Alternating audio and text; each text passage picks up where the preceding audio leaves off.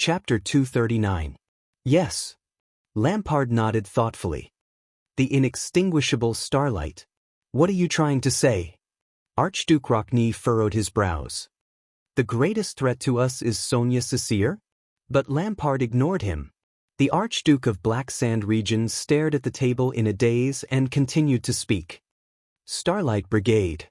They're very young and inexperienced. Even if they have experience fighting against the rebels in the country, they can't even withstand a single blow from our battle-hardened, invincible Northland warriors. Archduke Letko's expression changed and he sank into deep thought. On the road from the Northern Territory to the Central Territory, we defeated them in our first battle. Lampard took a deep breath. His expression became firm and persistent. Nothing special. It was the same as usual. The light cavalry probed, the archers suppressed, the light infantrymen nipped at the main force, and the heavy cavalry launched a decisive attack. Lampard nodded slowly, but his gaze was extremely complicated. In just one encounter, their main force was defeated. The rest fled in all directions. They didn't even have to use the heavy swordsmen and heavy armored axemen to fight head-on battles. It was a piece of cake, just like all the previous enemies. Lampard raised his fists and punched the eye of his left forcefully with his right fist, like a craftsman hammering a drill. You gathered the best and toughest warriors and destroyed their strongest parts with a thunderous blow. Then, you waited for the rest to flee, scatter, cry, surrender, and never rise again. They weren't even as strong as the private armies of the local suzerains in the Northern Territory. At least they were Northlanders. Archduke Rockney revealed a strange expression. So, he was sensitive enough to notice that Archduke Alcius and Archduke Trentida, who had personally experienced it, did not speak. They only looked solemn. And even a little respectful? So, that was Starlight Brigade, Archduke Letko answered him. The old Archduke heaved a long sigh. At that time, no one paid any attention to them. The bald Archduke of Defense City shook his head. Until a few days later. Rockney frowned slightly. Lampard took over the conversation. A few days later, the group of child soldiers who should have thrown away their helmets and armor, fled in all directions, and lost their souls. Archduke Lampard sat in his chair and narrowed his eyes. They came back. Ronnie was slightly stunned. When we were about to take down Ice River City, he stood before us once again, Lampard said calmly. It was as if he was looking at the scene from more than a decade ago from afar. Even though their numbers are small, they are organized, and in formation. It's as if they've just been recruited, Lampard continued. His tone was erratic and his eyes were misty. They rearranged their formation just like that, and just when we were about to win the siege, they decisively ambushed our rear. Just like the rekindled ashes. No. Archduke Letko closed his eyes and shook his head. It's not dead ashes, it's inextinguishable starlight. Archduke Rockney's suspicions deepened. But we still defeated them. Archduke Letko suddenly opened his eyes. Lampard looked at him. Yes, sir. The Archduke of Black Sand Region nodded slowly. But this time, we sent the light cavalry to chase after them. We want to exterminate them. We lost nearly 10% of the light cavalry. Letko sighed. I remember. I was the one who deployed the light cavalry. And then, Lampard's expression was indecipherable. He answered his own question, again. Rockney raised his eyebrows. Again? Again. Lampard's voice rang decisively, like the clashing of metal. The scattered Starlight Brigade regrouped under the war flag in just a few days. They attacked us again along the banks of Shepherd's River. Archduke Rockney's expression finally changed. The Archduke of the City of Faraway Prayers said in shock, how did they regroup? What about morale? Can the supplies and logistics keep up? Lampard shook his head.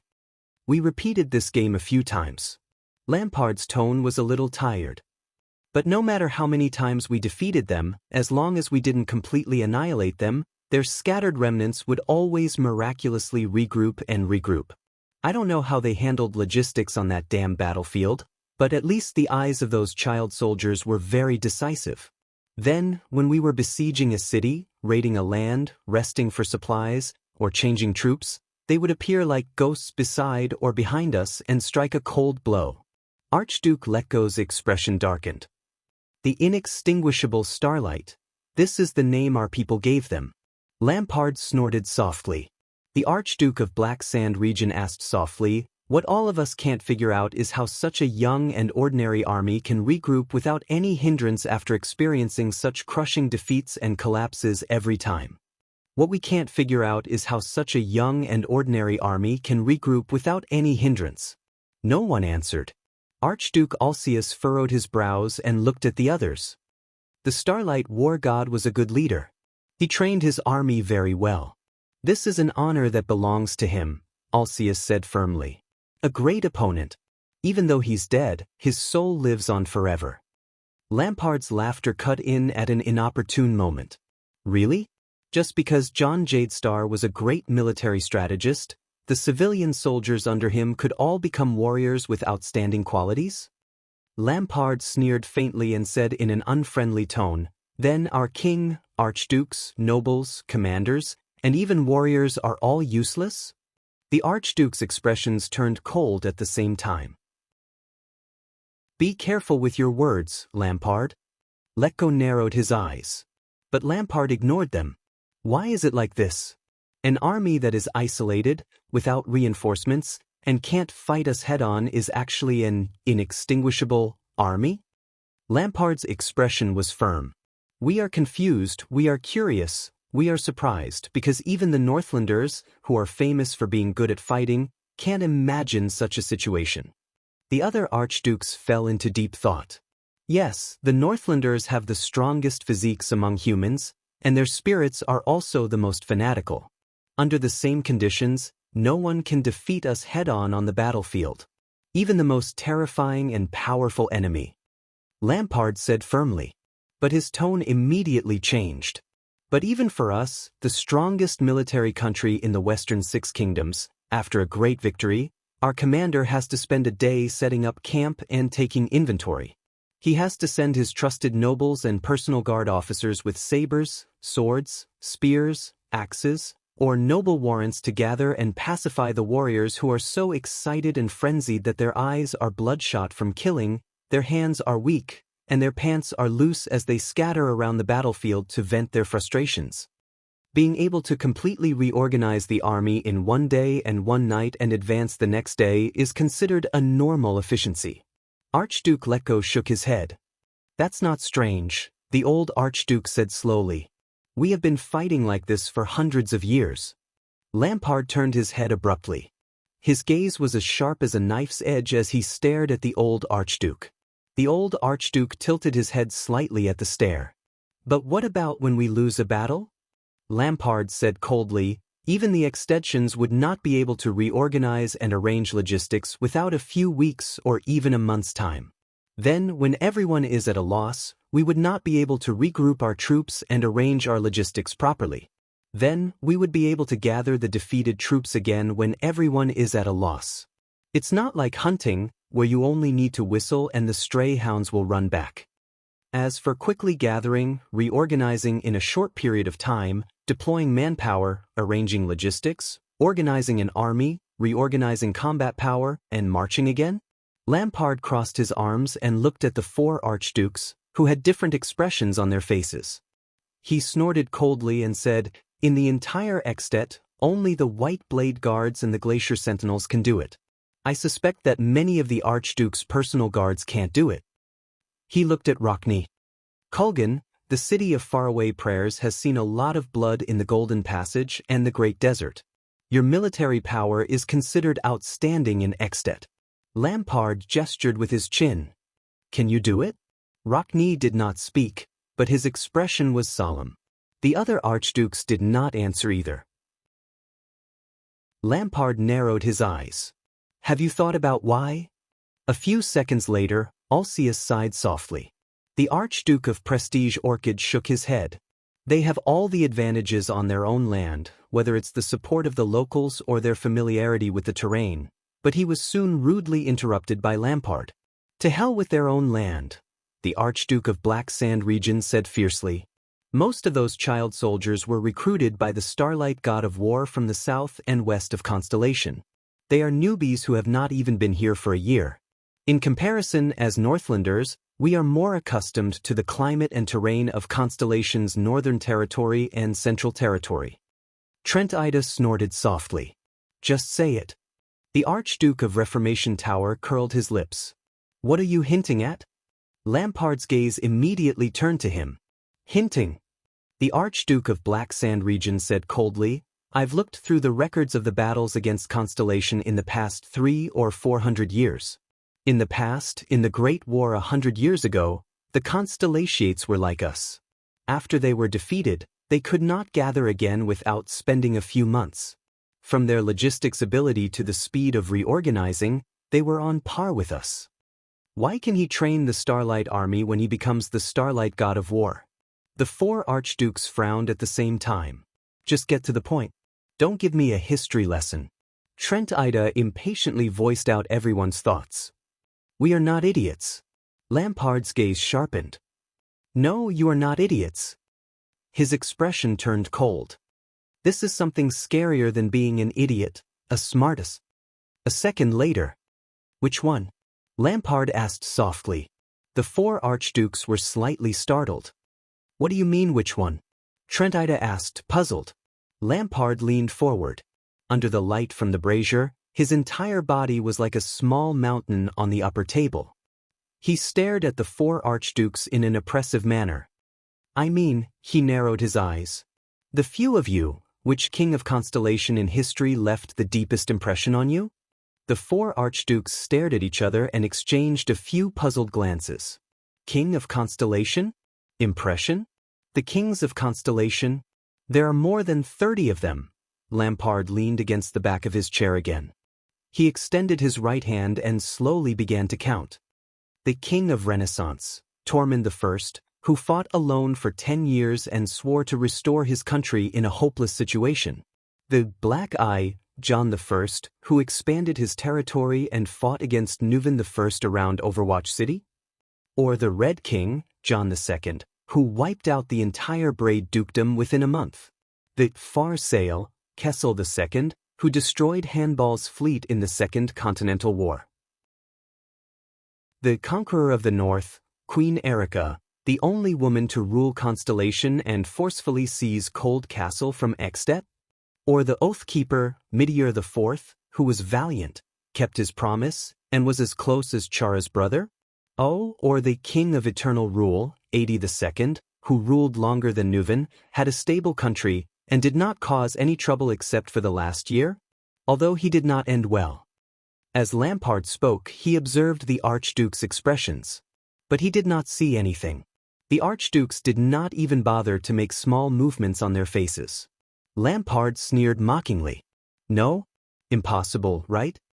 A few seconds later, he sighed nonchalantly. All right. Lampard narrowed his eyes.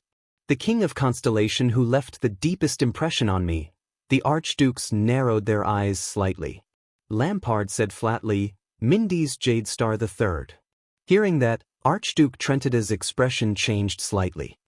Could it be that? Lampard nodded slowly. Yes, the Archduke of Black Sand region said flatly, his eyes filled with complicated and incomprehensible emotions. Mindy's III, who experienced the Fourth Continental War 150 years ago. He said softly, that virtuous king. Chapter 240. Him? Mindy's III? Archduke Rockney shook his head, not knowing whether to laugh or cry. Is he the threat you speak of? A docile king who has been dead for more than 100 years? Lampard stared coldly at Archduke Rockney. His gaze made the latter feel very uncomfortable. Archduke Lecco sat down at the dark brown rectangular table again and deliberately coughed. After a few seconds, Lampard finally turned his head. Most people, including all of you, may think that his achievements are mediocre and even a little cowardly. The Archduke of Black Sand region snorted softly. Don't worry, I thought so too when I was young. His gaze turned cold. Mindy's Jadestar III. Trenida, who had been staring at Lampard, could not help but be slightly shocked. That gaze, what does it have to do with him? Alcius questioned. Lampard took a deep breath and looked at Alcius. Do you know him? This so-called virtuous king? The Archduke of Black Sand region asked flatly. The Archdukes frowned almost simultaneously. I heard Scholar Costa mention him a long time ago. Not much. Rockne narrowed his eyes and recalled the days he spent in the study. But I heard that he did not do anything major. Lampard's gaze shifted, and he snorted coldly. Did nothing major? I don't have much of an impression of him. It is said that he used various diplomatic means to delay the Fourth Peninsular War, Rockne replied flatly. A king who does nothing is rare even in Constellation. Lampard's expression did not change. I heard that he was a weak king and compromised with his vassals everywhere. Trent Ida rubbed his chin and seemed to be deep in thought. For example, the so-called High Noble Parliament and the National Conference were all left behind by him. He turned Renaissance Palace into a noisy market, which not only reduced efficiency, but also made it unsightly. That's all? Lampard raised his eyebrows. That's all? He promoted a large number of people to manage his territory, and especially liked to appoint officials from the low-ranking nobles. Archduke Lecco thought about something. He even made detailed regulations for this, which offended many great vassals with hereditary official positions. Alcius frowned and continued, Father used him as an example to warn us to be careful of the merchants.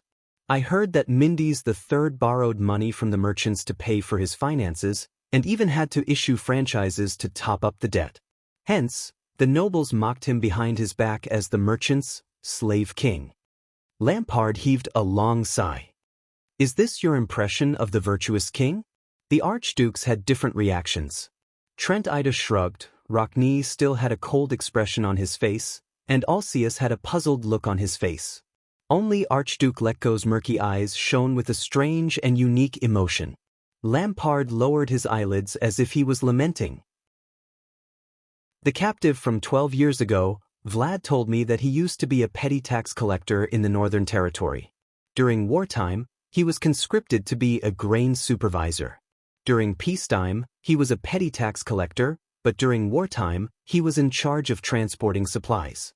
He was especially common in the armies in the south and the center of Constellation. Lampard's eyes flew open.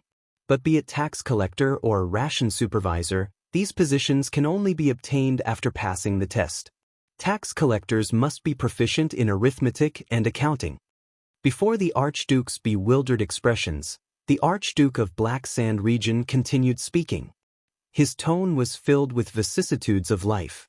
Even if one is a noble, if one cannot pass such an examination, one is not qualified to be an official.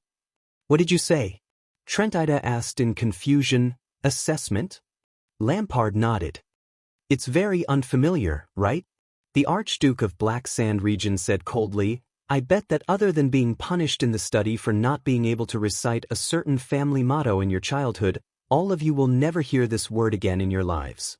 The Archdukes were slightly stunned. But this is the ration supervisor in the Constellatiate army.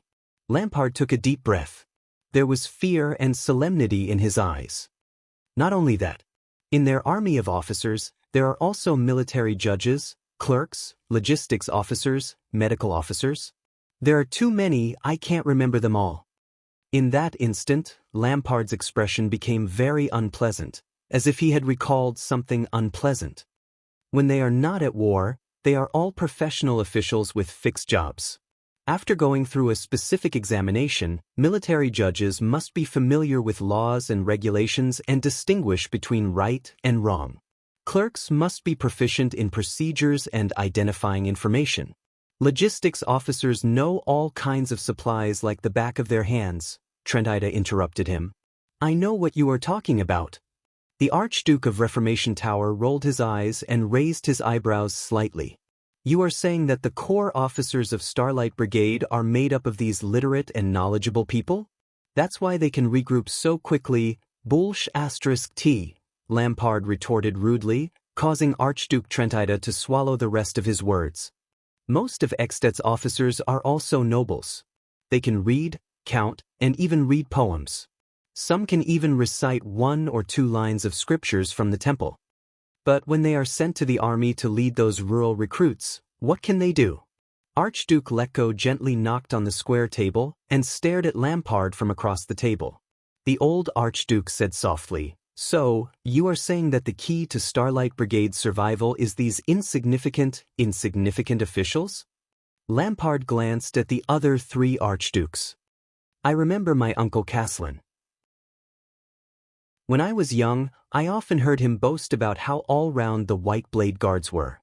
Their strict and cruel training allowed them to take on almost every position, from death squads, messengers, logistics officers, scouts to supervisors, and so on. They were elites rarely seen in the world." The Archduke of Black Sand region immediately changed the topic. "So, every time there is a war and countless warriors are recruited, the king will put his White Blade Guards and nobles who are loyal to him to fill up the positions from low-ranking officers to commanders of the guards. It's just like how we archdukes send our personal guards and trusted aides to various positions. All of you are familiar with this scene, right?" Lampard tilted his head.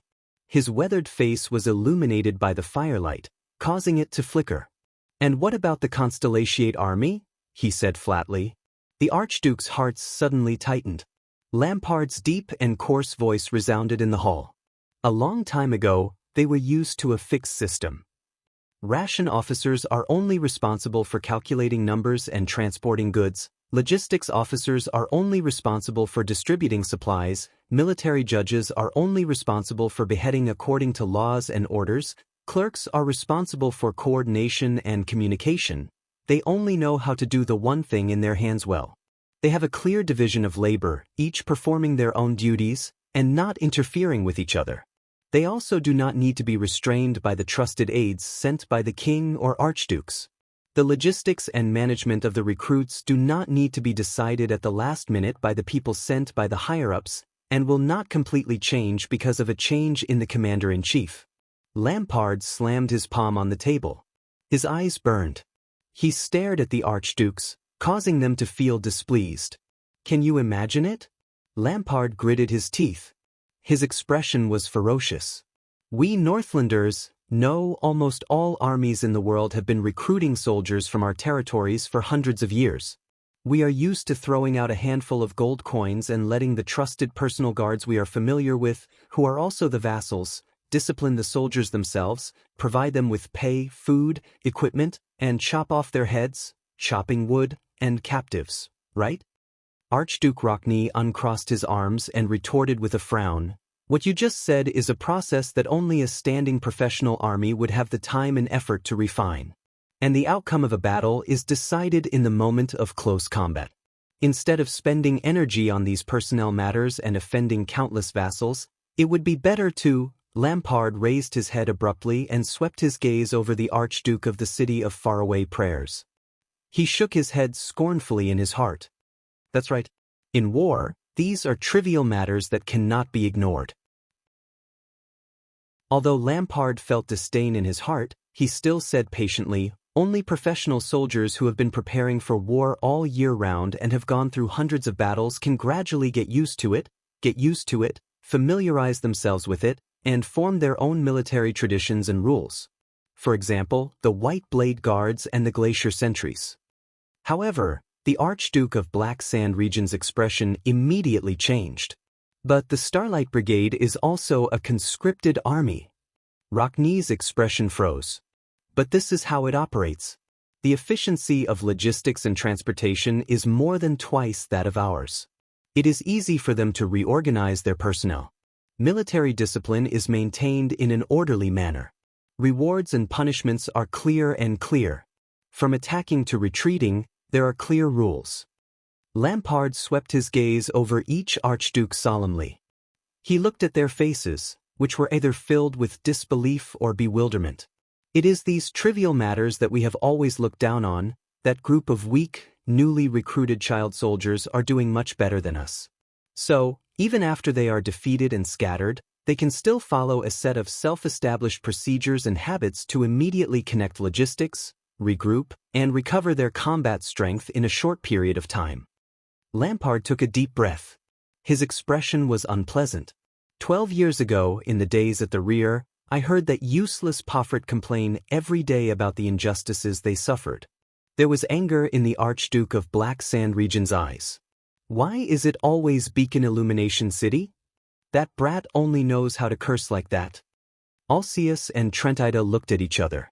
They could feel the uneasiness in each other's hearts. Lampard's tone became more and more furious. What he doesn't see is that because of Horus Jadestar's surprise attacks, our entire army of 100,000 is now in a state of emergency. Even the siege of the fortress has to stop. He can't see that after we got rid of the Butcher of Constellation, we spent a lot of time redeploying manpower, arranging routes, gathering provisions, and arduously reorganizing logistics to provide nourishment for the war at the front lines despite the nobles' evasions and perfunctory responses from various forces. He also does not see that at the same time, using the Starlight Brigade in the south as an example, the Constellations, who have fallen into a desperate situation, are still methodically and continuously arranging the army's next supply, the next replenishment, the next resting place, and the next assembly point under high pressure. They quickly and efficiently reassemble the scattered deserters, defeated generals, and stragglers. This is the truth of the inextinguishable starlight. Lampard exhaled fiercely through his nose, as if he wanted to expel all the resentment he had accumulated over the past 12 years. King Nuvan kept complaining that we were a hindrance to his war. Just because of that brat Poffert's big mouth, Nuvan even ordered his grandfather to abdicate as a punishment. Sometimes I think that perhaps, compared to the enemy, we are indeed a hindrance to him. Letko's expression was solemn. He stared blankly at the square table, deep in thought. If this is what you want to say. Rockne furrowed his brows. The Constellations have a good logistical operation in the army, but it's still far from enough to convince us. Lampard's lips curled into a faint, cold smile. His laughter was filled with disdain, contempt, mockery, and a hint of anger. Lampard slowly stood up from his seat. His figure was projected to the center of the hall, like a glacier bear that had just woken up. Do you think this is all? Your territories are not as close to Constellation as mine. Lampard put his hand on his saber. His gaze was fierce. Do you know what I've seen in the past 10 years? Trentida narrowed his eyes. A faint sense of uneasiness rose in his heart. Alcius exhaled deeply. Rockne resisted the urge to interrupt and quietly waited for Lampard to speak.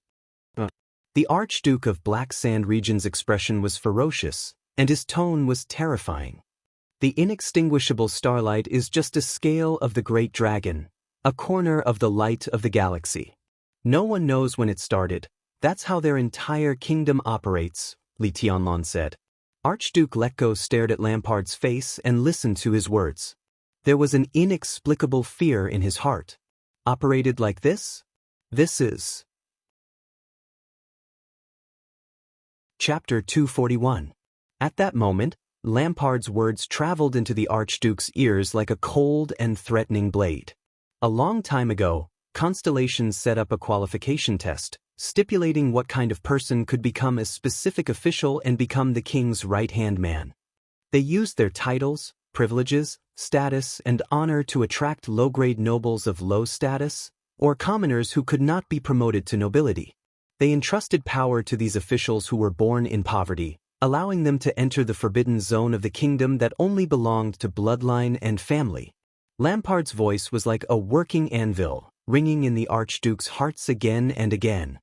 Just like that, thousands upon thousands of professional officials of different backgrounds, but with clear responsibilities and clear division of labor, stand together to form a suffocating, sturdy carriage, carrying the ancient nation that has been passed down from the ancient empire, speeding forward.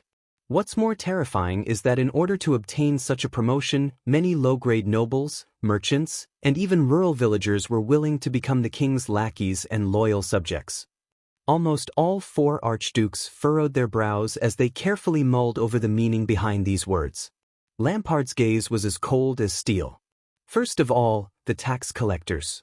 The merchants and accountants obtained official positions through qualification training and examinations. They made records in Renaissance Palace and became the king's professional and loyal servants. They collected taxes for him in the territories directly under his jurisdiction. They fulfilled their duties and formed a system and routine.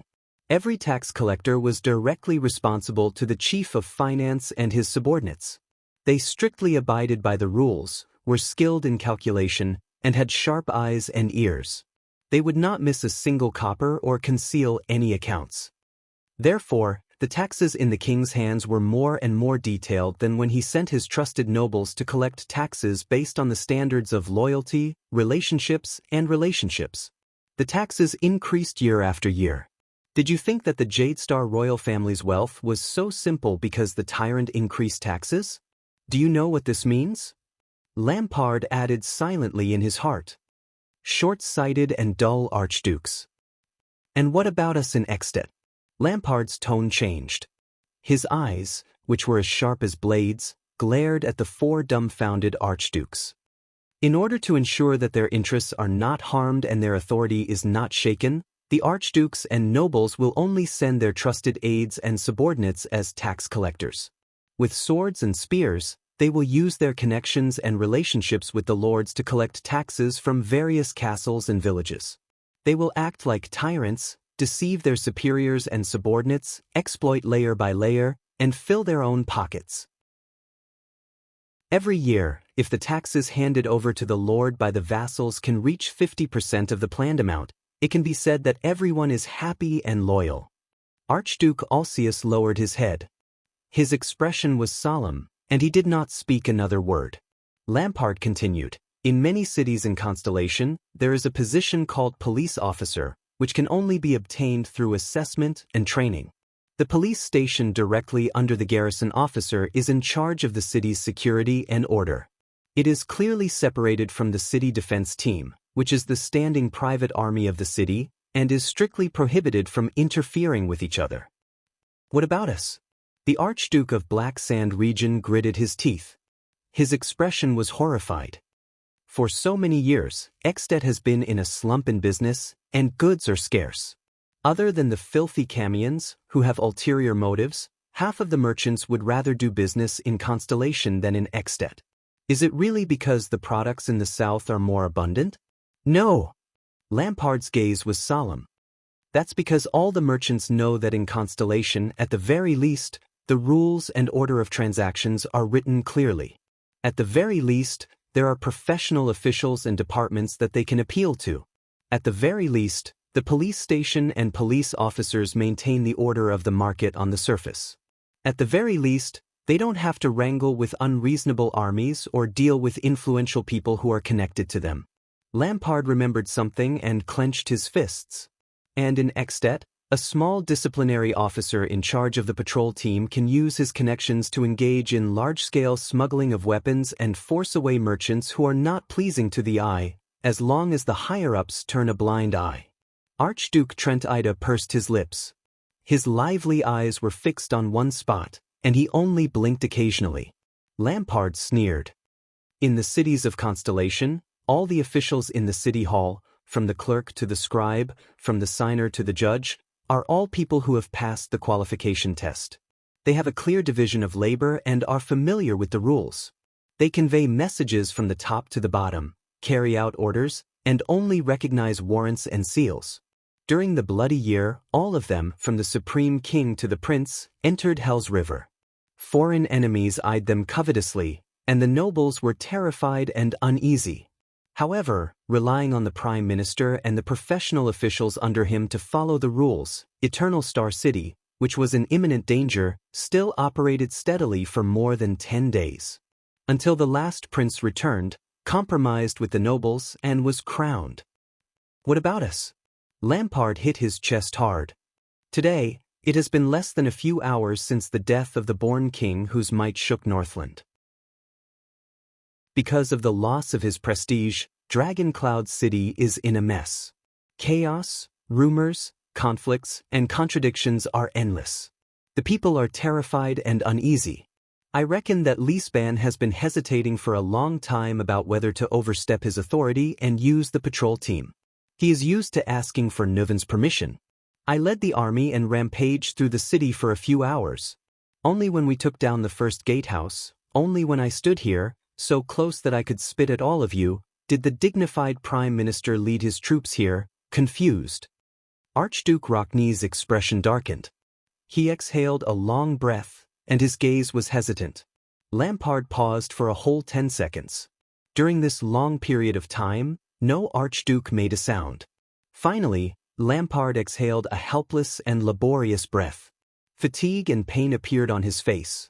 I know that your territory is far away from Constellation, and that you have only cared about the game with Dragoncloud City over the past few years, but I have already said this much. Can't you feel it? At that moment, Lampard gritted his teeth, clenched his fists, and broke out in cold sweat. It was as if he was facing a terrifying beast that he had never seen before. Some soul-stirring, unprecedented, dreadful changes. It is happening quietly in Constellation, behind the country that is a remnant of the Empire and has been fighting against us for years. The Archduke's expressions changed slightly. This change, trembling slightly, Lampard continued with his chilling words, is as tranquil as the surging of an undercurrent, as calm as dripping water piercing through a stone. But please believe me, this is a terrifying situation that not even the powerful ancient empire has seen in the past thousands of years. Lampard felt his hair stand on end. It was as if there was a chill in his chest that went straight into his heart. Constellation, our opponent for the past 600 years, is undergoing an unprecedented transformation. The four archdukes looked at each other in pairs. In their disbelief, hesitation, and earth-shattering shock, they could not advance or retreat. But Lampard continued, through direct contact with the war, I saw the tip of the iceberg of this terrifying transformation. It's like the faint vibration that comes from within the cocoon on the eve of its transformation. It's inconspicuous, but extremely important. Lampard suddenly raised his head. His gaze was as sharp as a sword, and his gaze was threatening as he stared at the four archdukes. Everyone, please open your eyes. The Archduke of Black Sand Region gritted his teeth. His voice was hoarse, but his tone was firm. Where exactly is our greatest threat? The archdukes did not seem to have reacted. But at that moment, Archduke Letko's expression was unprecedentedly unpleasant. He slowly raised his head and looked at Lampard. The old Archduke spoke wearily, his voice hoarse and unpleasant. Mindes III? The expressions of the other three archdukes changed. Lampard's gaze softened as he looked at the old Archduke. His gaze became gloomy. Yes, Lampard said quietly and sat down again. This is the current situation after 150 years. The comparison between us and Constellation. Archduke Alcius raised his head in shock. 150 years? Could it be?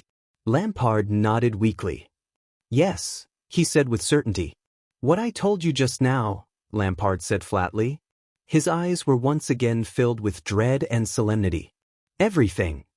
It all originated from 150 years ago, from the supreme king of Constellation, who was almost ignored by everyone. Mindes III. The four archdukes cast their gazes at Lampard in that second. Their emotions were complicated and their reactions varied. The Archduke of Black Sand Region looked at their expressions and could not help but sneer. You said that he did not do anything big? Chapman Lampard snorted coldly, and it was hard for him to distinguish between praise and criticism.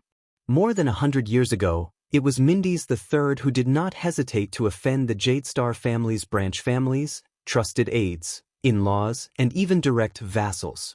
He also strictly and precisely set up and separated countless official positions and departments. The City Hall, the Police Department, the Department of Finance. He also gave them his authority. He made clear regulations, trained them, and paid them salaries even if they had to borrow money to survive. He let these new officials manage the royal family's central territory and even the whole of Constellation. More than 100 years have passed. Even the most remote and domineering vassals with power had no choice but to compromise with the rules of the game left behind by the virtuous king and acknowledge the king's officials for the sake of taxes, efficiency, power, and even more so for the sake of effectively opposing the king. Lampard raised his head. His eyes were as cold as a blade. Relying on these people, Constellation's royal authority gradually penetrated into every corner of the kingdom. It controlled the entire country from top to bottom like never before. Do you think that luck and talent are the only things behind the Starlight Brigade? No, this steel carriage formed by countless professional officials began with Mendes III. It has long been in conflict and friction. During the years when we dominated the Western Peninsula, it quietly operated, worked together, and settled for more than 100 years. It influenced us imperceptibly, took root, and sprouted. When he heard this, Archduke Rockne of the city of faraway prayers lowered his head deeply. There was a struggle in his eyes. Also, Lampard spoke again, his tone cold. You said that he was weak and omnipotent, and compromised with the nobles. Forgive me for reminding all of you, but it was precisely because of the Heir Parliament and the National Conference that compromised with the nobles. That Kessel V of our South turned the millions of Constellation's civilians into powerful tools for him to fight against the great vassals alone. In the past 5 years, he resisted the fierce opposition of almost all the vassals and unquestionably launched a countrywide war. He unstoppably appointed an heir to the royal family. This is his royal authority. For Constellation, this is already the norm. Lampard abruptly slammed his fist on the square table and said loudly with a face full of anger, "If King Nuvan were to stand here and ask all of you to recruit troops within a month to follow him into the Great Desert, how many of you would do it without hesitation?" Alcius and Trentida stared at each other in the air. One of them looked hesitant and shook his head lightly. The other clenched his teeth and breathed rapidly. As for Mendes III, you said that he lived by borrowing money? The Archduke of Black Sand region raised his hand and waved it indifferently. But what's more ironic? Lampard leaned forward and clenched his teeth. His expression was cold. More than 100 years ago, Mendes III, who supported a large number of officials under him, was constantly borrowing money and never got tired of it. So he ordered that all the debtors be gathered in one house, and with the royal franchise and even the next year's taxes as a guarantee, he wrote all the debtors a unified IOU. Today, more than 100 years later, the house where countless merchants come and go has been expanded many times. It imitated the habits of the Camian city-states and changed its name. The Archduke of Black Sand region's expression was unpleasant. His tone was hesitant, as though he wanted to narrate a strange situation that even he did not understand. It's called the Royal Family Bank. The few archdukes cast doubtful glances at him. Lampard clenched his teeth and shook his head. 5 years ago, King Kessel did not raise taxes or confiscate property. He only wrote an IOU to the so-called Royal Family Bank, which was formed by countless merchants. He took out a large sum of money, raised countless troops, and fought a costly desert war.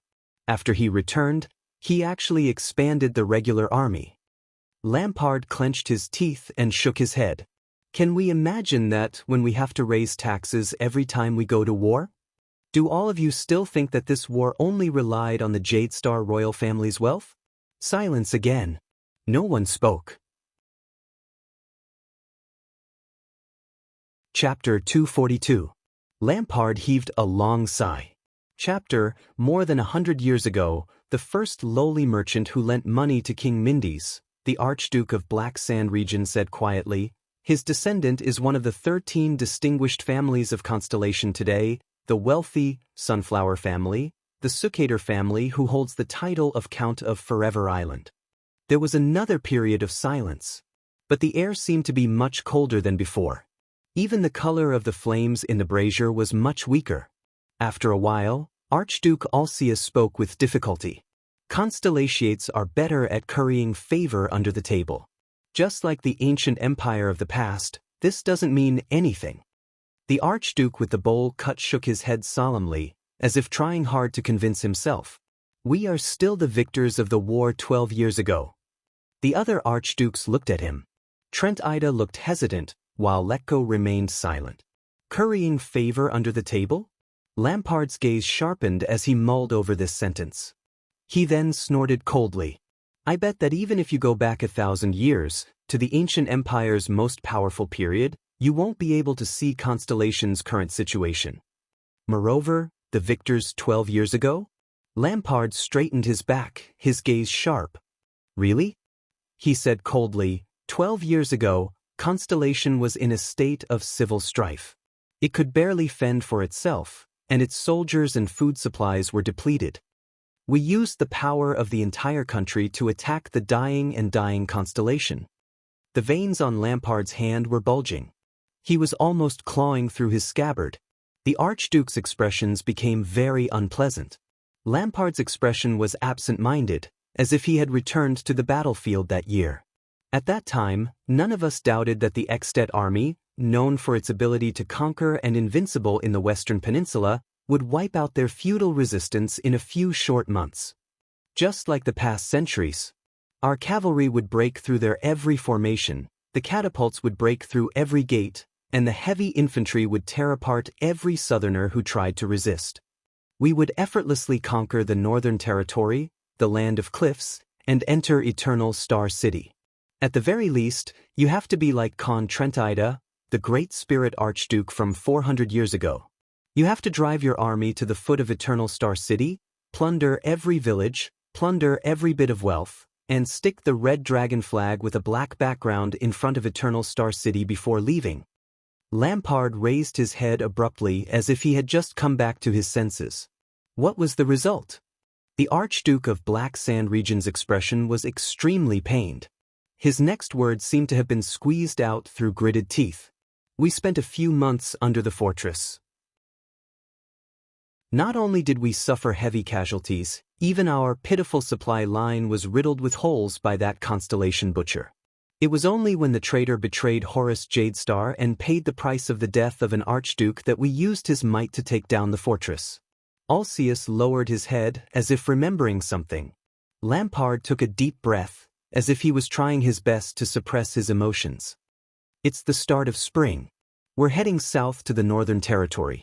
Ekstedt's absolute advantage in military strength is a guarantee of invincibility. Aside from slightly increased casualties, our journey from Cold Castle to Ice River City was smooth. Trentide sighed. Then, Lampard said absent-mindedly, was the Starlight Brigade. Letko snorted softly. His expression was complicated. Although the overall situation of the war was advancing, as the battlefront grew longer, our supplies became more unfavorable, and our military strength became more scattered. We were dragged into a muddy mess by those child soldiers, and it was difficult for us to advance or retreat. This made the bold claim of taking down Eternal Star City within a year seem like a joke. Soon, we had no choice but to dispel the idea of fighting on multiple fronts and launching an all-out invasion. Instead, we concentrated our military strength and charged straight at Central Territory and Eternal Star City in an attempt to subdue the enemy in one strike. Lampard took a deep breath and said solemnly, "We did not succeed. So, we had no choice but to turn into Land of Cliffs region and try to open up another battlefield." Lampard clasped his hands together, the veins on the back of his hands bulging slightly. At the same time, our casualties kept increasing, the pressure on our logistics increased, and the Starlight Brigade became more difficult to deal with each time. At this moment, Archduke Letko added in a hoarse voice, "Not only that, but they were also recruiting locally. As they fought, they replenished their numbers, and as they fought, they replenished their numbers." Lampard nodded with a solemn expression. The Archduke of Black Sand Region sighed and said, "What's worse is that after just a few months, our supplies ran out." Trentide furrowed his brows. "We've always planned to replenish our supplies on the spot, haven't we?" Lampard snorted angrily. "Forget it. Constellation has been in ruins for a long time. It's impossible for us to replenish our supplies on the spot," he said coldly. "The sowing and grazing of livestock in the spring have been delayed. The country is complaining incessantly, and the vassals are in conflict. In addition to our terrible transportation, the expedition of 100,000 people is even more terrifying than the arrival of a disaster for Ekstedt's logistics." Archduke Alcius clenched his fists tightly.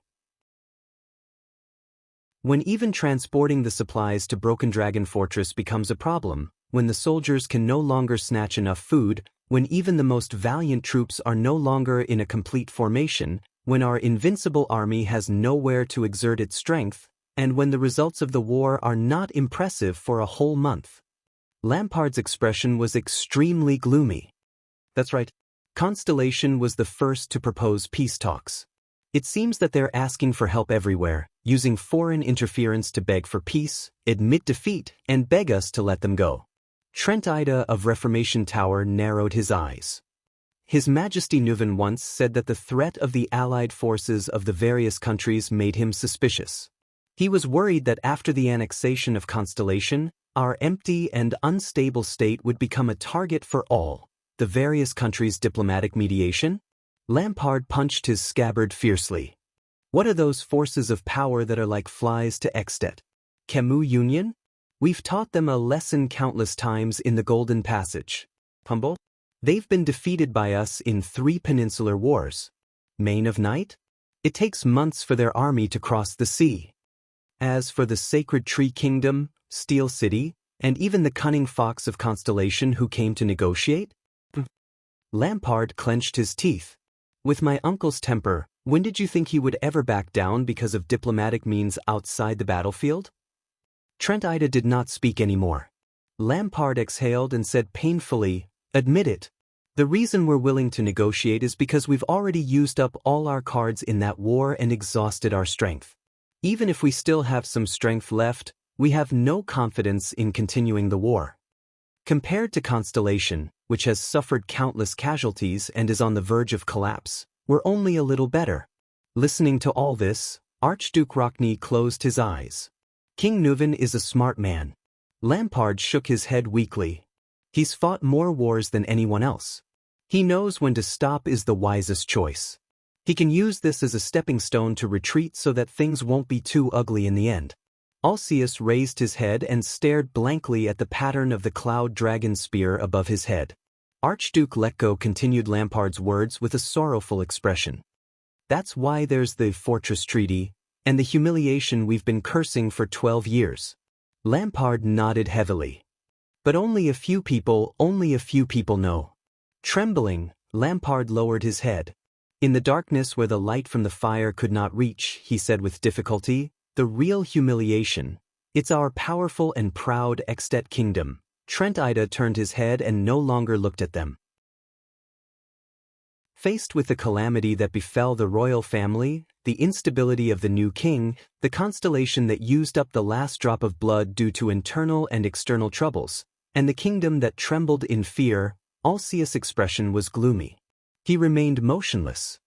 Faced with the unprecedentedly weak constellation that could not even muster a complete army, and could only rely on a group of child soldiers to fight, Archduke Rockney looked at Lampard in disbelief, then at Letko. Lampard said with a ferocious expression, "We, the 7 archdukes, 100,000 soldiers, and the power of the entire country, led the invincible Extet warriors, but even Shepherd's River, which separated the northern territory and the central territory, we couldn't fight our way through." Everyone was silent for a long time. Only the light from the fire flickered. After a long time, Lampard sighed. "I believe that all of you more or less felt it during the war that year. It's just that your pride, your honor, and your arrogance made you afraid, unable, and unwilling to admit it. There's someone else who felt it earlier than all of you. But..." Lampard glanced at the seat of honor on the long table and clenched his fists. "What about the other party?" he seemed to ask subconsciously. After the tragedy of the bloody year, Constellation. Lampard frowned. The population was empty, and it was difficult to recover from the heavy losses, but Archduke Rockney raised his head. His eyes flickered. But 5 years ago, Kessel V led the sickly kingdom to fight the Desert War. The Archduke of the city of faraway prayers crossed his arms and trembled slightly. According to the intelligence we sent back from the desert, his military strength was insufficient, and his combat power was not good. Even his main force was almost destroyed in the desert. We mocked him for overestimating himself. Lampard shook his head. His tone was weary. He was reminding us. The Archduke of Black Sand region turned to Rockney. "Kulgan Rockney, when you face the Great Desert," he said faintly, Could you lead the army deep into the heart of the desert, maintain supplies and logistics all the way in the harsh desert conditions, and return safely after a series of bloody battles with the orcs and barren bone people? Rockne fell silent. But everyone knew the answer. Forget about you. Lampard's words sounded pained and powerless. That was the great desert that even the powerful ancient empire had a headache over for thousands of years, and their army of 100,000 was helpless. But Constellation did it, the Archduke said softly, seemingly very indignant. No matter the outcome, they did it. They went in and came out with the skulls of countless orcs and barren bone people. Remember one of King Kessel's titles? Lampard said with a desolate expression, conqueror of the dragon skeleton throne and the desert god's altar. Do you still not understand? The four archdukes exchanged glances in silence. Wake up, everyone, Lampard said softly, as if he was murmuring beside their ears. Whether you admit it or not. Constellation. It's no longer the same. Under everyone's complicated and subtle gazes, Lampard's expression darkened. He leaned back in his chair, as if he had no strength to get up. During Mindes III's era, almost no one understood his actions. Some even openly opposed him, even until now. The nobles looked down on the king's behavior of losing money and his depraved behavior. The commoners, on the other hand, saw him as a kind and benevolent monarch and fought to take advantage of him. Archduke Rockne and Archduke Alcius looked at each other, their emotions complicated. Mindes III passed away in obscurity amidst the nobles' mockery and the commoners' tears of gratitude. The benevolent, virtuous king, who was good at compromise and mediation. Lampard raised his head and met the eyes of the four archdukes. His expression was solemn and his tone was cold. This title is half mockery and half sincerity. Other than a few artists who were grateful for his kindness and wrote biographies and paintings for him, no one cared about the kind, virtuous king who was praised by the people, but secretly disdained by the nobles, and these minor episodes in history. Lampard narrowed his eyes and gripped his saber tightly. But what about now, more than 100 years later? No one spoke. The atmosphere was very solemn. A few seconds passed. This is the virtuous king, Mindes III. Lampard collected his emotions and said faintly, the more I know about him, the more shocking and terrifying I feel. Archduke Letko stared at the brazier in the distance in a daze. His gaze did not shift for a long time. Rockne hugged his arms tightly, almost crushing his teeth. Trent Ida furrowed his brows tightly. Contrary to his usual cunning self, he was extremely worried. As for Alcius, he only stared at Lampard, as if he wanted to see more things from his face. It's been more than 100 years. Although he died, his officials built Constellation into a steel chariot of excellent quality and complete parts. We only noticed it slightly 12 years ago. Lampard shut his eyes tightly. His shoulders seemed to tremble uncontrollably. To me, Mindes Jadestar III is a terrifying chess player rarely seen in the world, he said with difficulty and pain. More than 100 years ago, he placed his chess pieces in a seemingly casual manner. However, the royal power, the vassals, the people, the country, and history were all in his inconspicuous chess game. He used a long-term game of chess that even his own grandson would not be able to see. He made Constellation, which was originally at a disadvantage against us, be reborn. Before we knew it, we had already left Ekstedt, which we were so proud of, far behind. Even great Emperor Kessel Carlus I, who conquered the world more than 1,000 years ago, could not compare to him. Lampard sighed deeply. His gaze was dreary and misty. Compared to the chess game Mindes set up for Constellation for 100 years, and the intricate chess pieces he placed in a continuous chain, Tormund's great cause of restoring the country was crude and ugly. Riker's victory was also so superficial. As for the calamity's endless power and destruction, it was as despicable and laughable as a stronger baby wielding an iron hammer. What Mindes III cared about was not the victory or defeat of a day or a night or a place. Lampard's expression was desolate. His emotions were actually a little hopeless. Nor was it the loss of a family, a clan, a city, or a territory. He used the country as a chess piece, the world as a chessboard, billions of lives as his wager, and the foundation that would last for 10,000 years as his victory. The brazier crackled. The archdukes were silent. Finally, Lampard closed his eyes and sighed softly. Once he placed his chess piece, he played the game for 100 years. The hall fell into a deathly silence.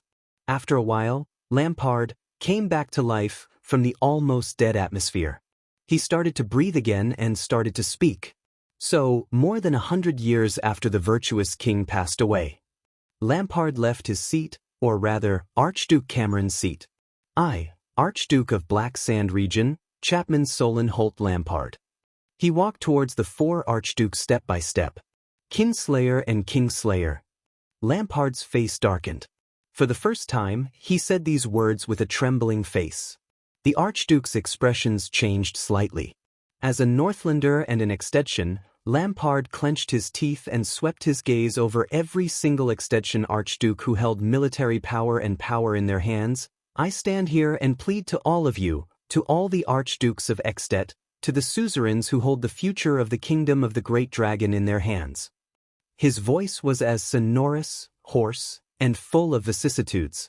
Stop your meaningless internal strife and suspicions, let go of your inextricable family grudges and conflicts. Do not fall into the trap of the joint ruling pledge, which protects unity but encourages division. Do not be like King Nuvan, who is muddle-headed and unable to extricate himself from his bloodline and family. Let us stand together again and face the terrifying chess player from 100 years ago, and face the terrifying constellation 100 years later. The archdukes responded solemnly.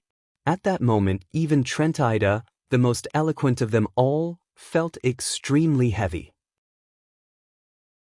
Because in this duel of life and death between us and Constellation, between Northlanders and the Empire, no matter how noble a family is, it will appear lowly. No matter how powerful an army is, it will be extremely thin. No matter how valiant a king is, it will be weak. No matter how vast the land is, it will be empty and poor. Lampard exhaled slowly. And I have a hunch. Under the Archduke's solemn gazes, the Archduke of Black Sand Region narrowed his eyes. It's been more than 600 years. What we are facing now, I'm afraid it will be this duel's. Lampard clenched his fists, his voice desolate. Chapter 243. Cohen stretched lazily and yawned widely. A young girl carrying a piece of cloth passed by and could not help but glance at the tall Cohen. Keep your movements down. An attendant should behave like an attendant. Raphael walked beside Cohen and frowned. We're surrounded by Northlanders. It's inevitable that there are Lampard spies around. Cohen snorted in dissatisfaction, but he still lowered his head obediently and pressed down on his Northland linen cloak. He rubbed his chin and sighed. The dark paint on my face is airless and a little stuffy.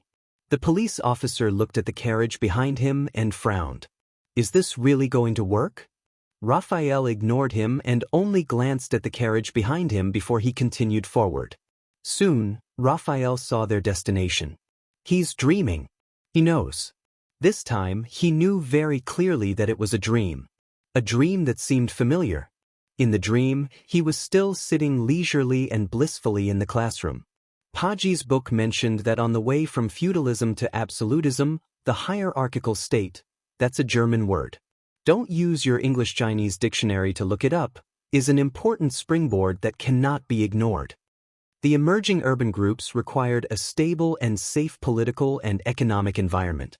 Obviously, this was incompatible with the traditional suzerain-vassal model, which was based on personal relationships. Therefore, for the sake of benefits, these urban groups began to cooperate with the rulers for a short period of time. They began to participate in the governance through hierarchical meetings and other methods. Their appearance in fact weakened the feudal elements, turning the dual feudal system of monarch-vassals into a complicated triangular relationship. But this is far from the centralization of power that we have in mind. This is just the process of achieving this result. These third forces recognized and supported the special status of the rulers, and did not treat the rulers as peers like feudal vassals. Through the implementation of various taxes through hierarchical meetings, the rulers strengthened themselves and strengthened their rule over the territories. The rulers also used this opportunity to grant privileges to the commoners and recruit servants. In this process, a large, professional, prudent, and institutionalized public administration gradually revealed its embryonic form and laid the foundation for the absolutism that followed. Bureaucratic system, bureaucracy, or bureaucratic system, although I don't really like this translation, it gives you some subjective bad impressions. This is a basic concept that you should have come into contact with from the textbooks when you were in university. Students who don't specialize in this field might want to read Weber's original work. Although it's hard to read, it's much more interesting than the second-hand summaries you get from textbooks. Dong. A slight tremor woke Thales up from his deep sleep. What happened? In the camion's carriage, Thales opened his sleepy eyes and wiped the drool from the corners of his mouth in a flurry. He looked at the other people in the carriage in a daze. I fell asleep? Outside the carriages, the Northlanders who came and went looked worried. The White Blade Guards had already changed their attire and were dressed as ordinary Northlanders. The constellations beside the carriages, including Cohen and Miranda, had changed into camion attire, which matched the two camion carriages that Thales and the others were riding on. The two carriages had the emblem of a dagger on them. Calm down, Your Highness. Putre, who was beside him, turned his head calmly. He politely did not look at the prince's embarrassment while he observed the situation outside the carriage. It looks like we're reaching the first gatehouse soon. As expected, at the end of the road outside the carriage, the silhouette of the gatehouse and heroic spirit palace had already appeared in their field of vision. Many curious commoners wanted to get closer, but they were chased away by the patrols under the gatehouse. When Thales first came to Dragoncloud City, he had stepped into the first gatehouse. But it was now in the hands of the enemy. Heroic Spirit Palace was right behind it. Thales breathed a sigh of relief. He calmed his pounding heart and chased the dream out of his mind. He cast his gaze at the stern Nicholas opposite him. It's time. The Star Killer raised his head. We'll part ways here. I'll go to the other carriage. We have to leave with Miss Walton. As for you? Nicholas narrowed his eyes. Good luck. Thales exhaled through his nose. Thank you and your brothers. Thank you for bringing us here. The prince looked out the window and at the carriage behind them. He furrowed his brows. Take good care of her. Becoming a Walton is not a good thing in this situation. Leave the rest to us. Nicholas' expression darkened. But he immediately raised his head and looked at the captive beside him, Marquis Shiles. He said with hatred, Be smarter, old friend. Otherwise, I promise you, you won't want to provoke the former commander of the White Blade Guards who is hiding in the dark. Shiles, whose mouth was gagged and hands were tied behind his back, nodded and tried his best to put on a calm and polite smile. Unfortunately, because his mouth was gagged, his smile looked a little awkward. At this moment, the carriage stopped. Everyone in the carriage subconsciously looked out the window. Outside the carriage, a dozen soldiers dressed in patrol uniforms waved at the group of carriages and walked towards them. Behind them, there were at least a few hundred of their colleagues who were moving back and forth in all directions. They seemed to have surrounded the gatehouse and formed a line of defense. Patrol. Thales was shocked. Are they Lampard's men? Not only did they seal the gatehouse, they even set up a cordon so far away. Putre narrowed his eyes. Looks like they're quite strict with their checks. Even though they know that it's fake, it looks like it's real. Get ready, it's about to begin. Thales' heart trembled. He looked at the first gatehouse in the distance and imagined Heroic Spirit Palace behind it, as well as the few figures in the palace. He could not help but clench his fists tightly. His gaze became determined. It's here. My battle. Opposite him, Nicholas' expression tensed. The Star Killer cut the rope on Shiles' body and pulled out the cloth from his mouth. Putre smiled at Shiles. It's time for you to show your negotiation skills, Sir Marquis. Do you know what to do? Only then did Shiles breathe a sigh of relief. He leaned against the carriage. The Lady of Harvest above, of course, but I have to say, in the next moment, the Star Killer's hand instantly grabbed Marquis Shiles' shoulder. The latter immediately bounced off the carriage as if he had been electrocuted. Behave yourself. There was a faint threat in Nicholas' voice. If I find out that you dare to play tricks, Shiles broke out in cold sweat from the pain. Relax, relax, Your Grace. The Camion shook his head awkwardly as he sweated. If you want me to negotiate, you have to at least guarantee my safety, right? I can't guarantee your safety, Nicholas said coldly. But if something happens, I guarantee that you will die before us. In this regard, the considerate Shiles could only express his understanding with a face full of smiles. Thales took a deep breath and gave Putray a reassuring smile. More than 10 patrol members entered the 2 carriages with the Camion emblem. They looked at the Northlanders and foreigners who surrounded the carriages with hostile expressions. The carriage window was opened. Good day, diligent sir. I am Shiles Bamra from Goodflow City. The elegant Marquis Shiles with a blonde ponytail nodded slightly to a nobleman who looked like a disciplinary officer under the carriage. His expression was at ease and his tone was relaxed. He nodded slightly at a noble who looked like a disciplinary officer. I am sorry, I have a very urgent matter to attend to. I need to enter Heroic Spirit Palace. Can you make an exception? The disciplinary officer was slightly startled. A Camion? Everyone in the carriage was silent as they waited for Shiles to negotiate with them. If he suddenly goes back on his word, or, Thales sighed. Nicholas touched the hilt of his knife gently and stared at Shiles' back. If you can't make the decision, I think your superior should know me. I mean your immediate superior. Shiles smiled and nodded.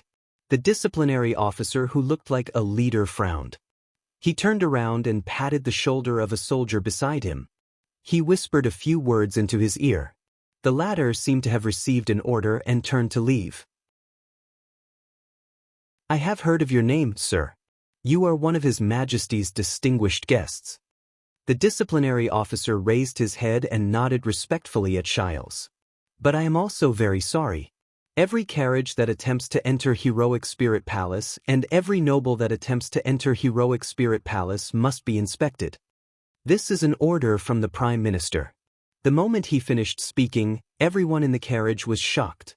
Thales and Putray looked at each other and saw the surprise in each other's eyes.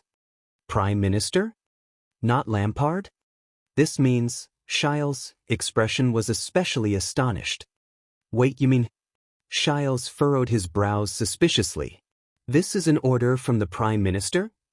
The disciplinary officer also seemed to be a little surprised by the Marquis' reaction. He first looked at his colleagues and subordinates, then nodded at Shiles. The Marquis in the carriage opened his mouth wide. He looked at the patrols around him and asked nervously, You mean, Count Leespan, Prime Minister Leespan? Yes, all the patrols in the city are now under the direct command of the Prime Minister, the disciplinary officer replied with a solemn expression. Is there a problem? Shiles stared at him in a daze. Prime Minister? Where is he? In the palace? The disciplinary officer shook his head. No, he's right here. The disciplinary officer pointed at a house guarded by soldiers on the street to his side. He's working in the temporary stronghold behind us. I've already sent someone to invite him over. If you have any questions, you can ask him or ask him directly. Shiles raised his head with a complicated expression. Gatehouse, the first gatehouse. The Marquis looked at the first gatehouse in the distance. He looked at the vague figures on it and asked hesitantly, It is already past time now. Why is it not open yet? Could it be that something happened to Heroic Spirit Palace? The disciplinary officer's expression changed. Of course not. The disciplinary officer reacted quickly and shook his head. His expression was solemn and seemed to allow no doubt. You know, the calamity has just descended last night. We will be more cautious during critical times, but please be rest assured that everything is under control. Shiles narrowed his eyes. He took a deep breath and looked at the house where the Prime Minister was. The Marquis asked keenly, Then why doesn't the Prime Minister enter the palace to keep watch? Instead, He is temporarily stationed in a house? Isn't the patrol on the gatehouse a little too far away from the cordon that you have set up? Could it be that all of you dare not go near the gatehouse? The disciplinary officer furrowed his brows imperceptibly. You misunderstand. We deliberately set up the line of defense a little further away from the gatehouse for safety, he answered very seriously, as if to cut off all unnecessary associations from the foreign noble. Before ensuring safety, we have to stop all possible threats outside Heroic Spirit Palace. Of course, we cannot let our guard down even at the gatehouse. Shiles raised his brows. As he spoke, the soldier who delivered the order returned to the disciplinary officer's side and whispered a few words into his ear. Please follow us in your carriage. The disciplinary officer turned his head and nodded respectfully at the Marquis. The Prime Minister wishes to see you. Shiles' expression changed. Oh. He nodded gently, concealing the turmoil in his heart with a smile. All right, we'll come right away. Shiles first gestured at the coachman. Then, with a calm expression, he smoothly closed the window. The carriage started moving again, moving forward slowly along with the patrol team. He turned his head around to look at the people in the carriage. The moment Shiles turned his head around, his expression had already become tense and solemn. Everyone in the carriage also stared back at him with pale faces. These people, these soldiers. Even though Shiles tried his best to control his emotions, Thales could still hear a hint of unexpected panic in his tone. They are not Lampard's men, nor are they from Black Sand region. Shiles' words became more and more hurried. He did not even care about the hilt of Nicholas' sword that was pressed against his back. He said in exasperation, they are the real Dragon Cloud City Patrol team, the army. They are directly under the disciplinary hall and the garrison officers. They are not fake. They are the real deal. Thales thought of something and looked at the solemn-looking patrols on both sides. The real deal? In other words, these people are loyal to Dragon Cloud City and the Walton family? What's going on? Putray asked calmly. Did Prime Minister Leespan appear and control the situation? I don't think so. Shiles shook his head. It was obvious that he was also thinking hard about the current situation. I managed to find out. The gatehouse is still in Lampard's hands. Obviously, they are confronting each other and even negotiating. The two carriages, along with the Northlanders and Constellations, were moving forward. The gatehouse was in front of them on the right, and Lispan's house was in front of them on the left. Putray clasped his hands together and narrowed his eyes. It seems that this person is more powerful than we thought. Judging by his posture, he has already noticed that something is wrong in the gatehouse and even in Heroic Spirit Palace. He has led his troops here. Thales sighed softly. He looked at Nicholas with a firm gaze. Now is a good opportunity. You can take advantage of the situation and evacuate with the Waltons, with Miss Walton. Go to your Prime Minister Leespan. You can either seek help or leave.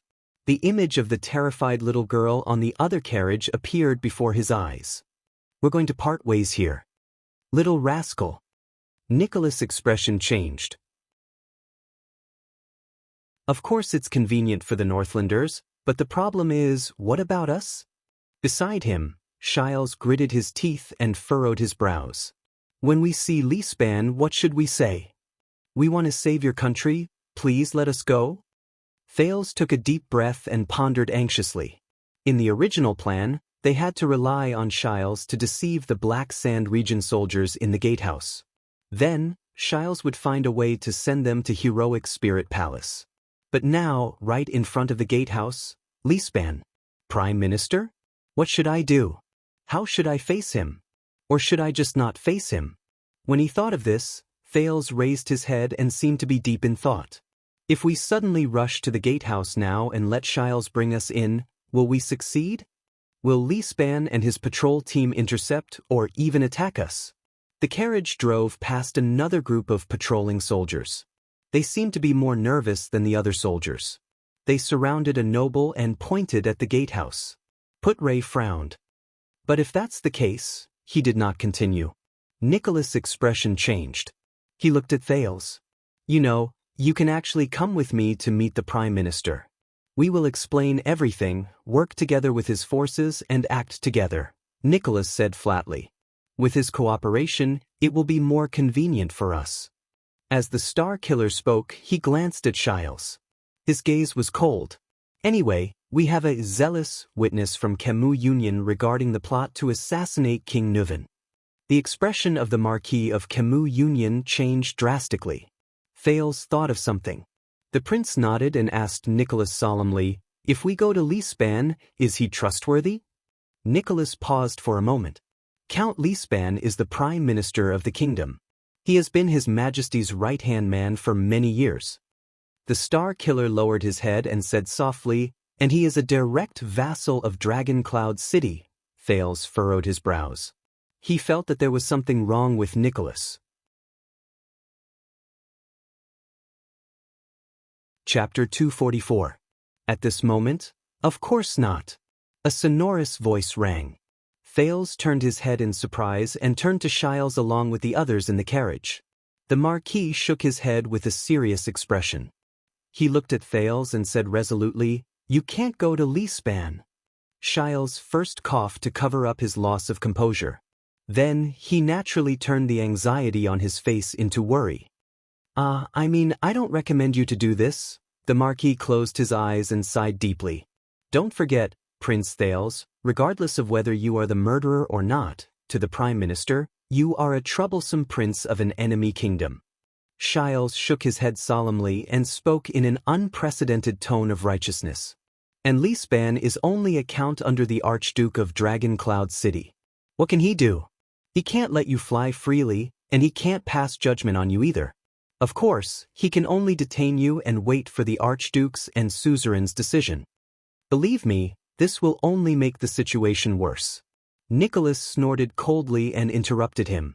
"When did you become so enthusiastic?" Shiles smiled in a friendly manner. "This is to fulfill the contract between me and the prince." The Marquis nodded sincerely. Putre frowned and helped him finish his sentence. "To save your own life." Shiles shrugged and smiled from ear to ear. "This is just something I did along the way." Thales sighed and turned to Nicholas. "You haven't said whether Leespan is trustworthy or not."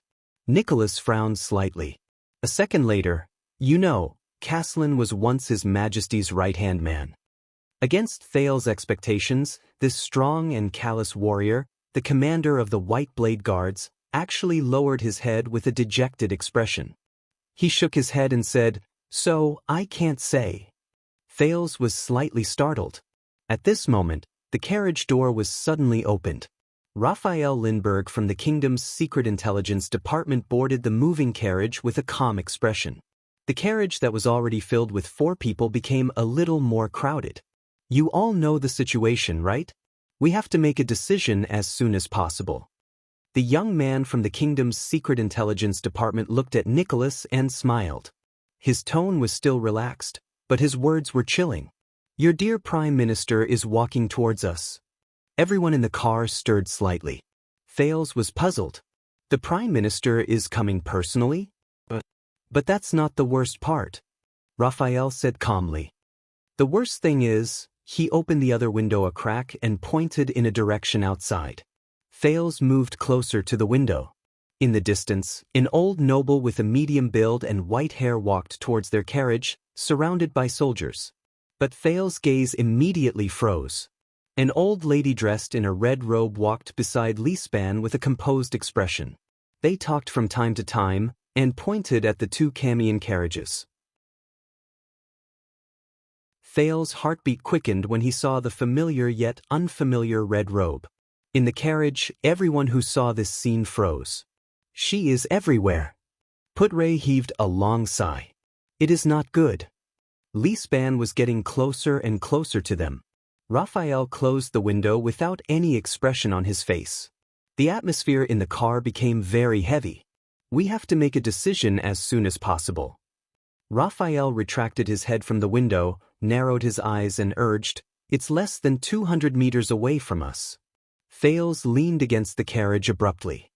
He furrowed his brows and tried to control his breathing. Lispan's appearance was a little unexpected, and that person's appearance together with him, could only be said to be a surprise. He had no information at all. He was not even the slightest bit prepared. Do you have any suggestions? The second prince gritted his teeth and asked fiercely, "What is the situation now?" No one answered. Nicholas clenched his weapon tightly, his face full of disbelief. Shile's eyes darted around, as if he was deep in thought. Putray rubbed his unlit pipe, his lips moving slightly. Prime Minister Leespan and the Red Witch are on the left, and Lampard and the Archdukes are on the right. Raphael stared at Thales expressionlessly. We have to choose. This is the situation. Choose? Thales swallowed with difficulty and looked at Raphael. What identity did the Red Witch appear with? Raphael smiled faintly. I don't know. Thales frowned and turned to Shiles. Was Leespan bribed by the secret room? Betrayed King Nuven? Or did the secret room temporarily bewitch him? Shiles flashed an awkward smile. I don't know. Thales exhaled and looked at Nicholas. What is the relationship between the secret room and the Prime Minister? What is the relationship between the Prime Minister and Lampard? Nicholas' expression was gloomy. He sighed. I don't know. There are still 150 meters left. Raphael's voice sounded very cold. We will see Leespan soon. Thales' heart tensed. Damn it. She let us go once at the exit of the secret passage. Thales clenched his fists. This time, maybe she will let us go again? Nicholas' expression tensed and he closed his eyes weakly. I don't know. Damn it. Thales suppressed the impatience in his heart and pursed his lips. Then, are you still going to see Leespan? And the Red Witch? Nicholas did not speak, but his expression became even more terrifying. What about you? The Star Killer asked coldly. Thales, who was trembling slightly in irritation and nervousness, could not help but sigh. Calm down. I have to calm down. They are less than 100 meters away. Leespan and the others seem to have sped up. Raphael coldly reported another number. Don't forget, we still need time to inform the people outside. The atmosphere became more and more tense. Thales clenched his teeth. So, what is your suggestion, Putray? The prince asked in a low voice, controlling his volume. Putray's gaze shifted. He glanced in the direction of the Red Witch, even though he could not see outside. You decide, Your Highness. The vice diplomat said solemnly, but my suggestion is, no matter what you do, it is best to have more certainty and less uncertainty. Thales was slightly stunned. Certainty. Uncertainty. At that moment, his breathing seemed to have stopped. Yes. He knew better than anyone else what the key to this game of chess was. Wasn't it? He stared at the roof of the carriage without moving. A second later, Thales closed his eyes and exhaled deeply. I have decided. The second prince opened his eyes and said faintly. The Prime Minister is on the left, Lampard is on the right. More certainty, less uncertainty. As for all of you, Lord Nicholas. Thales looked at Nicholas calmly. Are you more afraid of death or failure? Nicholas frowned. Outside the carriage, Count Leespan, the Prime Minister of Extet, was talking to Madame Calchon in the distance. I understand your concerns, but this is absolutely not allowed. The Prime Minister frowned and forcefully rejected the smiling Red Witch. The Archdukes will use their own troops to defend the gatehouse? There has never been such a precedent, but his words were quickly interrupted. Prime Minister. In the distance, Viscount Lysden roared at him at the top of his lungs and pointed in a direction. The carriages. Prime Minister Leespan quickly realized the situation. The two Camion carriages that had just arrived and claimed to be visiting Heroic Spirit Palace, along with a dozen or so attendants, suddenly turned around. They dashed towards the gatehouse. The coachman whipped the horses as if they did not care about their lives. They rushed past the patrol team at the fastest speed possible. The Red Witch looked at the two carriages and frowned slightly. Prime Minister Leespan was stunned at first, then his entire body trembled. Something was not right. The Archduke's subordinates? The gatehouse? Heroic Spirit Palace? He turned his head and looked at the Red Witch, feeling doubtful. Something was not right. Lispan had a feeling that the key to everything that happened today was in that carriage. In the next second, Lispan's expression tensed. He strode forward and roared furiously at his patrol team with the loudest voice he could muster. "Stop them! Stop those 2 carriages! Everyone, stop them at all costs!" Above the gatehouse, Count Levin, who was nervously observing the patrol team, saw the change below and was slightly stunned. In his field of vision, a dozen or so people were guarding the 2 carriages. Under the pursuit of the patrol team behind them, they were heading towards their gatehouse. "What's going on?" A soldier from Black Sand region reminded him, "Your Grace, those 2 carriages seem to be the symbol of that lord from Camus Union. Should we pull up the gatehouse and receive them?" The number 1 vassal of Black Sand region, Count Levon, frowned. Of course, he recognized the symbol of Good Flow City. But Count Levon thought of the scene in front of Broken Dragon Fortress. If this is a strategy, is it a way to earn money to open the gatehouse? Levon clenched his fists. In the next second, Count Levon raised his hand and shouted angrily at the archers in the distance, "Phil! Load the bowstring! Firing warning!" In the distance, the short soldier, Phil, suddenly pulled out a bunch of arrows from the quiver on his back and stabbed them into the straw on his right. Then he grabbed one of the arrows and knocked it on a big bough. His arrow was aimed at the small dot in his field of vision. In an instant, Phil's eyes moved and the bowstring left his hand. Asterisk whoosh. Asterisk the whistling sound of an arrow piercing through the air could be heard. Asterisk thud. Asterisk the arrow was firmly nailed to the ground. It was right in front of the first carriage's hooves. The horse seemed to be startled and was about to turn around while neighing in fear. But the coachman was obviously skilled. With the whip, he steered the carriage back to its original direction. The carriage continued to charge towards the gatehouse. It did not even intend to slow down. Phil furrowed his brows. They did not stop. Since that's the case. He grabbed the second arrow.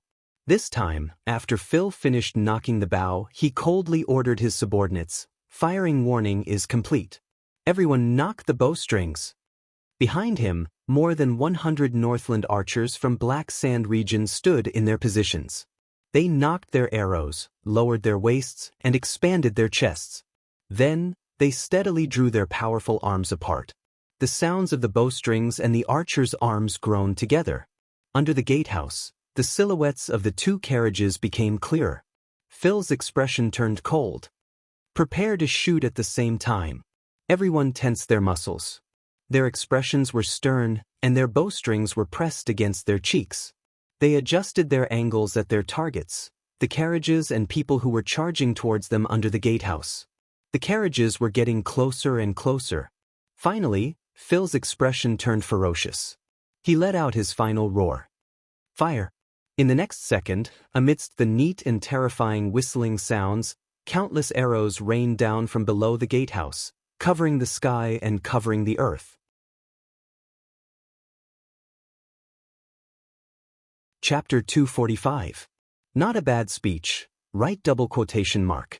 But you also have to understand. We can't just rely on your sensational speech, Archduke Rockney said with difficulty, but his voice was already very hoarse and seemed to lack persuasiveness.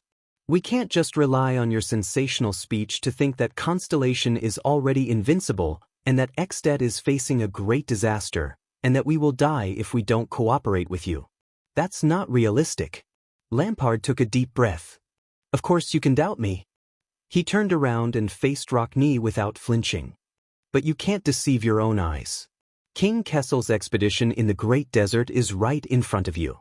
They were able to smoothly transport the rations and supplies into the vast desert, Lampard continued to say in an unquestionable tone. They could also transport them to Dragon Cloud City, Defense City, the City of Faraway Prayers, and even the Sentry region without any difficulty. He shook his head.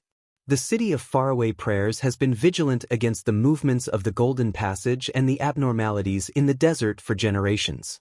They are used to taking precautions. I hope this is not empty talk. Rockney did not move and did not speak. Of course, you can say whatever you want about things that haven't happened. Archduke Trent Ida exhaled. He seemed to be very doubtful. Alarmist words can bewitch idiots who don't use their brains. He narrowed his eyes. But it's best not to use it on us. Archduke Letko raised his head and glanced at Trinita. Alcius lowered his head and stared at the ground. He did not speak for a long time. But they have an efficient and powerful team of officials. This is not a lie. Lampard gestured to the 4 archdukes. After the Bloody Year, the Jade Star royal family's direct regular army has been increasing year by year. The mystic guns and other valuable equipment in Broken Dragon Fortress have also increased greatly. These will affect our victory. You can even seek confirmation from Madame Calshon. Over the years, the quality of the members recruited by the Secret Intelligence Department has greatly surpassed that of the Secret Room. In the face of their spies and schemes, the famous Red Witch can only passively counterattack most of the time. But please believe me, as long as there is the slightest possibility of taking the initiative to attack, she is unwilling to carry out such a risky strategy. The Archduke of Black Sand region walked past the 4 archdukes. His gaze was solemn, and he gave off an extremely oppressive feeling. Let's look back at the example of the war more than 100 years ago. It's not a difficult task. Compare it to the present, he said in a low voice. But we are at a critical juncture that will determine the future of the kingdom. There is no doubt about it. If we miss this moment, it will be too late for regrets. Lampard walked all the way to the brazier. The blazing flames reflected his back in the eyes of the 4 archdukes. At that moment, Chapman Lampard's voice seemed to carry a heavy weight. Constellation and us are like 2 heavily injured swordsmen who saw each other's weakness in the last battle of life and death, he said softly. That weakness is time. Archduke Letko's expression changed. Our weakness is that we can't afford to waste time. We can't give Constellation time to recover from its injuries and slowly reform itself. Constellation's weakness is that they need to fight for time. They will definitely delay the conflict at all costs until the scar of the Bloody Year heals. Lampard's expression became solemn.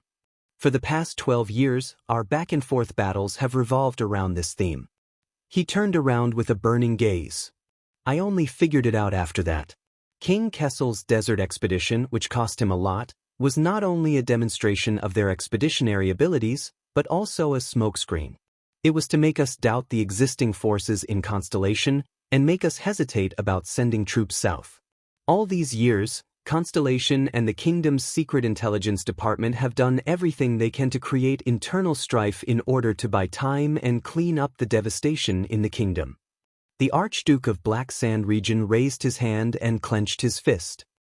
And I've done everything possible to expand the local conflict into a war through the prince or the territory, all to buy time and disrupt Constellation's plans. So you want us to send troops? Alcius suddenly said. Even if it's to tempt us with benefits that exceed our expectations? Lampard nodded wordlessly. Trent Ida exhaled and rubbed his palms together. Let's talk about something realistic.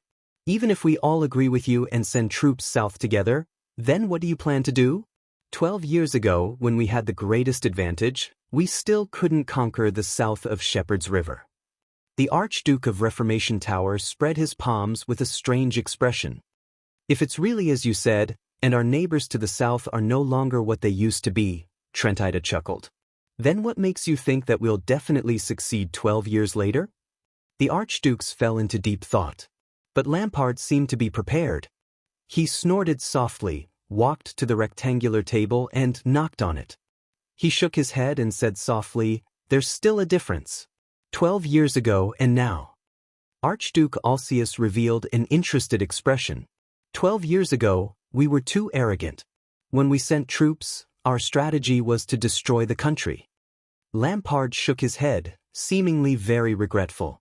After we crossed the fortress, we launched an all-out attack. Not only did it deal a heavy blow to Constellation, but it also brought us great pressure. It left an opening for the Starlight Brigade's harassment. By the time we realized something was wrong, we were already deep in the mud. Lampard raised his head abruptly. But now we have recognized our opponent's situation, and we still have our advantage. The Archduke of Black Sand region nodded. 12 years ago, the most correct thing King Nuvan did was to end the expedition early and retreat with most of his forces. He did not take the risk to attack for uncertain benefits. How ironic. 12 years ago, almost all of us were cursing him. Trentida sighed with a despondent expression. 12 years later, the only person who speaks up for his decision back then is you. He shrugged at Lampard, expressing his helplessness. Lampard paused for a moment, but then he clenched his fists and spoke again. This time, our goal is only to take down the Northern Territory. If things really don't go well, take down the fortress can also be the lowest standard. Lampard slid his scabbard on the table, as if he was drawing a map. You all know how despicable the Constellations are in the National Conference. As long as it doesn't affect their own interests, the feudal nobles of Constellation will not be willing to help King Kessel.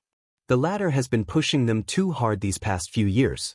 So, just like 12 years ago, we will be facing an isolated northern territory with no reinforcements other than the royal family's regular army, or even better. Because the grudge between Manchester and Jadestar has not been settled, the neighboring land of Cliffs region will not send troops. The great damage the Northern Territory suffered 12 years ago is far from recovering. Archduke Letko's eyes flashed. Lampard raised his head and stared straight at the Archduke's. And we still have the righteous cause of avenging the king. We have their prince and the heir of the Northern Territory in our hands. This will give us more leverage outside the battlefield. His words seemed to be filled with endless confidence. In this war, we will concentrate our military forces and rely on the military advantage that Ekstedt still has. We will fight steadily on the battlefield and only take down the Northern Territory. We will not bite off more than we can chew, and we will not add to the logistical problems. I am very confident in this. Lampard nodded at the Archduke's. After we achieve this goal, we will have a foothold in the Northern Territory, and we will be able to completely reverse the 300 years of stalemate. Without the Northern Territory, Eternal Star City will have almost no place to defend. We will have the absolute initiative. We can attack or retreat. Even if we do not advance or retreat, we can still give Eternal Star City an invisible pressure and threat. He pointed at the invisible map on the table with his scabbard. So, you volunteered to take over the land in the Northern Territory and guard the south. Alcius raised his head sharply. Is this your goal? To put pressure on Constellation? Are you sure you can do it? Lampard nodded slowly. To accomplish this, he snorted coldly, is there anyone more suitable than me? Tell me about it, Rockne said coldly from the side.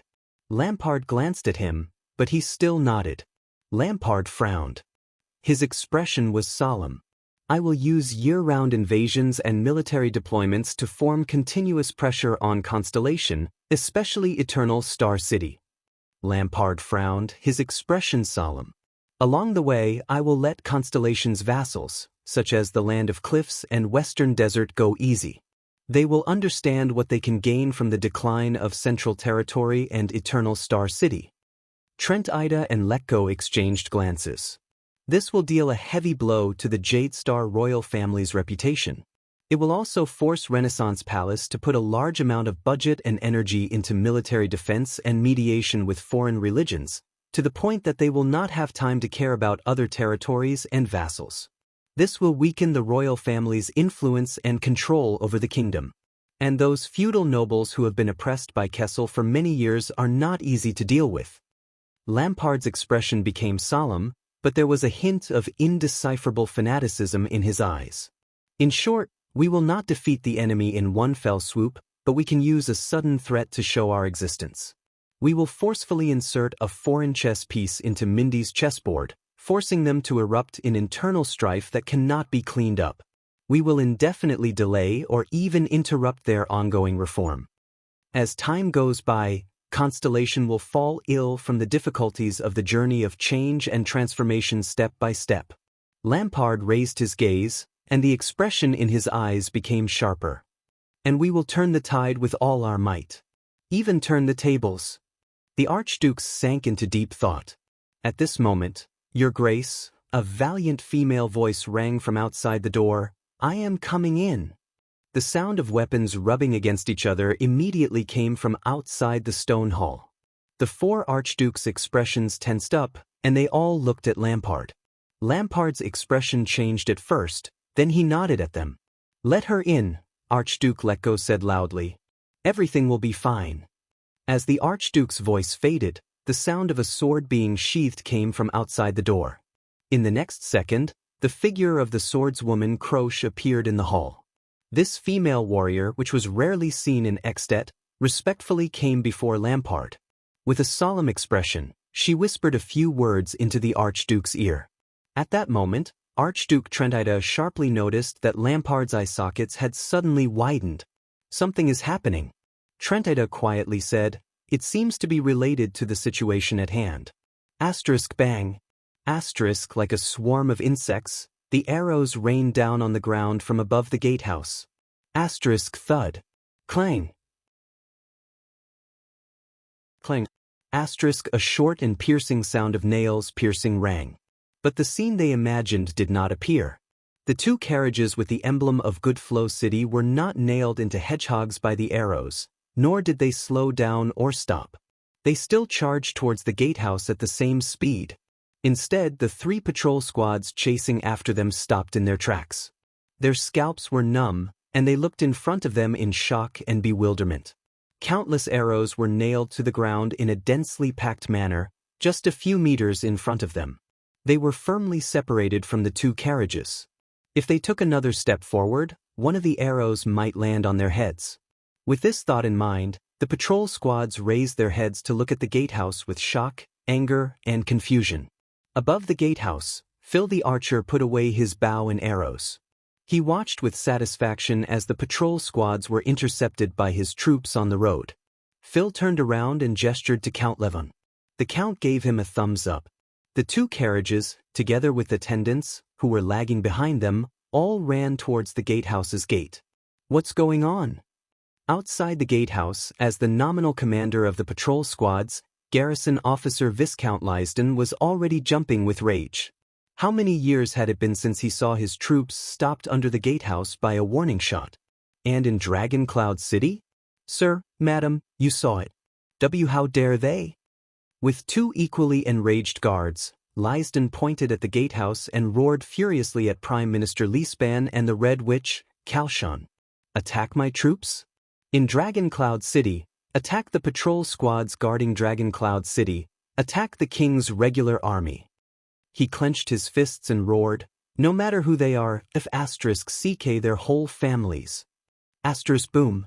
With a loud bang, the temporary gate in the middle of the gatehouse was slowly pulled up with the sound of metal rubbing against each other. The two carriages then slowed down and passed through the first gatehouse with the people around them. They entered the highest part of the inner city, Heroic Spirit Palace. Count Leespan frowned slightly. He first glanced at the carriages that broke through the encirclement and rushed into the gatehouse. Then, he quietly observed the situation above the gatehouse. His white hair swayed slightly in the wind. "Calm down, Your Grace," the Prime Minister said faintly. "Everything happens for a reason." Only then did Viscount Leisden stop talking. But his breathing was still rapid, and the veins on his arms bulged. He stared at the Red Witch beside the Prime Minister with an unfriendly expression. "Tell me the truth, Madame Kalshan." Prime Minister Leespan sighed. "Who are the people above the gatehouse? Who are the people in the two carriages just now? Who is in Heroic Spirit Palace?" "Forget it." Leespan shook his head. "I recognize that archery skill. 12 years ago, when we attacked the fortress, Phelps and his colleagues were the best at suppressing the enemy's shots. This was also thanks to Black Sand Region's years of fighting against the fortress." The Red Witch frowned slightly. She seemed to be a little surprised, but then her expression turned into one of regret. "As expected of you, Leespan," she said slowly. Leespan took in her expression. From the patrol team's uniform to the inexplicable increase in the number of soldiers, and the letter from Heroic Spirit Palace urging me to go. The Prime Minister shook his head. He looked exhausted. "And your sudden appearance?" Madame Calchon narrowed her eyes and did not answer. But Lisban did not want her to answer. I've had enough of everything. The white-haired Prime Minister raised his head and looked straight into Madame Calchon's eyes. He said coldly, I've also had enough of my incompetence and hesitation. The Red Witch sighed. Prime Minister, believe me, everything is far from that simple. But Lisban ignored her. With a cold expression, he ordered, someone, invite Madame Calchon to my temporary office. Give her a sealed and isolated room. Remember to be polite. Viscount Lysden's anger had yet to subside. He waved his hand. In the distance, a group of patrol soldiers walked over with angry expressions. Without my order, the Prime Minister said solemnly, she probably won't want to leave. Calchon stared at him in a daze. Lisban turned his head again and looked at the patrol behind him. Lysden, get your men ready, the Prime Minister ordered coldly. Viscount Lysden was slightly startled. Ready? The Red Witch's expression changed slightly. Prime Minister, you have to think carefully. The Red Witch frowned. This order of yours will not only affect you. This is Dragon Cloud City. Her gaze was complicated. This may cause Extet to be doomed eternally. Lisban turned his head and gave her a long look. His emotions were unclear. Calchon, old friend. The Prime Minister put his hands behind his back and walked slowly to her side. He said softly, more than 10 years ago, when you destroyed the Lampard family without batting an eyelid, you have always terrified me. Calchon was slightly stunned. Lisban finished calmly, now I understand. You did not choose Chapman Lampard. The Red Witch closed her eyes and sighed softly. Lisban? The Prime Minister's gaze was extremely terrifying. You created him with your own hands. Calchon lowered her head and smiled gently.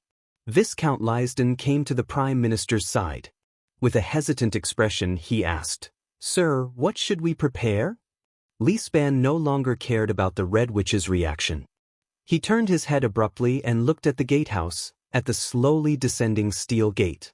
His gaze was firm. Prepare to attack the city.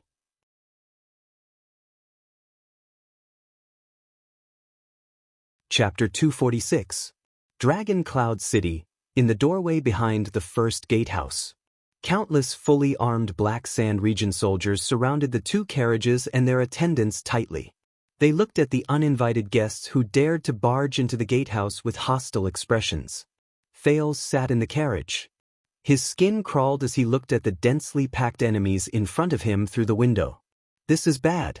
This was the scene they faced on the other side of the gatehouse after they risked being attacked from both sides, charged through the rain of arrows, and risked everything to enter the gatehouse. Thales clenched his fists, gritted his teeth, and suppressed the panic in his heart. Calm down, Thales. It's not that bad. The image of Black Sword calmly searching for a way out and a chance of survival appeared before his eyes. He was completely suppressed by Asda. He also remembered King Nuven's meticulous, interlocking strategies during the duel. Thales took a deep breath and forced himself to start thinking. The accident in front of the gatehouse, whether it was the appearance of Lisban or the Red Witch, had disrupted their plans. Shiles was supposed to bring him into Heroic Spirit Palace in the name of Lampard's ally, and not this chaotic situation. The accident happened too suddenly. They did not even have time to discuss their next step. Thales could only desperately think of a way out.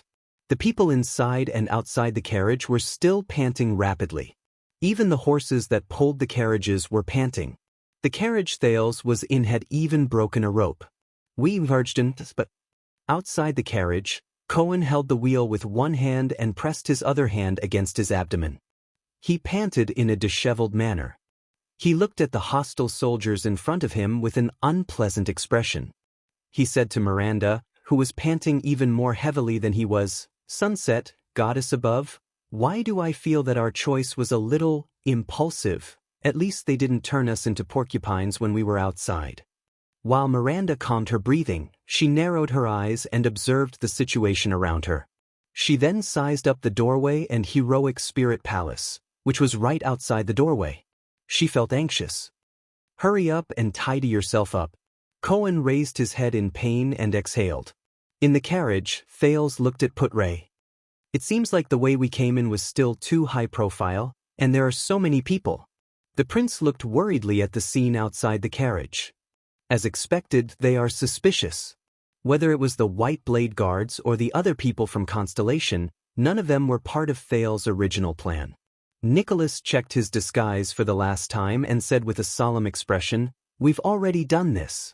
Although we've put the rest of the people in danger, at least we don't have to face the Red Witch. We have no other choice." Put-Ray shook his head. "Once the Red Witch learns of our movements, even if we have 100 backup plans, there's a high chance that they will fail. Why don't we think about what to do next? How to deal with these people outside?" Thales sighed. He felt like his head was about to explode. He turned to look at their good friend from Camus Union. Their original plan was, "Oh, I guess." Marquis Shiles also saw the scene outside the carriage, but he was even calmer. He slowly adjusted his collar, which was crooked because of the carriage's galloping speed, as though the rain of arrows that brushed past his head was just a noble's polo. "At this moment, I suddenly became important, didn't I?" Thales furrowed his brows. Ever since they entered the gatehouse, Shiles had become calm and unruffled, which made Thales rather uneasy. Nicholas snorted softly. "Are we going to bet on this guy again?" Put-Ray exhaled in resignation. "We can't just barge in, can we? The number of guards in this gatehouse is at least 10 times that of ours." Shiles spread his hands at him innocently, but his expression was completely different from when he was outside the gatehouse. He looked like a dealer who had just taken back his chips from the players in a casino. Thales took a deep breath. The accident just now had also put the Northlanders in danger. This made Nicholas' threat to Shiles seem a little weak and powerless. And now, they could probably only rely on Shiles. "I know that the way we invited you here is a little unpleasant, Sir Marquis," the prince said flatly, "but in street gambling, winner takes all often means that other players are squeezed out. The Archduke of Black Sand region is no exception." Shiles' gaze flickered. "Handing us over will not strengthen the fragile alliance between you and Lampard." Thales calmly thought about everything from the Marquis point of view and thought about what he should do. "But sending me to Lampard and the other archdukes, other than the so-called friendship formed between you and Lampard because of benefits, you will not lose anything." Thales narrowed his eyes. "On the contrary, you may have an unexpected gain." Shiles' eyes brightened. "Is this a promise from the heir of Constellation's royal family?" Thales shook his head firmly. "Based on my experience, promises are very fragile, even if they are the suzerains of a land or the dukes of a country. But as you said, when doing business, we can't just look at numbers and profits, we also have to build our reputation and connections." Put-Ray raised his eyebrows. Shiles narrowed his eyes and met Thales' gaze. Outside the carriage, a rebuke from Black Sand region could be heard. Someone had already knocked on their carriage door. The prince nodded. There was an unquestionable tone in his voice. "Aside from Lampard, please use us as your backup." Shiles stared at the prince with great interest. The corners of his lips curled up, and the expression in his eyes kept changing. Finally, he nodded slightly. Thales exhaled. "I will miss today's amazing show." The Marquis of Camus Union straightened his collar in the carriage, lifted his hat a little, and smiled politely at them. Then he gave Thales a meaningful look. "Whether it was Lampard or you, it was worth the price of the ticket." Thales' tone was very serious. "Remember, all you need to do is to send me to Lampard and the other archdukes." However, the Marquis of Goodflow City only smiled at him, pushed open the carriage door, and walked down. Thales took a deep breath, exchanged a glance with Put-Ray, and jumped down the carriage as well. Only Nicholas and Put-Ray were left. "He is a shameless bastard." Nicholas, who was still in the carriage, snorted coldly and stared at Shiles' back. "He will not cooperate with us obediently." The vice diplomat of Constellation shook his head. "Precisely because of this, he will not cooperate with Lampard obediently." Nicholas glanced at him. "You don't seem to be worried about your prince at all. the Star Killer said coldly. Putray chuckled softly. When I first met him, Thales was just a precocious child who was a little clever. The vice diplomat revealed a thoughtful expression. He was sensitive, hesitant, timid, sloppy, and lacking in confidence. He was a far cry from his reputation from the national conference. Nicholas furrowed his brows. Putray sighed as he stared at Thales' small back. But as we spent more time together, I had a feeling that the more encounters he had along the way, the stronger he became. Thales was constantly learning, adjusting, and adapting. Whether it was the vampires, the calamities, the fortress flower, the kingdom's wrath, or even King Nuvan or Chapman Lampard, whether it was his friend or foe. Putray's eyes shone with a different light. I'm afraid they didn't realize what kind of effect their actions had on that child. The Star Killer was slightly stunned. He turned his head and tightened his grip on his scabbard, pursing his lips in disapproval. You talk a lot of nonsense. Outside the carriage, Thales followed behind Shiles and nodded slightly at the disguised Waya and the others. Thales was not very used to the sudden increase in light. He narrowed his eyes slightly and looked at the entrance of the gatehouse in front of him. This was Thales' third visit to the first gatehouse in 2 days. He still remembered the scene when he first entered the first gatehouse. Surrounded by the diplomat group, he watched the gatehouse that separated Heroic Spirit Palace from Dragon Cloud City's outer city fall with anxiety, nervousness, and awkwardness. But this time, they were here to... Thales soon saw a familiar scene. The crude and magnificent Heroic Spirit Palace was less than 100 meters in front of them. The 10 gigantic pillars and 8 large furnaces were still standing there. But the palace guards and white blade guards that could be seen everywhere had disappeared without a trace. In their place were hundreds of Black Sand Region soldiers. Their faces were filled with vigilance and ruthlessness. They were still dressed in the uniform of the patrol team, but the patrol team's standard sabers, which were used for small-scale conflicts, had long since been replaced by lethal weapons unique to large-scale battlefields such as spiked hammers, battle axes, straight sabers, and even crossbows. They seemed to have just ransacked the gatehouse's armory.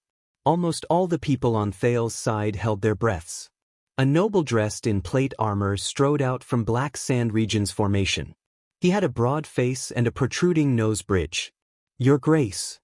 Count Levin, Lampard's subordinate vassal, stared at the Marquis of Goodflow City who stood in front of the crowd with a hostile expression. Regarding your trespassing into the gatehouse. I need an explanation. The soldiers of Black Sand Region surrounded the group of people tightly. Their gazes were fierce. Almost all the people on Thales' side held their breaths. Shiles lowered his head and sighed softly. Everyone, including Thales, waited anxiously for his reaction. When Shiles raised his head again, the Marquis had already put on that kind and polite smile again. My dear Count. Shiles nodded slightly. His smile was reserved and friendly. I brought you a surprise. Count Levon narrowed his eyes and carefully sized up Shiles and his attendants. You appeared at the wrong time, Levon said thoughtfully. Can't you call it a surprise, especially when you brought these people? Even with their disguises, Count Levon noticed the White Blade Guard's strong physiques and agile movements. He could not help but have a strange expression appear on his face. Thales' heart immediately skipped a beat. However, Marquis Shiles smiled faintly and raised his hands confidently. I heard that your prisoners in the gatehouse made a small mistake, he said softly to Levon, as if he was watching a good show. Levon's expression changed. He was a little uneasy. Mistake? You misunderstood. With an expression that said, I knew it, Shiles raised his index finger and pointed at Levon from afar. He clicked his tongue and shook his head. Oh, by the looks of it, His Grace still doesn't know about your mistake? Levon was immediately rendered speechless. Looking at Levon's expression, Shiles laughed out loud and made way for the boy behind him. Let me introduce you. This is your Archduke's missing guest. He is also the Honorable Prince Thales Jadestar, the only heir to the throne of Constellation. Under my escort he returned. Count Levon's expression froze on his face. Thales took a deep breath and walked forward slowly with an indignant look on his face. Shiles sighed. He looked as if he was trying his best to restrain himself but could not help but show off. He walked slowly to Count Levon and patted his shoulder. Take it easy. This is a surprise that I managed to smuggle in right under the Prime Minister's nose. Shiles raised his eyebrows and waved at Merk, who was in front. Look, if it weren't for this group of strong mercenaries that I hired from the western border of the desert, I'm afraid we wouldn't have been able to capture him. Levon's expression changed. The hostility in his eyes when he looked at the white blade guards and constellations had diminished quite a bit. Mercenaries? Merk, who had put on makeup, had a high nose bridge and a tanned face. He flashed an exaggerated smile and nodded at Count Levon. Some of us are from the city of faraway prayers. We are Northlanders. Some of us are from other places, my lord, Merk said in a gruff voice. We look for food in the desert. If you have any requests, we only need 6 gold coins to kill someone. The white blade guards flashed honest, silly smiles in unison. It gave Count Levon a shock. They're really good at acting. Thales rolled his eyes in his heart, as expected of the omnipotent white blade guards. Levon looked at these people, then at Thales, who was surrounded by them. He furrowed his eyebrows. Shiles still had a smile on his face. Everyone was waiting for Count Levon's decision. Finally, after thinking deeply for a while, Levon relaxed his eyebrows and waved at the soldiers behind him. Everyone, return to your posts. Halson, Jason, both of your squads stay behind. Following his order, the densely packed Black Sand region soldiers turned around with rustling footsteps and returned to the gatehouse through the stairs on both sides. Most of the people in the field immediately dispersed. Thales then breathed a sigh of relief. On behalf of the Archduke, I would like to thank you for your help. Lord Tolja has already gone to apologize to the Archduke. If he sees your surprise, he will definitely be very pleased. Count Levon coughed unnaturally and cast a glance at Thales. Then he nodded awkwardly at Shiles. I will convey your goodwill to the Archduke. Now let me take over. You and your men can rest here. Shiles smiled and shook his head. He raised his right palm and stopped the Count from speaking. No. The Marquis' eyes brightened. This prince has just told me an extremely important piece of new information. I think I need to bring him to see the Archduke as soon as possible. Levon paused for a moment. The Archduke is busy. The Count of Black Sand region frowned. You are not allowed to disturb him. Shiles threw away his smile and his expression became serious. Please believe me. The information on this prince is related to what the Archduke wants to do. Shiles' suddenly serious tone made Count Levon nervous. You can't imagine it.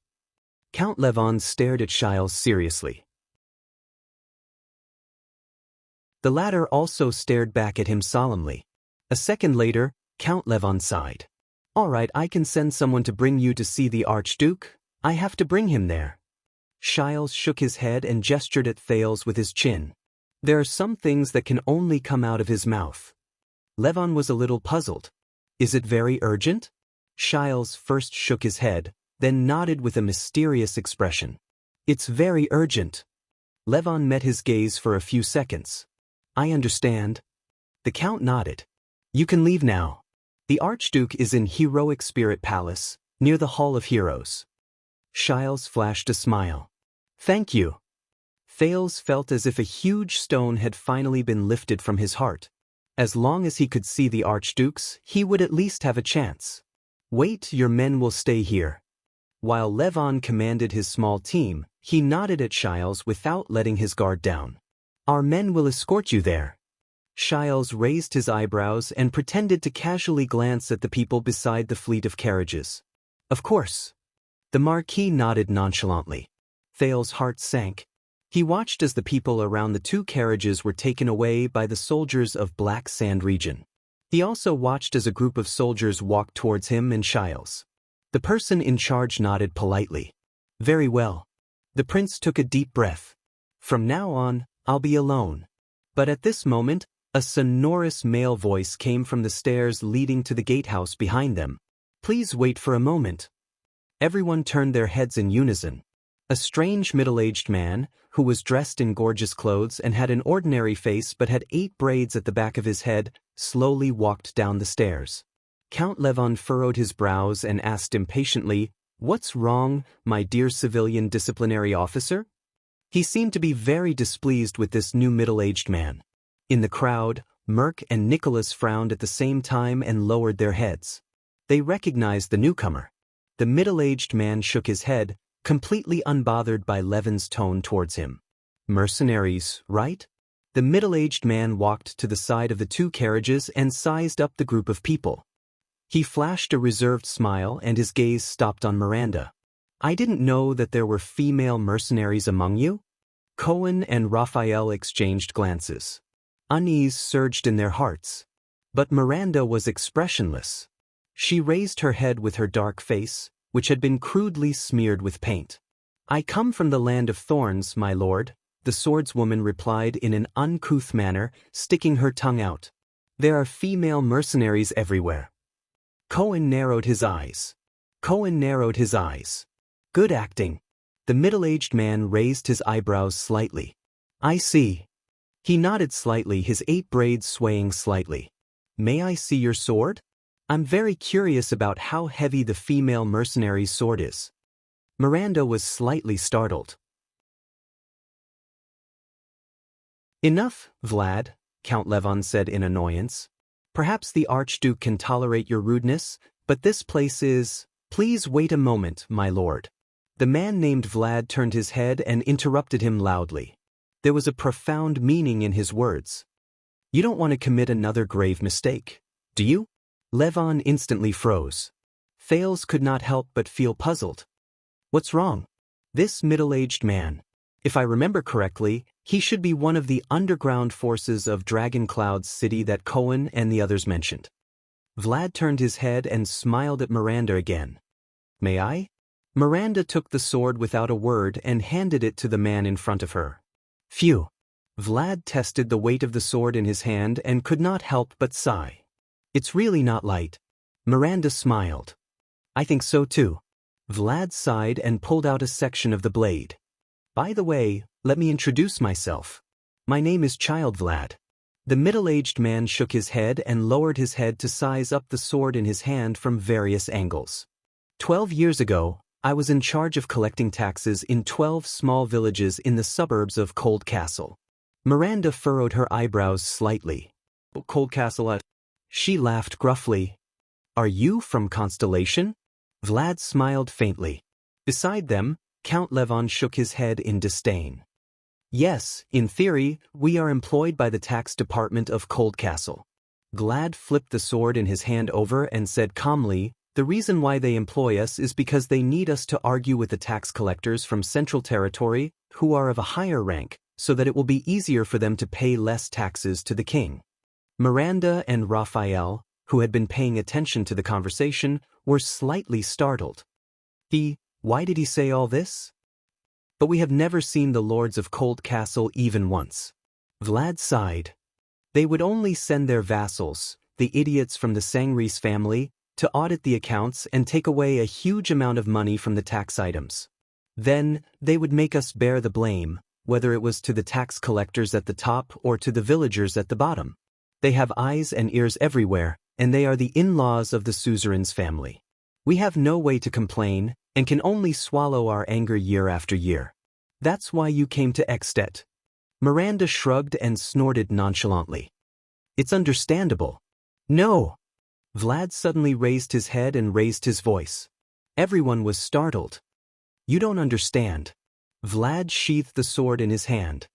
His expression was gloomy. "Finally, one year, Cold Castle sent a young master to collect taxes. He was of noble status, young and promising. We thought that things had changed. We no longer had to be bullied and bullied." The former tax collector of Constellation sighed softly. There was a nostalgic look in his eyes. "I remember the name of that noble young master very clearly, Nolaner Arund." Miranda's expression did not change. But there was already a huge storm raging in her heart. Raphael and Cohen looked at each other. Their uneasiness grew. Thales looked around and felt that the situation was getting more and more out of hand. What's going on?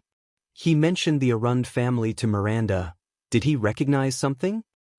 Noliner told us that Cold Castle finally discovered an abnormality in the tax items, Vlad said softly. He also said, at that moment, pain appeared in Vlad's eyes. He said that we, the petty tax collectors, have been sued by the Sangreese family for embezzling taxes all year round, Vlad said in a mocking and hateful tone. We, the victims, have been sued.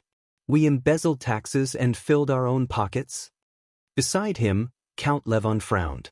He felt that something was not right. Vlad might be of lowly birth, but he had a malicious mind.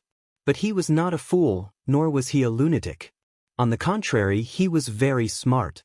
Beside him, Marquis Shiles wanted to say something in embarrassment, but Count Levon raised his hand and stopped him. No matter how we begged, Vlad shook his head with great difficulty as though, that year, the just Nuranor personally beheaded 8 of my colleagues, including my teacher, amidst the cheers of the villagers. 8 innocent people, Vlad said dejectedly. Vlad said dejectedly. His expression immediately turned into one of hatred. I'll never forget Noliner Arund, that stupid noble young master. I can't forget the feeling of kneeling before the execution platform. I can't forget the look of disdain everyone gave us. His eyes were filled with resentment and hatred, and his 8 braids swayed slightly. Go *CK the Arund family. Vlad gritted his teeth and let out a low, beast-like howl. Miranda took a deep breath and raised her head. I still remember the disgusting, righteous expression on that brat's face before the execution. There was coldness in Vlad's eyes. He imitated that person's tone and spoke in agony. In the name of the suzerain of Cold Castle, Duke Arund, you shall die under the blade of Soaring Eagle to atone for your sins and restore justice. He only said it once, then beheaded one of them. Vlad said hatefully, I was the 9th person. I heard him repeat this sentence 8 times, and I also saw him brandishing this sword 8 times. Until Cold Castle sent an order to summon him back urgently. Miranda felt an endless chill run down her spine. She snatched her saber back. Her face was pale and she frowned. Vlad did not stop her. He only sneered sarcastically. Of course. Vlad stared at the sword in her hand with a terrifying expression. I will never forget the style of this sword even when I die. His saber that shines with a cold light. He said coldly, Soaring Eagle, that belongs to Noliner Arund. Is that so? Vlad said faintly. There was deep hatred and anger hidden in his eyes. This Lady Arund. Everyone on Thales' side felt their hearts tremble at the same time. The thing they were most worried about had finally happened.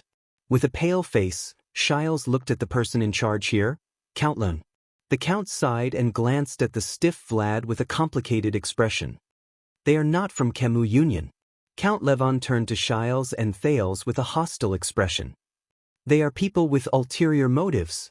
The Count waved his hand and coldly ordered his soldiers. Take them down. All of them.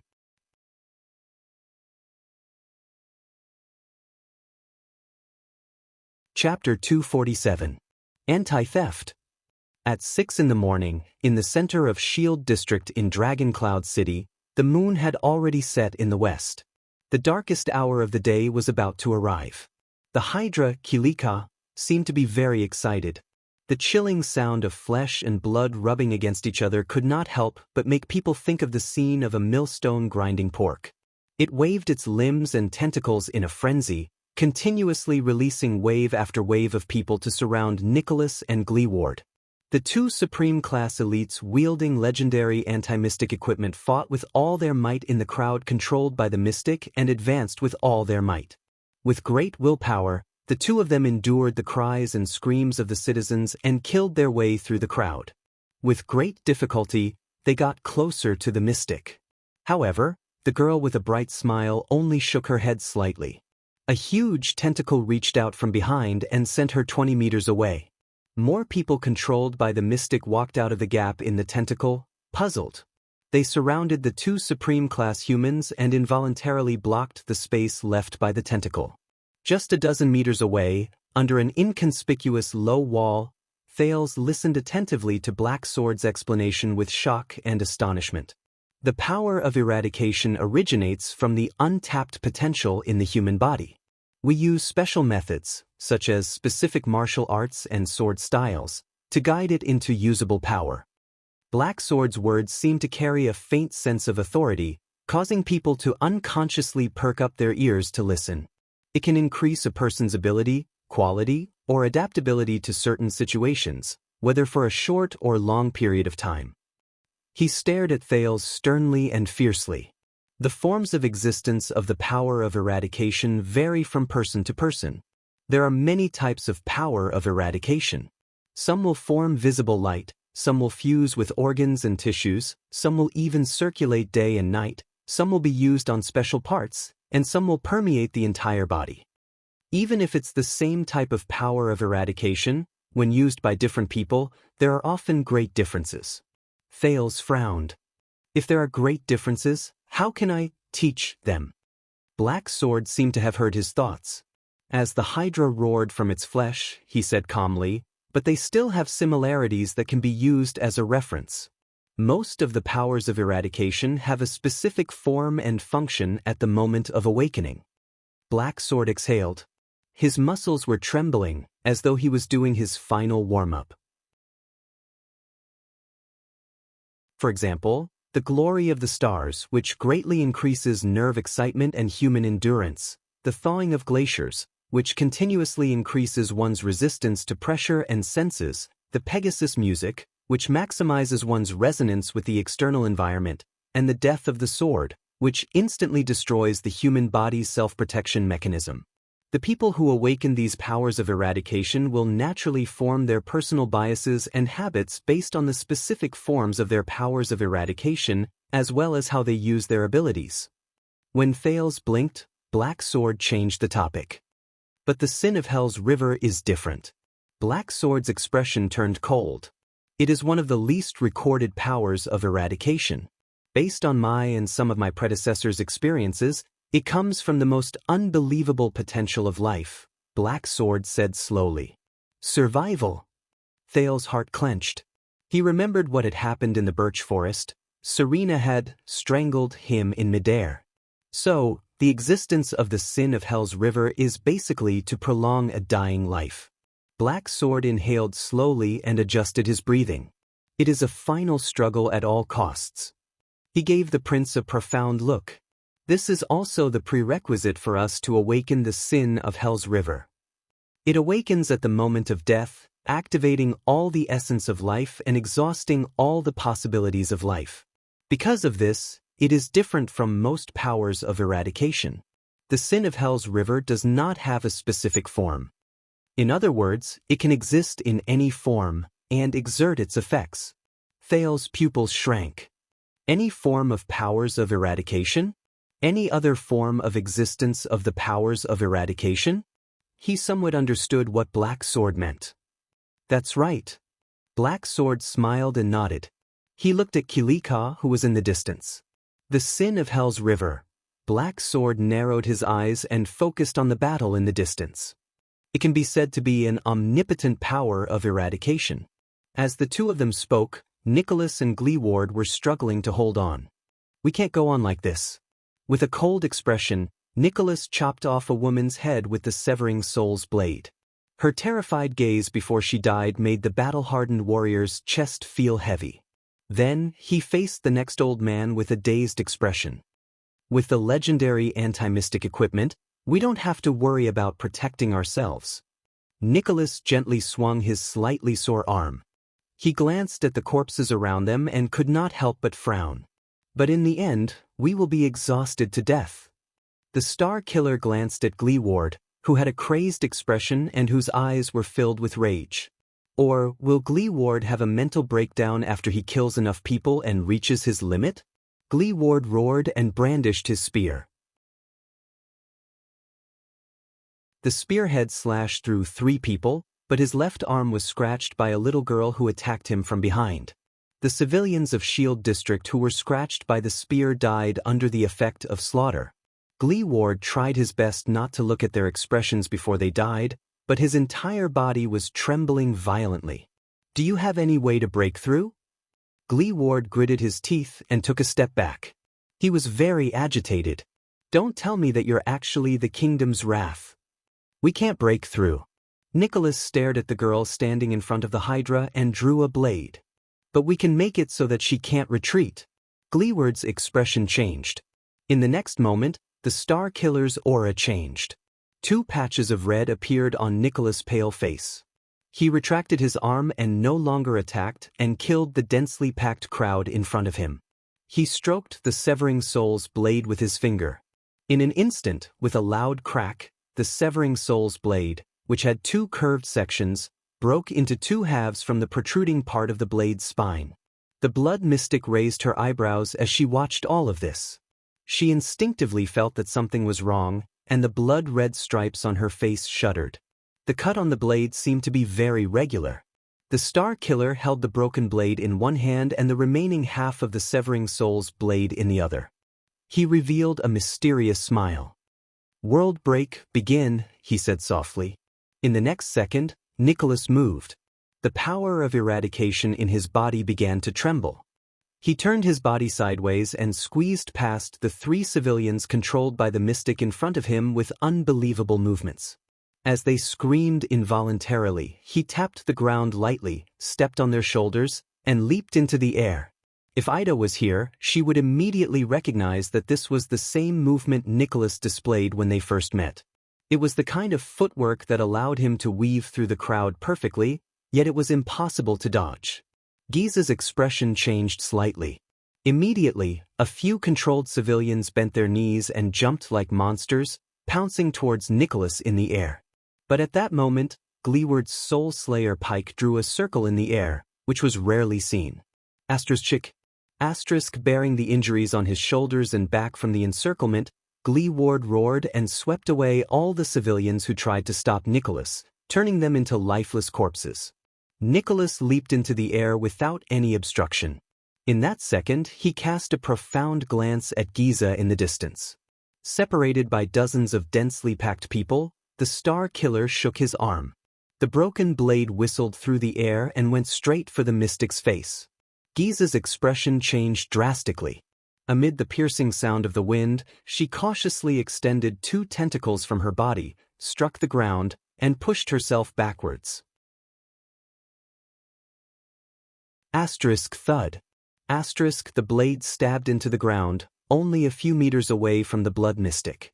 Nicholas' expression did not change. He descended from the air and used the broken blade to block an enemy who was about to ambush him from behind. Giza narrowed her eyes and stared at the broken blade on the ground. She did not say a word. However, just a second later, Nicholas swung the blade lightly. His eyes shone brilliantly and he said coldly, "World break completed." The mystic's expression did not change. He did not even look puzzled. But at that moment, Nicholas suddenly roared with the greatest emotional fluctuation since the start of the battle, "Charge!" As if he had received a supreme order, Gleeward opened his mouth and brandished the trembling pike with a ferocious expression. He pierced through the 2 innocent enemies in front of him and charged forward with tears in his eyes. "Oh!" As Gleeward roared, Nicholas did not show any signs of weakness. The half-broken blade in his hand shone with a glint so bright that it was difficult to see with the naked eye. In an instant, he slit the neck of a wailing teenager and charged towards the mystic. There's only one chance. Break through. In the blood mystic's eyes, the 2 Supreme-class mystic charged forward without caring about the cost, injuries, and defense. The dense crowd of dozens of people was crushed by their charge. Giza tilted slightly. More people walked out of the tentacles and surrounded the vanguard. But Nicholas and Gleeward did not stop charging. Both of them were covered in scratches and cuts, but they burst forth with their most ferocious forms and charged at the mystic. They were getting closer and closer to the mystic. In the end, Giza still closed her eyes. Soon, Keely Ka extended a giant tentacle from behind her, grabbed her waist, and swept her away. But an accident happened at that moment. The mystic on the tentacles was no more than 10 meters away when the severing soul's blade stabbed into the ground suddenly shone brightly. The broken blade shone with the most dazzling yellow light. The tentacles protecting Giza continued to drag her backward, but a yellow light that was identical to the one on the blade suddenly appeared behind Giza. Giza's expression changed. The tentacles were still retreating, but Giza seemed to be held back by an invisible hand from behind. She was forced to a stop in front of a barrier formed by the yellow light. No matter how hard the tentacles tried, they could not drag Giza out of the area of the yellow light. It was as if it had been stuck by something. Giza raised her head abruptly and looked at the broken blade of the severing soul's blade on the ground in front of her. It's that broken blade. There's something wrong with it. Giza did not have much time to think, because in an instant, the two Supreme Class elites broke through the dense crowd. Covered in blood, they charged fiercely towards the mystic, who could not retreat even an inch. 10 meters, 5 meters, 4 meters, 3 meters. The two of them were getting closer to Giza. Attack! Nicholas roared and elbowed an enemy to his left. Then, he turned around and swung his blade decisively. As blood splattered, he cut down 3 or 4 people, protecting Gleeward at all costs. With tears still on his face and a heart full of anger, Gleeward swung the fatal Soul Slayer pike and stepped within 3 meters of the mystic. Then he thrust the pike forward. The yellow light behind the blood mystic flashed faster and faster. It still obstructed her. She could not retreat or dodge. The tip of the pike approached the spot between Giza's eyes. Asterisk thud. Asterisk at that critical moment. The body of the Soul Slayer pike was once again gripped tightly by the veteran Big Leather Belt, who suddenly appeared beside Giza. The pike tip was only an inch away from Giza's face. But unlike before, this time, the air behind Giza was flashing with a strange light. She could not retreat even an inch. She could only be stuck between the Soul Slayer pike and the light. She could not advance or retreat. It was extremely thrilling. Chief Gleeward. Big Leather Belt held the Soul Slayer pike with a face full of tears. I'm sorry. Nicholas' figure flashed again. The broken sword flew, and metal clanked. Within a short period of time, Gleeward was completely protected. It's nothing. Gleeward gritted his teeth and glared resentfully at Big Leather Belt, who was forced to stand between the mystic and the Soul Slayer pike. It's just another unlucky battle. The three of them were in a stalemate. The crowd surrounding the two seemed to have received some sort of order. They stopped abruptly. As the controlled people howled in fear, they all retreated. Only then did Nicholas get a chance to catch his breath. He took a step back and leaned his back against Gleeward, who was holding the Soul Slayer pike against the mystic. Giza lowered her head. Her lips moved slightly, and her voice rang in the ears of the two Supreme Class individuals. What is this? The mystic asked flatly. The ability of the Severing Soul's blade. Nicholas clutched his chest. He glanced at the blade on the ground, then at Big Leather Belt, who was blocking the Soul Slayer pike. His expression was unpleasant. With the separated blade as the center, it can temporarily isolate an area that is completely isolated from the outside world. Only in, no out. Nicholas exhaled a visible breath of hot air. Gleeward gritted his teeth. His eyes were full of hatred. It's enough to trap you here, Giza narrowed her eyes. The yellow light behind her was still firmly blocking her path of retreat, but she did not seem to care. She barely moved her lips as she said, How rare. It's another equipment I've never seen before. Come to think of it, it's funny. This ability has a terrible name. Nicholas' face twitched. In the end, he took a deep breath and said stiffly, It's called, You Can't Escape. A cold wind blew. The Hydra tugged at Giza in vain, but the latter was tightly bound by the yellow light and could not move. The blood mystic snorted coldly. It sounds like the work of that B*teach, blood spike.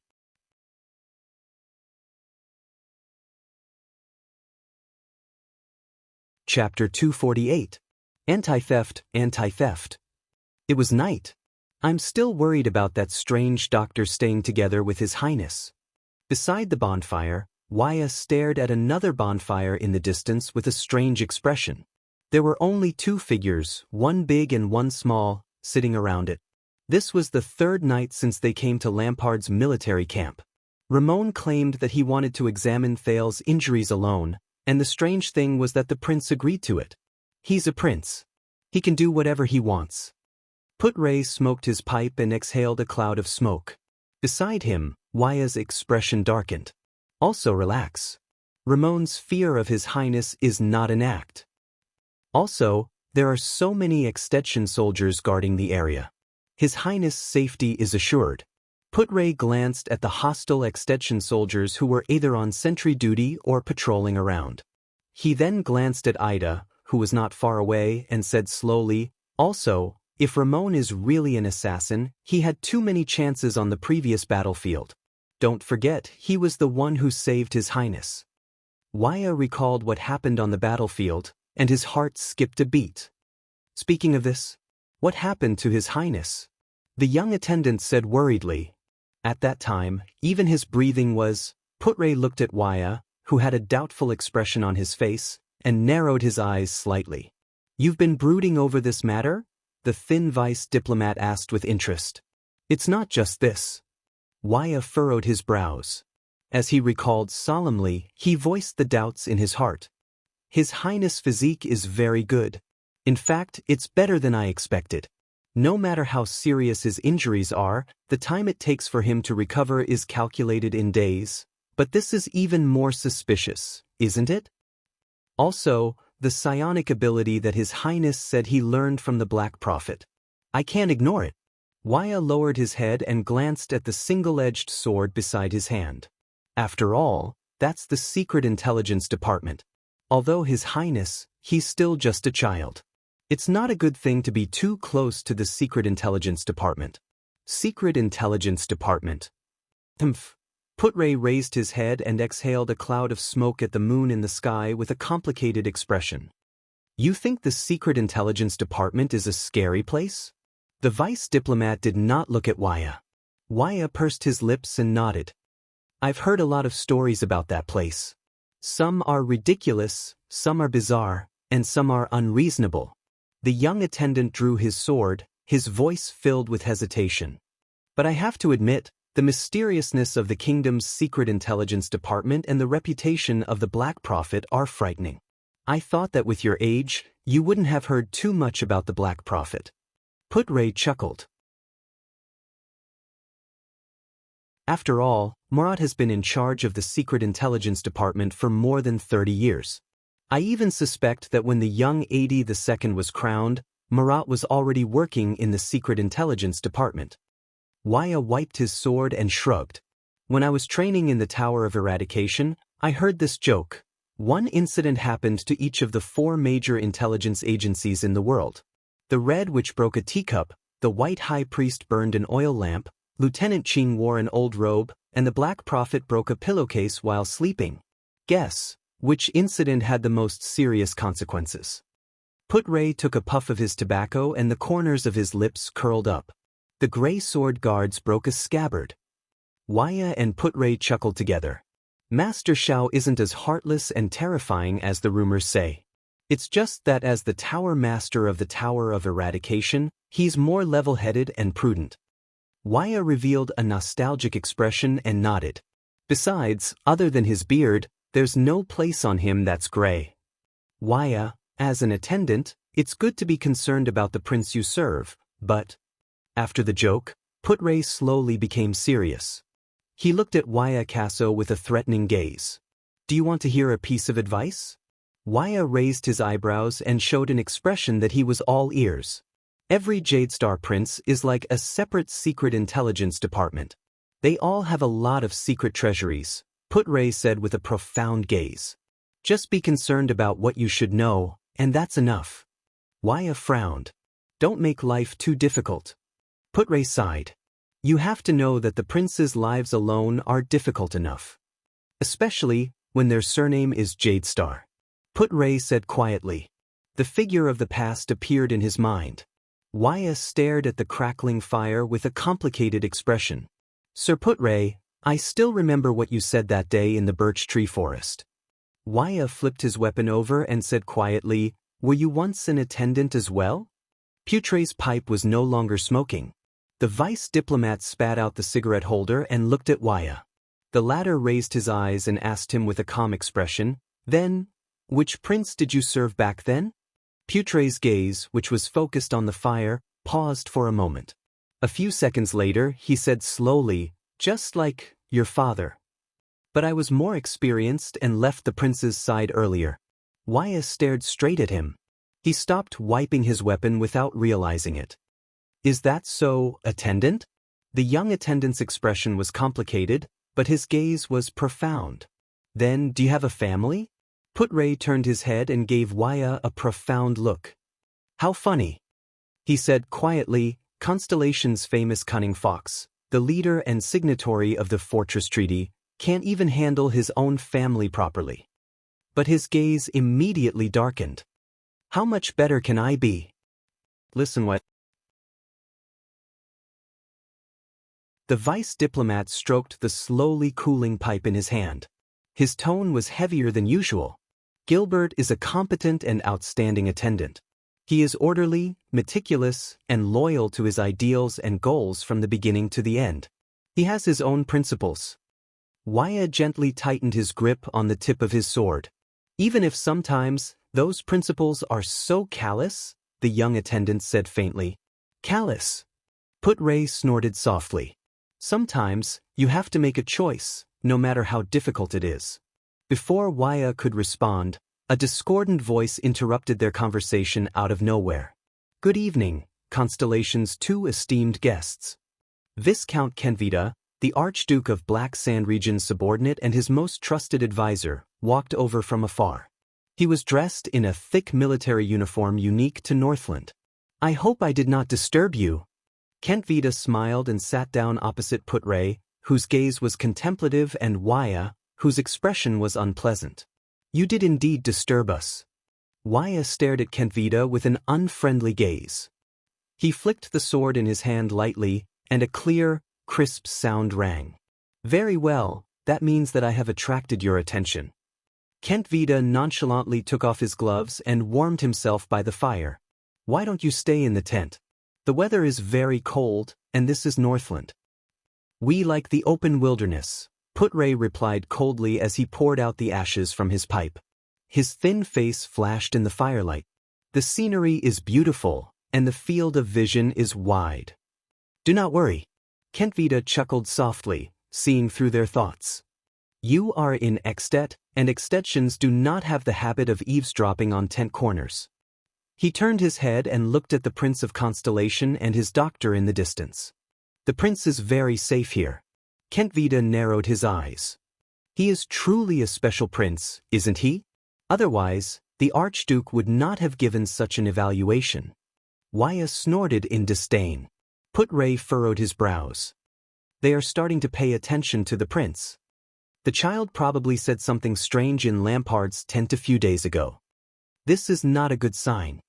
The vice diplomat pulled out his tobacco pouch, grabbed a handful of tobacco, and said flatly, "Looks like we will have to depart tomorrow." Waya raised his eyebrows. Kenvita's expression froze. He looked at Putre warily. "You know about it? It's written all over your face, and the soldiers who go back and forth through the night. Besides..." Putre nonchalantly picked up a burning branch from the fire and lit his pipe again. "Isn't this the purpose of your visit? To convey your lord's will?" There was silence. Kentvita stared at Putre seriously, as though he wanted to observe him again. "Yes," the Viscount of Black Sand Region said calmly. "We will depart tomorrow.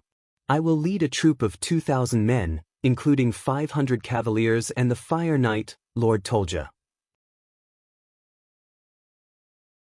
We will escort Prince Thales straight to Dragon Cloud City. On the way, we will not rest in any of the suzerain's castles or towns. At most, we will set up camp in the wild.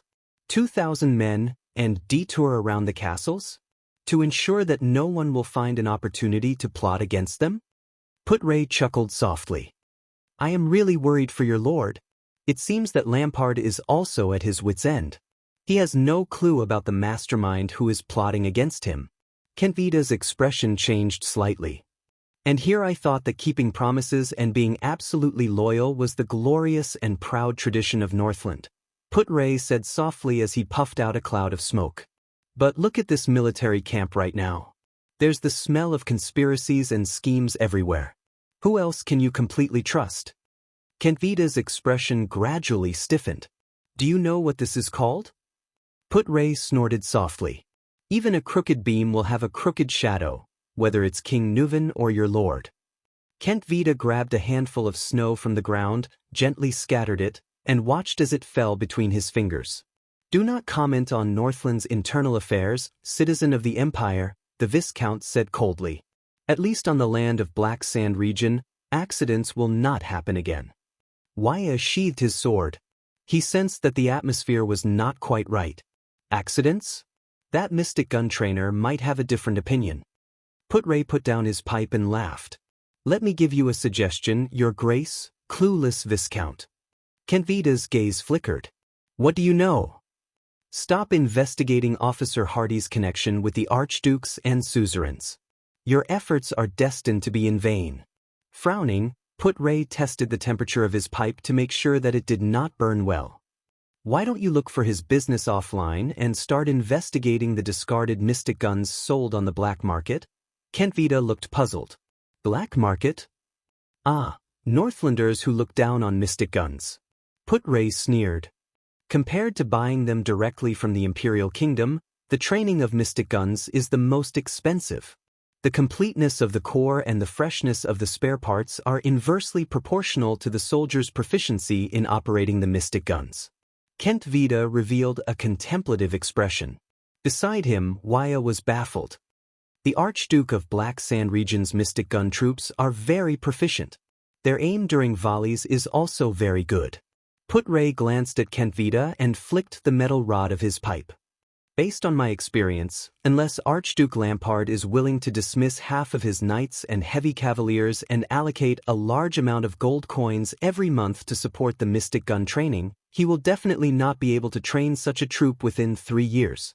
Kentvida seemed to be deep in thought. He must find a sufficient source of income and maintain such a troop with a large amount of training. Only then can they be of use during critical moments. Fortunately, it's only 3 years, and there's only one training officer. Put-Ray added a bit of tobacco and mocked. After 3 years, those troops would probably be able to carry out orders like, turn around and attack the Archduke's location, meticulously, wouldn't they? Kentvida ignored Put-Ray's mockery. He continued to speak word by word, so he must find a way to the black market. For example, he can use the mystic guns that have already been scrapped and should have been destroyed according to the agreement to exchange them for money, damaged parts, eternal oil, or even bribe the purchasing officers who go to the Imperial Kingdom to purchase mystic core cores. Put-Ray shrugged and lit his pipe again. I guarantee that his contact in the black market knows him a lot better than that group of soldiers. Kentvida exhaled and immediately asked, why can't the mastermind and financial backer behind him directly provide him with financial support? Kentvida exhaled and immediately asked, if that's the case, all of you would have found clues about his dealings with other forces a long time ago. Why would you have to drag it out until now? Put-Ray said disdainfully. Kenvida's face turned red. For the past few days, he had been so troubled by this matter that even his basic judgment was affected. Waya frowned. He did not quite understand the conversation between the two. There was silence. Lord Put-Ray, the secret room provided you with information, Viscount Kentvida said slowly, having figured something out. I'm starting to believe their words. What an honor. With an intoxicated look on his face, Put-Ray took a deep puff of his tobacco. What did the secret room say about me? They only have information about you before you left the palace, but it's already interesting enough. Kentvida's eyes shone with great interest. Put-Ray Nemain, the weaver of the web within the palace walls, the mastermind who keeps his composure. Waya looked at Put-Ray with a surprised and bewildered gaze. This guy, huh? Put-Ray turned his head and smiled. The Red Witch's subordinates really think highly of me. Kent Vida had a contemplative look on his face. No, instead, I think that it's time for their information to be updated. Viscount Kent Vida curled up the corners of his lips and put on his gloves again. The people within the palace walls might be good at observing people's words and expressions and coming up with strategies. But some wisdom must be accumulated through experience and knowledge. Put-Ray made 2 trilling sounds through his nose and puffed out a puff of smoke. By the way, Lord Put-Ray Nemain, Constellation's former viscount, Kent Vida stood up and smiled from ear to ear. Your decision to charge in the opposite direction on the battlefield was both brave and decisive. Very well. Put-Ray cast a deep glance at Thales and Ramon in the distance. Compared to you, they like me more now.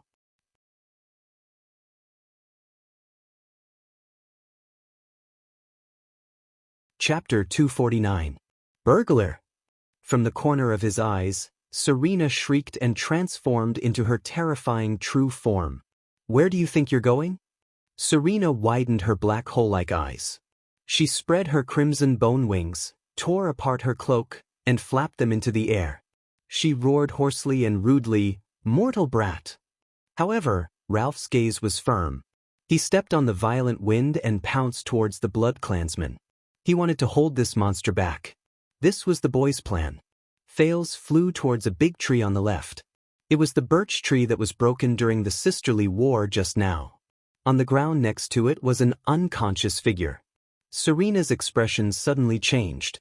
She realized what Thales was about to do.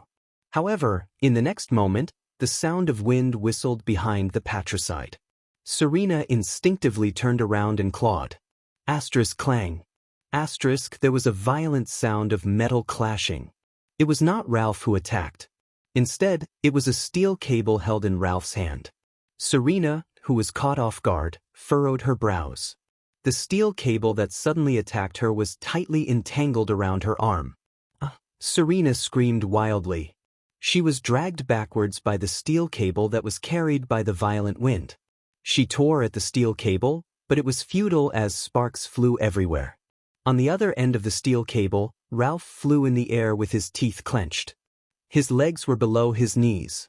2 pieces of crude steel prosthetics were already missing. The steel cable was the equipment Ralph used to fix his 2 prosthetics. It was extremely tough. I will never let you pass. The phantom wind follower's gaze was firm. Thales landed on the snowy ground with his hands tied behind his back. He rolled forward twice in a disheveled manner. The fluctuation dissipated. A wave of exhaustion swept over him. His entire body was sore. Some of his joints even felt as if they were being torn apart. Thales vaguely understood that this was because his current physical fitness could not keep up with the balance he made with the help of the wind. However, he still struggled. With his hands behind his back, he squirmed and crawled to the front of that person. That was the key to his plan. Katerina Corleone. The Night Queen who was on her last breath. Asterisk thud. Asterisk, the prince bumped into Katerina's pretty face. He knocked the latter out of her coma and woke her up slightly. He stared at Katerina's unfocused gaze and spat out 2 words. Bite me. Katerina, whose limbs were all severed and only her torso was left, was heavily injured and unable to continue. She lifted her head with difficulty and glanced at him with a puzzled expression. The transmigrator said coldly, "Suck blood." However, the Night Queen, who had lost her confidence, shook her head helplessly and bitterly. "It's useless. My injuries are too severe. Hurry up and leave. Maybe we can escape."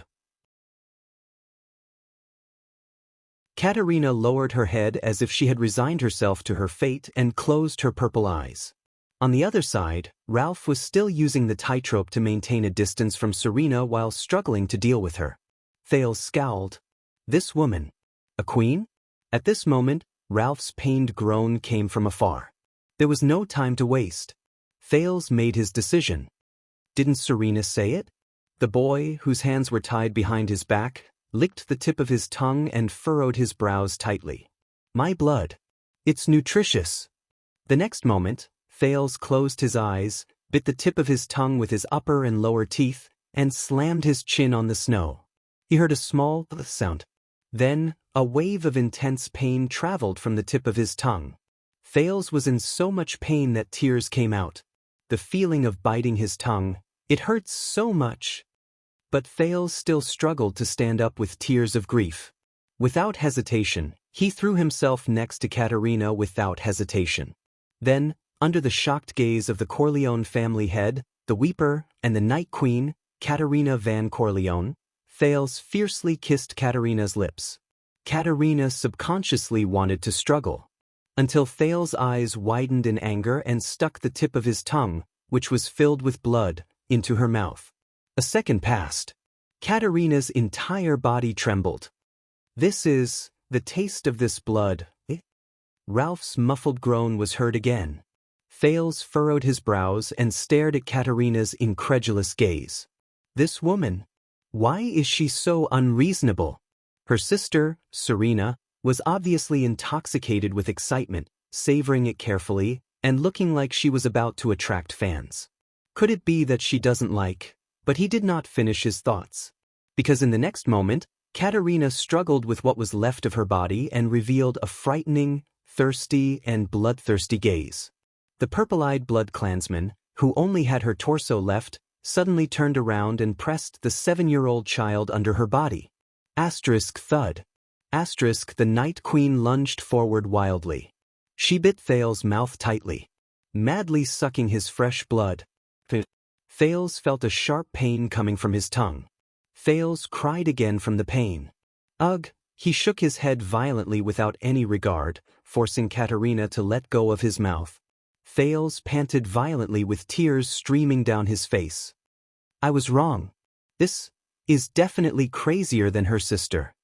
Thales raised his head and furrowed his brows as he looked at Katerina, who was on top of him and had a fierce look on her face because she was disturbed from eating. In the next second, like an anxious lover, Thales anxiously stretched out his head and exposed the skin on his neck. He spoke to Katerina without any regard for anything else. Quick, faster! Katerina revealed a longing gaze. She lowered her head fiercely and used her teeth to tear open the collar on Thales' shoulders. Hey!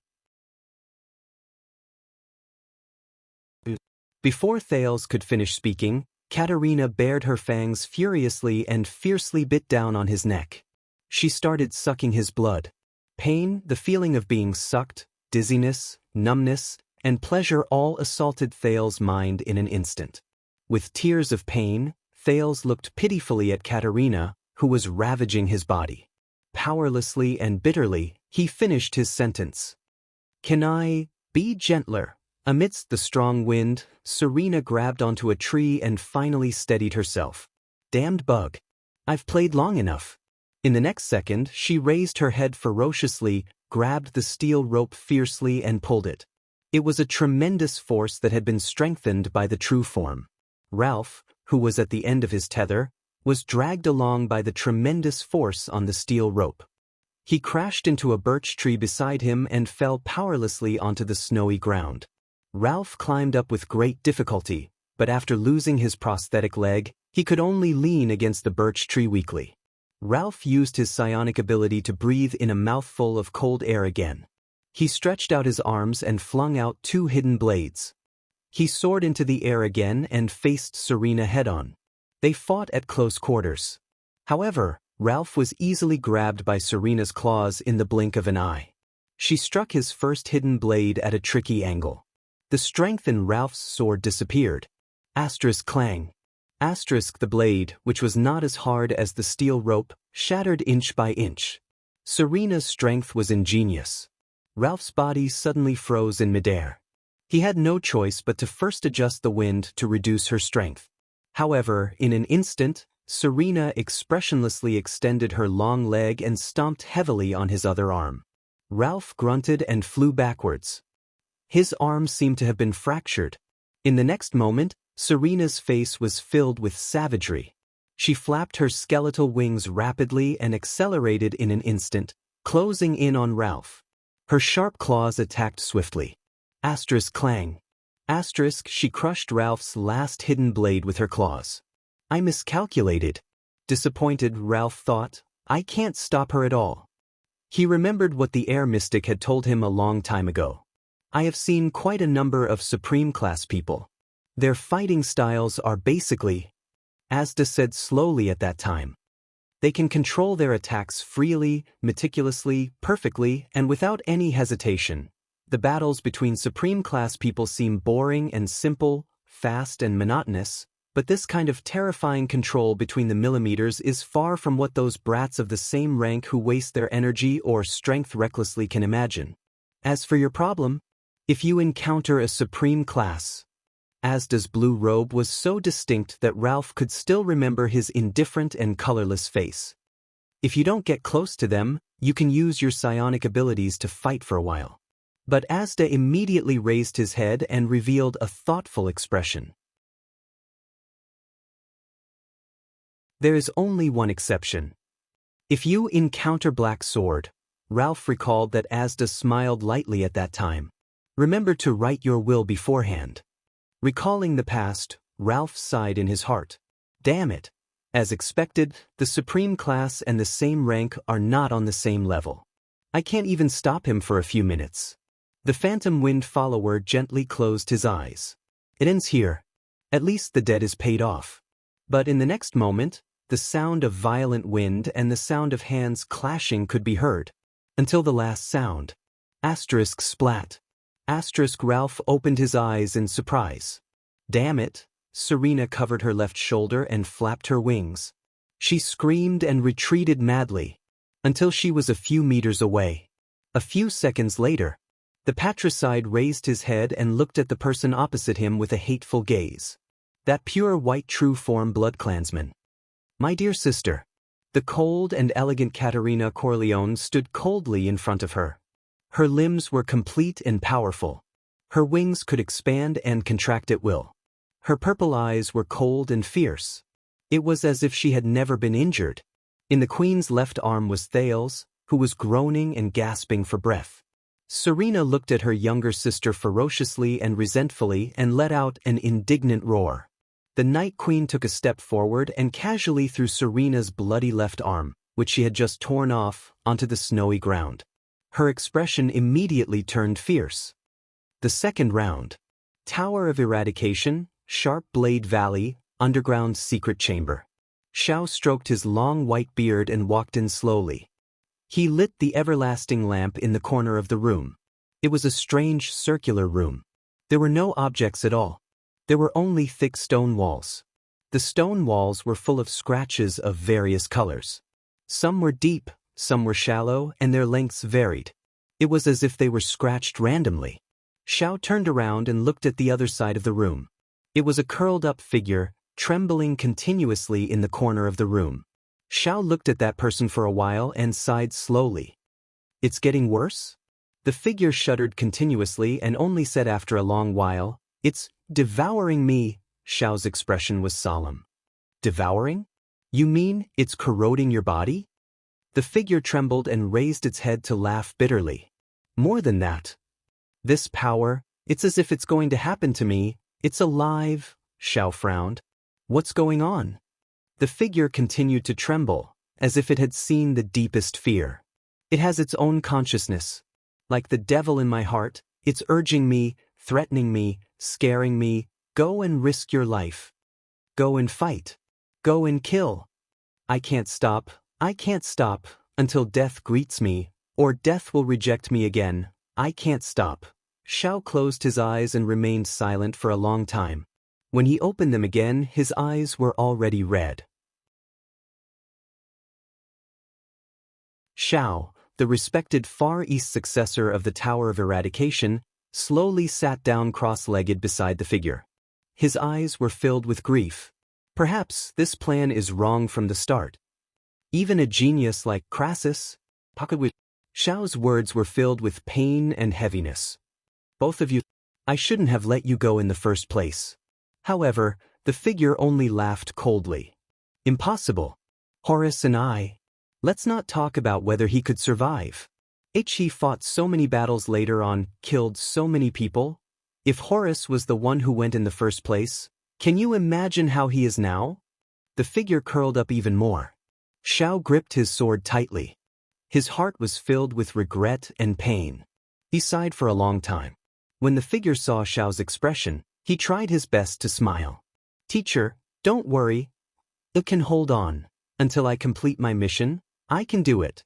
Xiao extended his hand in anguish and placed it on the figure's shoulder. He could not help but say, "You've worked hard, child. You've endured for more than 30 years, the sins that should not exist in the world."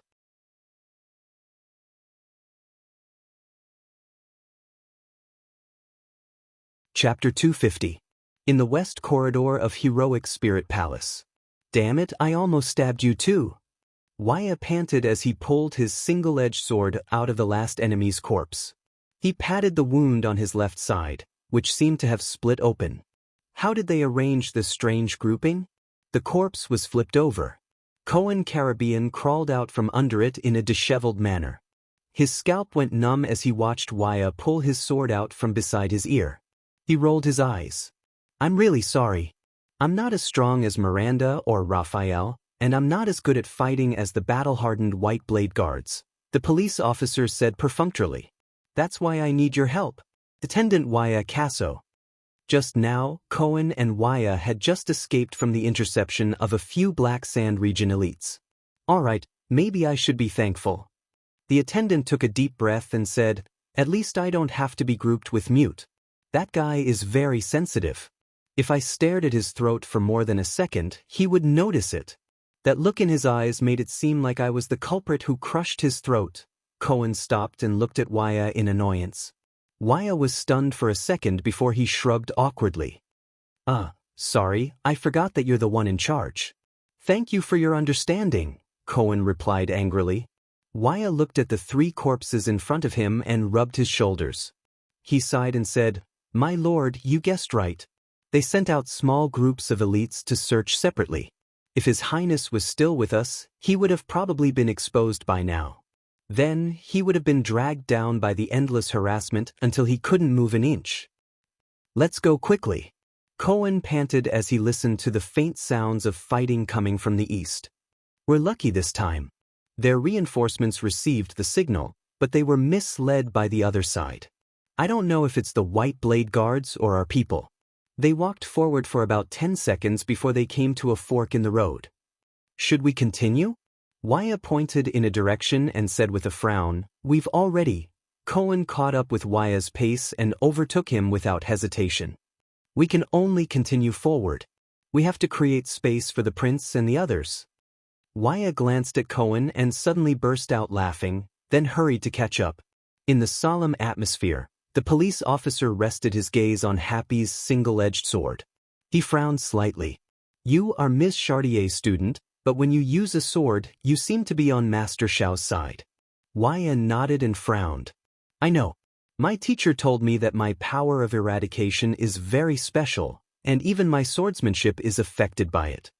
The police officer raised his eyebrows. "Was it just special? The combat style of the Death of Sin faction is very dangerous. Most of the time, it looks like suicide," Cohen said calmly as he recalled the figure in white. "But it is the branch with the highest achievements." Waya shook his head with a sullen expression. "Many famous swordsmen or elites come from there." Cohen nodded slowly. "Since you just graduated, how did you manage to become an attendant? Good family background or good swordsmanship?" Waya shook his head and continued to walk forward. "But the prince is still young. They need someone who can grow up with the prince and be his right-hand man in the future. Newbies who have just left the tower are clean and are the most suitable for this job." Waya shook his head and continued to walk forward. "Otherwise, the Casso family is neither a local Redalian noble family with a long pedigree, nor is it a noble descendant of the empire like you Caribbean. For generations ago, we were just a small local squire. 100 years ago, we couldn't even be squires, let alone attendants." Cohen nodded in understanding. "And because of this," Cohen said quietly, "the king is at ease in letting you become attendants. So, what does it feel like to be born in one of the 13 distinguished families?" Waya suddenly turned his head and asked. "Not everyone has a family that has been passed down for 1,000 years." Cohen's expression froze. A family that has been passed down for 1,000 years? Cohen was stunned and then fell into deep thought. That dark and mysterious forbidden door, those ancient castles of various sizes. You have a lot, but you have even more burdens that you can't let go. Cohen's expression darkened slightly. That's the feeling. Waya looked at his expression and shrugged. The heir of a conferred count is willing to lower his status and become a small police officer in the capital. The attendant shook his head. This isn't common. What's this? Cohen thought disdainfully in his heart. When I was in Bladefang's dune I was still, I'm getting used to the Western dialect, arm wrestling with the orcs in the desert. My old man said that times are changing. It's not a bad thing to learn to adapt. Cohen shrugged. The era when Count Caribbean was directly appointed as the chief of intelligence is over. An heir of a conferred count becoming a police officer can be considered a form of training to see how the kingdom operates. It's indeed not a bad thing. Waya shrugged. That's why we, Casso and Caribbean, have the chance to fight side by side here, right? Cohen chuckled. Remember to tell this story to your grandchildren. Exactly. Waya spread his hands and shook his head as he laughed. Your grandfather was once in Dragon Cloud City. He went on an adventure with the future conferred count of the kingdom, risking his life for the future supreme king. In the next moment, both of their expressions changed at the same time. Asterisk clang. Asterisk the two of them unsheathed their swords as quickly as they could. Their knees bent slightly, they widened their footsteps and looked nervously at the stairs opposite them. An armored figure appeared there.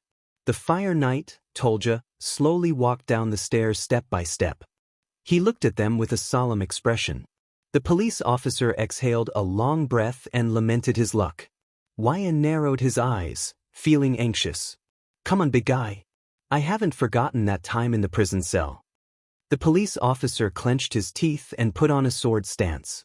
It's time to pay back the debt. In front of them, Tolja pressed his golden saber with an expressionless face. It's him again. Waya stared at Tolja nervously. He recalled the scene in the prison cell and said to Cohen solemnly, Are you sure you want to fight? Are you sure you want to fight? If we escape now, we might still have a chance to shake him off. There's no other choice. Cohen frowned. We'll do our best. Waya took a deep breath and raised his single-edged sword. He shook his head. All right then. Tolja curled up the corner of his lips and walked towards them slowly like a small hill. You've sent almost all of your men.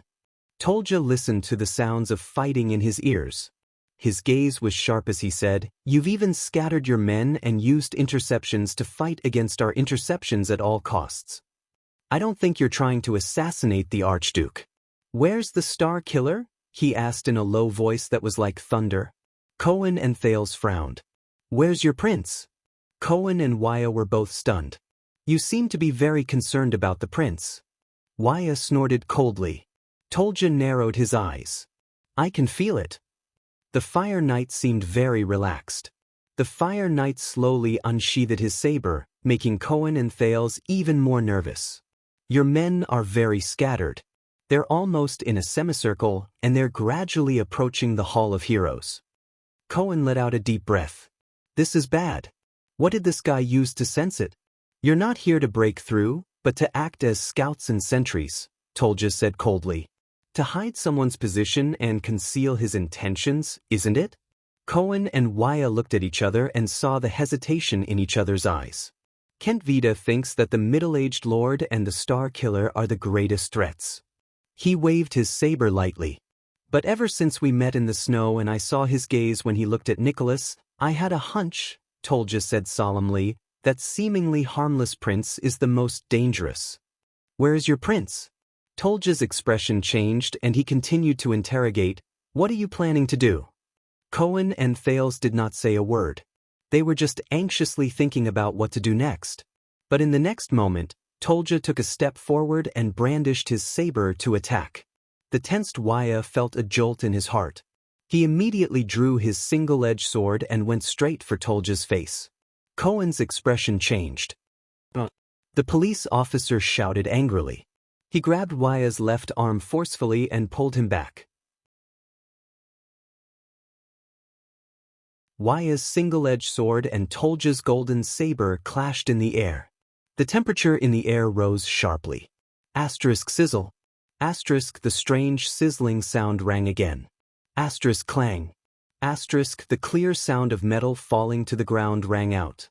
Waya was pulled back 5 whole steps by the police officer until he sat on the ground. But he had no time to worry about Cohen anymore. Waya stared at the single-edged sword in his hand in a daze. The front edge of the sword had been broken. The cut was smooth, and the blade was red and emitting a faint heat. It was as if it had been fused in an instant. The broken blade swayed continuously on the ground. Opposite them, Tolja snorted softly as expected. He casually swung the golden saber in his hand, and strange sparks splashed in the air. Cohen and Waya watched as the Fire Knight raised his saber and stabbed it into the wall beside him without any resistance. He waved his arm slowly and the saber slashed across the wall. Sparks flew everywhere it went, and only charred marks were left. As the sizzling sound rang out, the air was filled with an unpleasant burnt smell. Ever since it lost its corresponding prey, the importance of this saber has been greatly reduced. Tolja pulled his saber out of the wall, as if he was pulling it out of water. He narrowed his eyes and looked at the 2 people on the ground. But it is still an effective weapon. Cohen supported Waya and stared in shock at the saber in Tolja's hand. He remembered the old book he read in his family's ancient castle. Cohen remembered Tolja's nickname again. This is just a warning. Tolja's expression was solemn. I respect your spirit, so I promise it will be over soon. How can it be? Waya muttered as he looked at the cut on his weapon. This is steel refined in the tower. He looked at Tolja's saber again and was extremely shocked. What kind of weapon is that? It can actually cut through metal without any obstruction, without any effort? Cohen took a deep breath. A legendary anti-mystic equipment, Cohen answered solemnly, and stared at the golden saber used for horse battles. The Rising Sun Saber. It is said to be a blazing blade that can cut through everything. Cohen smelled the burnt smell in the air, felt the rising temperature, and gritted his teeth. It is also known as Hell's Breath. Waya was slightly stunned. Good knowledge. Tolja nodded approvingly and looked at his own weapon. The sharpest blade in the world. Has a temperature. The faces of the 2 from Constellation turned extremely ugly. What do we do now? Waya frowned. His saber, yes. Cohen clenched his teeth. He watched as Tolja raised the Rising Sun saber and slowly approached him. The police officer shook his head solemnly and awkwardly, as if he was talking to himself. Faced with a weapon that can cut through almost all weapons and armor, what should we do? In another room in Heroic Spirit Palace. Little Rascal leaned against the wall in a daze. Thales clenched his fists and said nothing. Footsteps were heard. The vice diplomat of Constellation came to their side. Little Rascal was slightly startled. She snapped out of her daze and looked at Thales as if asking for help. The prince nodded at her. Putray looked at Thales in front of him and Little Rascal behind him, who was feeling uneasy because they had returned to Heroic Spirit Palace. He could not help but sigh. They have spread out and are in position. Putray listened to the faint sounds of fighting around him and estimated the distance between them. Your Highness, it is time for you to make your move. Thales raised his head and looked at Putray calmly. Will they survive? He asked bitterly. Putray did not speak. He only stared at him in silence. A few seconds later, as you said, the vice diplomat sighed slightly. You know very well what the key to this chess game is. You have to place the strongest chess piece on the battlefield. If you win, Putray said flatly, we will win. No matter the sacrifice. For a moment, Thales was actually speechless. He could only lower his head. But Thales only felt a heavy weight in his heart. I'm sorry. This wasn't my plan. The atmosphere was very depressing. Little Rascal pursed her lips at the side. She was troubled. I know, Your Highness. Putray shook his head. His expression was as usual. I know. We had no choice but to break into the gatehouse. That was an accident. Being discovered, there was another accident. In the end, we had no choice but to do this. Put-Ray slowly crouched down. But one of the most fascinating things in life, the vice diplomat sighed softly, is that there are always accidents that interrupt the beautiful dreams we have planned. Put-Ray's gaze drifted away, as if he was reminiscing about the past. Accidents. I know. Thales took a deep breath and looked at the tiles on the floor, trying his best to expel all unnecessary emotions from his mind. But listening to them, Put-Ray lowered his eyelids and did not move. Put-Ray, I'm sorry. Thales sighed. In the end, he gave up and continued, take care. At this moment, Your Highness. The vice diplomat suddenly cut Thales off. He let out a long sigh, as if he had made up his mind about something. Put-Ray lowered his head and nodded slowly. Before I leave, I want you to know something. Please do not feel guilty for me. Thales frowned and looked at the vice diplomat. But Put-Ray's face was hidden in the darkness. He could not see it clearly. For some reason, Thales felt that Put-Ray was very abnormal at that moment. 12 years ago, I was at the border between Extet and Constellation, working with the Secret Intelligence Department to collect intelligence for the Ministry of Foreign Affairs. Put-Ray's voice trembled slightly. That summer, I made a decision. Thales became more and more puzzled. A simple decision, a light suggestion, he said in a low voice. His voice was as light as a feather that had fallen into the air. I only needed to nod slightly, and that proposal regarding Extet would be sent back to the country. Thales suddenly thought of something. An inexplicable panic rose in him. 12 years ago. Extet? Put-Ray paused for a moment, as if he could not continue. But that was a mistake, an unforgivable mistake. The vice diplomat panted slightly. The Northern Territory welcomed disaster. The flames of war burned, blood flowed like rivers, and corpses were everywhere. At that moment, Thales' heart trembled. He raised his head abruptly and looked at Put-Ray in disbelief. What? King Nuvan's voice seemed to echo in his ears again. That was an assassin from Constellation. Thales stared at the thin man in front of him in a daze. Put-Ray raised his head, trembling slightly as he did so. His face was filled with a deathly stillness and gloomy sorrow.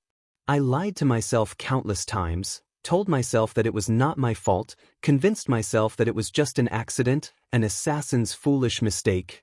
I even learned to be indifferent, and told myself to forget the past. But it was useless.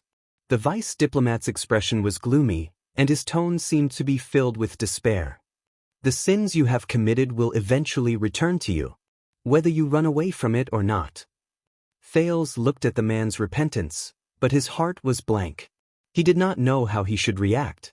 So, Your Highness, when I heard you say that you wanted to stop the war, wanted to change, wanted to redeem the situation, wanted to do something, Put-Ray's eyes were red, and his expression was mournful but serene. I am really relieved, he said softly, his smile bitter. Thales stared back at him in a daze. Put-Ray took a deep breath and restrained his expression. His gaze flickered. Thales Jadestar. Hearing him call his name directly, Thales moved slightly. Put-Ray stared at him quietly, his gaze firm. In the next second, Put-Ray slowly pressed his right chest, nodded slowly, and spoke in a solemn tone. To work with you. I am honored.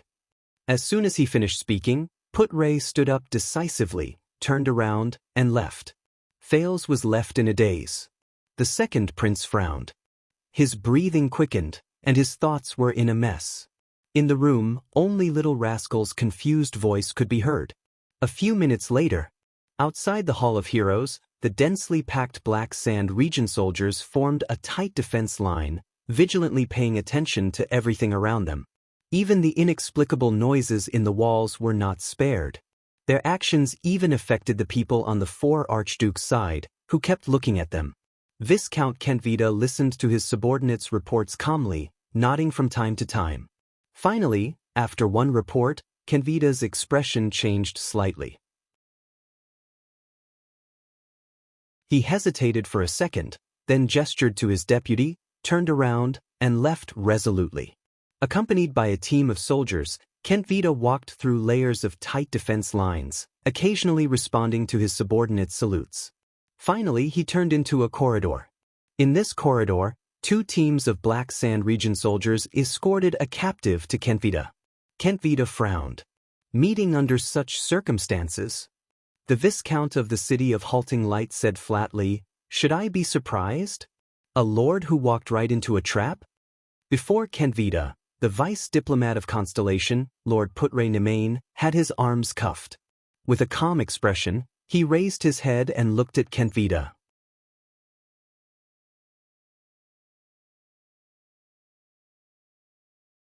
Chapter 251. Do you really know what you're doing?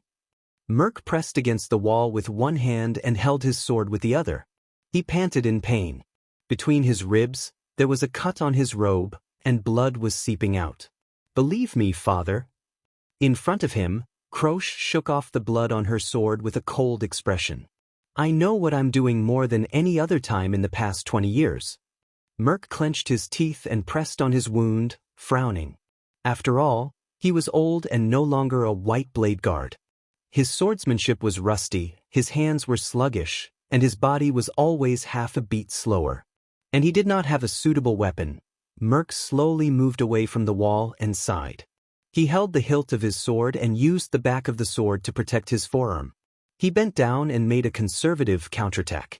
"Your mother wouldn't want to see us fight." The swordswoman's expression changed. Croche's expression was complicated and subtle. She seemed to be smiling, and the hand holding her sword trembled slightly. "It's good that you still remember her." Croche's voice was laced with anger. "Of course, to her, her man, her husband, is everything. How can we do anything that's disadvantageous to you?" As soon as she finished speaking, Croche stepped forward. Her long sword was like a venomous snake, mercilessly piercing through the air. Merc instinctively raised his hand and pushed the tip of the sword away from his head. "I know I'm not a good father, and I know you're very competitive. But if this is revenge..." Merc blocked the tip of Croche's sword and gritted his teeth. "It's not worth it." Croche seemed to have heard the funniest joke. She snorted and said softly, "Don't be too arrogant, father. You're not that important." The next moment, Croche slashed down with her sword without hesitation, aiming for Merc's thigh. Merc took a step back with difficulty, only to receive another stab at his ribs. His face, thighs, ribs, and wrists.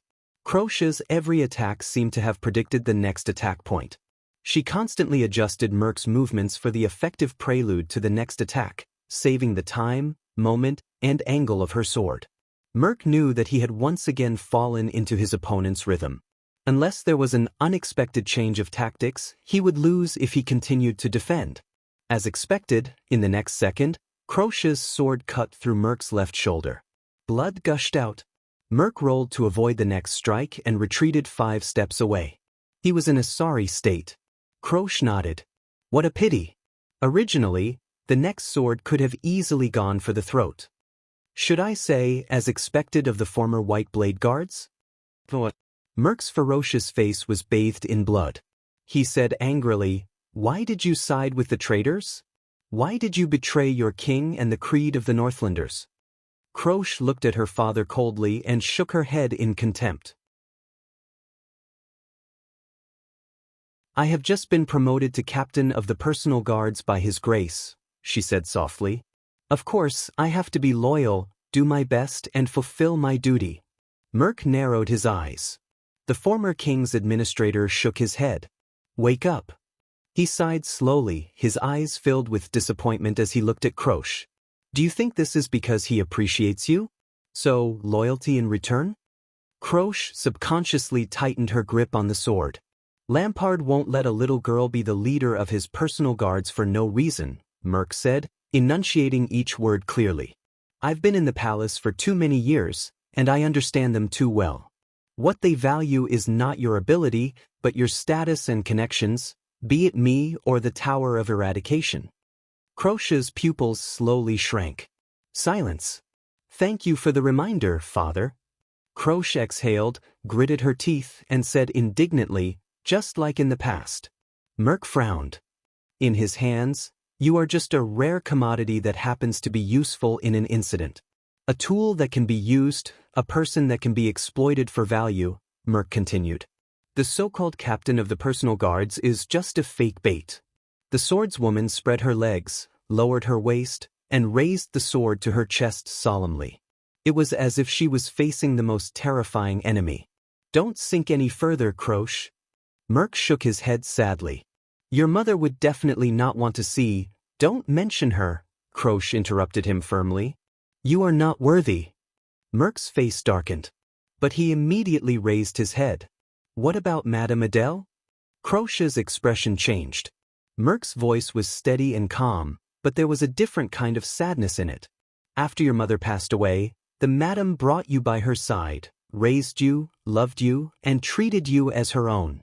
Krosh lowered her head, hiding her face in the darkness. Her left hand slowly gripped the hilt of her sword. She funded and sent you to the Tower of Eradication, not so that you would bleed and die for some suzerain, Merk continued bleakly. You would become their tool without knowing it. Before he finished speaking, Krosh suddenly rose and slashed with her sword. Asterisk clang. Asterisk Merk pressed his left hand on the back of his saber and blocked the sword. In front of him, the swordswoman had a crazed expression. She held the sword with both hands, and her strength was stronger than before. Adele? She is a good person. Krosh gritted her teeth and stared at her father. But she can't even save herself. Merk, who was wrestling with his daughter, suddenly felt a pang in his heart. Merk also gritted his teeth, and his hands began to tremble. So, she sent you to the Tower of Eradication so that you can protect yourself. You don't have to rely on others, and you don't have to be controlled by others. You can live freely and happily, Merk said painfully. Away from the darkness and misfortune that she faced. Unexpectedly, when Krosh heard this, she actually slowly inhaled a breath of air. At that moment, an expression of mockery and disdain appeared on her face. You have never changed, have you, Merk? Krosh said calmly and disappointedly, just like everyone else. Merk was slightly stunned. What? In the next moment, Krosh suddenly activated her power of eradication, and her long sword suddenly loosened. Just as Merk felt that his saber had lost its resistance and could not be retracted, Krosh's sword twisted around his saber and miraculously returned to its original position, going straight for his throat. But at that moment, a gleaming long sword appeared from behind Merk. It hit the spine of Krosh's sword. Asterisk ding. Asterisk Merk only heard a light ring beside his ear. The tip of Krosh's sword brushed past his left ear, and he felt a chill. The long sword did not stop. Instead, it continued to attack, going straight for Krosh's wrist. Krosh immediately withdrew her sword and took a few steps back to avoid the longsword's attack. The three of them distanced themselves from each other. Merk looked behind him in shock and bewilderment. He asked with difficulty. Krosh's eyes were burning with anger as she stared at the new troublemaker. The newcomer twirled her sword and spoke softly. Let's go. Miranda Arund stood beside Merk with a solemn expression. You go and help the others. There aren't many enemies, but they are spread out and are trying to stop us. Miranda stared at Krosh. Let me deal with her. Krosh laughed coldly. Merk looked at his daughter and then at Miranda. He seemed to be struggling. Miranda interrupted him. You can't make up your mind, and you can't make an enemy out of your own daughter, she said flatly, her eyes fixed on Krosh's face. Staying here will only make the situation worse. Then let me do it. Merk was stunned. He looked at his daughter, but Krosh had no intention of paying attention to him. She only stared at Miranda. In the end, Merk sighed deeply and turned to leave. Merk's figure was getting further and further away. Miranda took a step forward. Krosh also walked towards her. The two swordswomen looked at each other in silence. You've changed a lot. Both of you. Miranda broke the silence. She softly called her friend's nickname. Krosh. Krosh's expression changed slightly. You and Raphael. Krosh quietly looked at her friend from the same generation. Not everyone is as unchanging as Cohen. After a long while, Croche finally smiled. Miranda shook her head. You're wrong. Cohen used to be very cheerful and optimistic, Miranda said flatly. But he was not as deliberate and exaggerated as he is now. Croche was stunned. Miranda continued in a low voice. He's also changed. He tries to hide and deny some things he doesn't want to face with that heartless smile of his. Miranda looked up. And you, Croche? The girl from the Arund family looked into her friend's eyes solemnly. What are you hiding and denying? Both of them stopped at the same time. If they took another step forward, they would be in attack range. Croche did not answer. Or let me ask you in a different way. Miranda's expression was calm. Why are you working for Lampard? Don't tell me about honor, loyalty, reward, and ambition. Before Croche could speak, Miranda shook her head decisively. From what I know, these things are not enough to make you betray your friends, your beliefs, and your pride as a Northlander. Croche looked at her old friend with a complicated expression. A few seconds later, the extension girl sneered. This is not the right way to ask a question. Miranda raised her eyebrows. She glanced at Croche's left wrist. It was bandaged with the wound she made. Her own abdomen, where Croche had injured her, was still aching faintly. Very well. Miranda chuckled. Then let's talk. In front of Croche, Miranda's expression turned solemn. She flung her long sword away, and a cold light shone in her eyes. Use the swordsman's method. A strange rustling sound was heard. Demon's flesh. Caslin frowned and looked at Raphael, who was struggling to get up from the ground. His gaze stopped on his arms, which were moving about in an uncontrollable manner. As the legends say, you recover so quickly. Raphael slowly exhaled and swung his arms. Are you ready for the next round? Caslin just looked at him quietly. It must be uncomfortable, child. After a while, the old man sighed. There is always a price to pay for sharing a body with limbs that don't belong to you. Raphael's expression changed. In the next moment, the young man suddenly moved. Asterisk clang. Asterisk a metallic sound was heard. The long sword was unsheathed. It was so fast that it was almost impossible to react. But Caslin did not touch his Soul Slayer pike at all. He let it lean against the wall and watched coldly as the tip of his enemy's sword got closer and closer to his face. In the next moment, the old man suddenly tilted his head and his body to one side, dodging the trajectory of the incoming sword. Raphael snorted coldly in his heart. In that moment, the power of eradication in his body and that thing were stimulated at the same time, and an unusual strength and speed burst forth. In an interval that normal people would not be able to detect, Raphael's muscles and bones groaned in pain as he endured an enormous amount of pressure. It was also at that moment that Raphael's body speed and strength were raised to the maximum, and he completed an impossible change of direction. The tip of his sword turned sharply. He wanted to kill Caslin in one fell swoop while he was dodging. This was the inspiration he got from Pegasus music. He wanted to force his enemy to dodge, then use his unique power of eradication and his physical advantage to forcefully change his direction in an instant when it was impossible to change his move and kill his enemy unexpectedly. It was simple, direct, and usually very effective. But in the next second, Caslin moved his feet slightly with an expressionless face and kicked the Soul Slayer pike on the wall. The Soul Slayer pike shook and slid down. As it fell, it rotated slowly with 2/3 of the pike as its axis. Raphael's expression changed drastically. There was no other reason. The Soul Slayer pike's blade had fallen right in the path of his change of direction.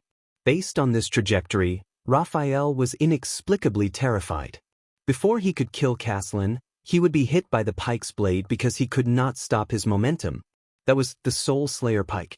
In that instant, Raphael's power of eradication, which had already been activated, turned around again and forcefully collided with the thing in his body. Raphael took 2 painful steps forward and forcibly stopped his body from changing direction. Inertia tortured his bones, and Raphael almost spat out a mouthful of blood. The pike's blade sliced through his sleeve. But Castellan's fist was already in front of his chest. Raphael knew that this was a matter of life and death. The thing in his body cooperated like never before and released energy at all costs. His right hand swelled up with a strange buzzing sound. His blood vessels bulged, and he blocked Castellan's fist with all his might. Thud. But Raphael's expression changed again. Castellan's fist was as light as a feather and had no strength. As expected, in the next moment, Castellan's fist turned into a palm. He grabbed Raphael's sleeve and pushed him in his original direction. Raphael lost his balance and fell to one side. What shocked him was that Castellan had pushed him in the direction where the Soul Slayer pike had fallen. The tip of the pike was pointed at him. Raphael had no support and could not dodge the pike's blade. The ferocious tip of the Soul Slayer pike was getting closer and closer to his face. In that instant, Raphael decisively let go of the longsword in his left hand. The blood vessels in his left arm bulged and turned dark. He immediately pulled back his left hand and punched the Soul Slayer pike. Before the pike's blade could cut through the tip of his nose, he sent the infamous weapon flying. Thud. Raphael fell to the ground and coughed out another mouthful of blood in pain. But he did not dare to stay. He rolled backward twice in a flustered manner to avoid Castellan's attack range. Clang. The Soul Slayer pike fell to the ground and made a ringing sound. The sound of metal echoed in the corridor. Castellan sighed and shook his head. I saw your expression. You're probably suffering in pain every moment, feeling their rejection and denial of you. Drenched in cold sweat, Raphael gritted his teeth and felt the thing in his body rioting. His hands trembled incessantly and the pain pierced his heart. He stared at Castellan with his red eyes. His expression was one of disbelief. Impossible. This time, I don't even have the slightest chance? Is it really like what teacher said, Castellan Lamba cannot be defeated head-on? You thought that you could control them. You thought that they were just insignificant embellishments to you, insignificant additions. But they are like rebellions that will never be quelled, Castellan continued with a gloomy expression. When you become weak, when you begin to compromise, they will attack you en masse and devour you. Castellan raised his head and kicked the Soul Slayer pike on the ground. He thumped his chest twice and coughed. His voice was hoarse and sorrowful. I know. When you abandon your pure self, compromise with reality, and accept things that don't belong to you. Castellan raised his head in pain. This is the consequence. Sooner or later, you will become an inhuman that even you can't recognize. The old man watched Raphael struggle and moan on the ground. He said sorrowfully, I apologize to you on behalf of Shao and the Tower of Eradication, child. Raphael's expression changed. Apologize to me? He clenched his teeth silently. You self-righteous old man. Raphael trembled and forced himself to raise his head. He was drenched in cold sweat, but he could not stop sneering. What does an ignorant person like you know? Castellan sighed and shook his head. Anosha. He is a good person who always wants to bear the consequences of others' mistakes and make up for his mistakes. Castellan looked at his opponent dejectedly and coughed. But most of the time, the cruelest decisions are made by good people. Raphael stared at the old man in a daze. Don't worry. Castellan caught his breath. He pulled up the spearhead and approached Raphael step by step. His tone was apologetic. You won't have to suffer anymore. The old man raised the Soul Slayer pike and aimed it at Raphael on the ground. At that moment, thud. Hurried footsteps came from behind Castellan. They were getting closer and closer. Whoosh. What followed was the sound of a sharp blade slicing through the air. Castellan's expression was calm. He turned around abruptly and swung his pike rapidly. Bang. The pike hit the wall beside him, and shattered stones flew everywhere. Castellan frowned. He did not focus on the enemy. The ambusher had already raised his head and slid to his side, avoiding the Soul Slayer pike's sweeping radius. The old man, who had been through hundreds of battles, immediately turned solemn. He quickly retreated and avoided the two gleaming blades on the ground. After the enemy forced Caslin to retreat, he did not continue to attack. He half knelt on the ground and slowly stood up. Raphael saw the person's face clearly and widened his eyes. Caslin also saw the person. The old man's expression was complicated. His throat bobbed. The person swung the blade in his hand. "I can tell that you haven't been on the battlefield many times," the person said to Raphael coldly. His blunt words made Raphael unhappy. "You don't even know how to kill. Also, you're welcome." Raphael sighed. Trembling, he supported himself on the ground and stood up. "Can't you talk nicely?" the young man from the Secret Intelligence Department said unhappily. The person snorted and turned to face Caslin. "Get lost, Baron Bone Boy." Raphael raised his eyebrows. Obviously, this guy has no intention of talking nicely. Star Killer, sorry Nicholas, the commander of the White Blade Guards who was supposed to be blocking the pursuers at the palace gate, stood proudly in front of Caslin. His eyes were full of anger and hatred. From now on, this is the internal affair of the White Blade Guards. Caslin and Nicholas looked at each other. One was complicated and subtle, while the other was cold and resentful. It was as if they wanted to see something in each other's eyes. Raphael picked up his long sword and frowned slightly. "You can handle him alone? This guy is very difficult. That's enough." Nicholas snorted impatiently and interrupted him. "A lousy old man in his 60s or 70s who will die at any moment." Under Raphael's strange expression, the Star Killer said disdainfully, "Those who would lose to him are probably idiots." In a corner of Dragoncloud's palace, a short man wearing a cloak sneezed loudly while biting a drumstick. Listening to the other party's deliberate sarcasm, Raphael's frown deepened. Caslin watched their interaction and flashed a bitter smile. "That guy. He's asking for a beating as always." Raphael coughed. "My guess is," he reminded Nicholas without batting an eyelid, and at the same time struck back cleverly, "before the young and valiant Archduke Pofrit duel with the old and frail King Nuvan, that's what I thought too." Nicholas turned his head around. What followed was a murderous glare. "All right then." Raphael raised his hands and took 2 steps back. He raised his eyebrows. "You can continue chatting. I won't disturb you." The young man from the Secret Intelligence Department disappeared around the corner of the corridor. Only Caslin and Nicholas were left in the corridor. Faint sounds of fighting could be heard. Nicholas turned around silently and looked at Caslin. He opened his mouth, wanting to speak, but in the end he shut it tightly. At the same time, Caslin also wanted to say something but stopped. The two commanders of the White Blade Guards confronted each other in this strange and tense atmosphere. Finally, Nicholas clenched his teeth. "Long time no see." The Star Killer was the first to speak. There was suppressed anger in his voice. With great difficulty, he called out a form of address that he had not used for many years. "Boss." Nicholas ground his teeth. There was a complicated look in his eyes. For 20 years, only other people called him that. He had almost forgotten the time when he called others that. "Boss." Caslin sighed and lowered his head. "Yes.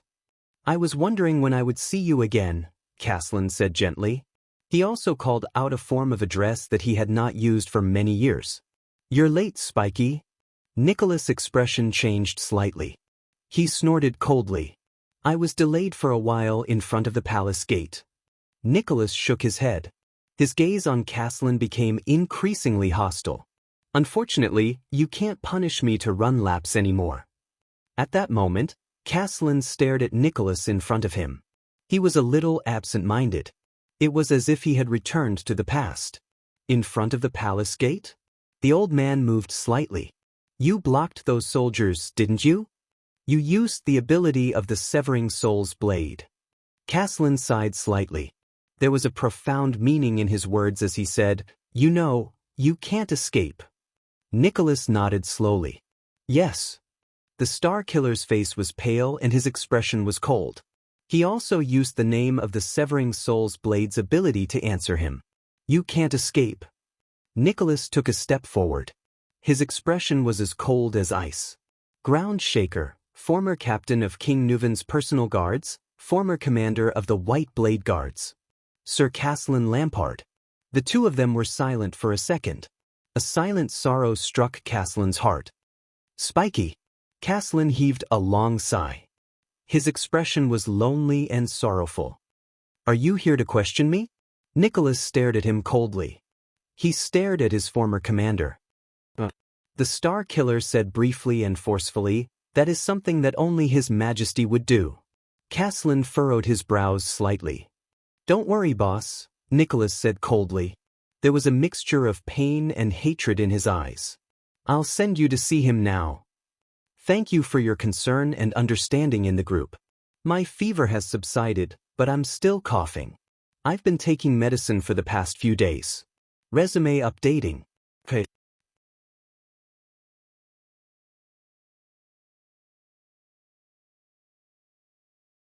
Chapter 252. In the Hall of Heroes of Heroic Spirit Palace, the four archdukes looked at each other. He's in trouble. Otherwise, he wouldn't be in such a hurry. Watching Chapman Lampard walk out of the hall alone, Archduke Rockney furrowed his brows. It's probably Prime Minister Leespan. Archduke Trentida snorted softly. His hurried rubbing of his hands revealed his emotions. He exhaled harshly. That's not the problem right now. The Archduke of Reformation Tower's voice was as sharp and strange as ever. Trentida gestured at Lampard's retreating back with his chin.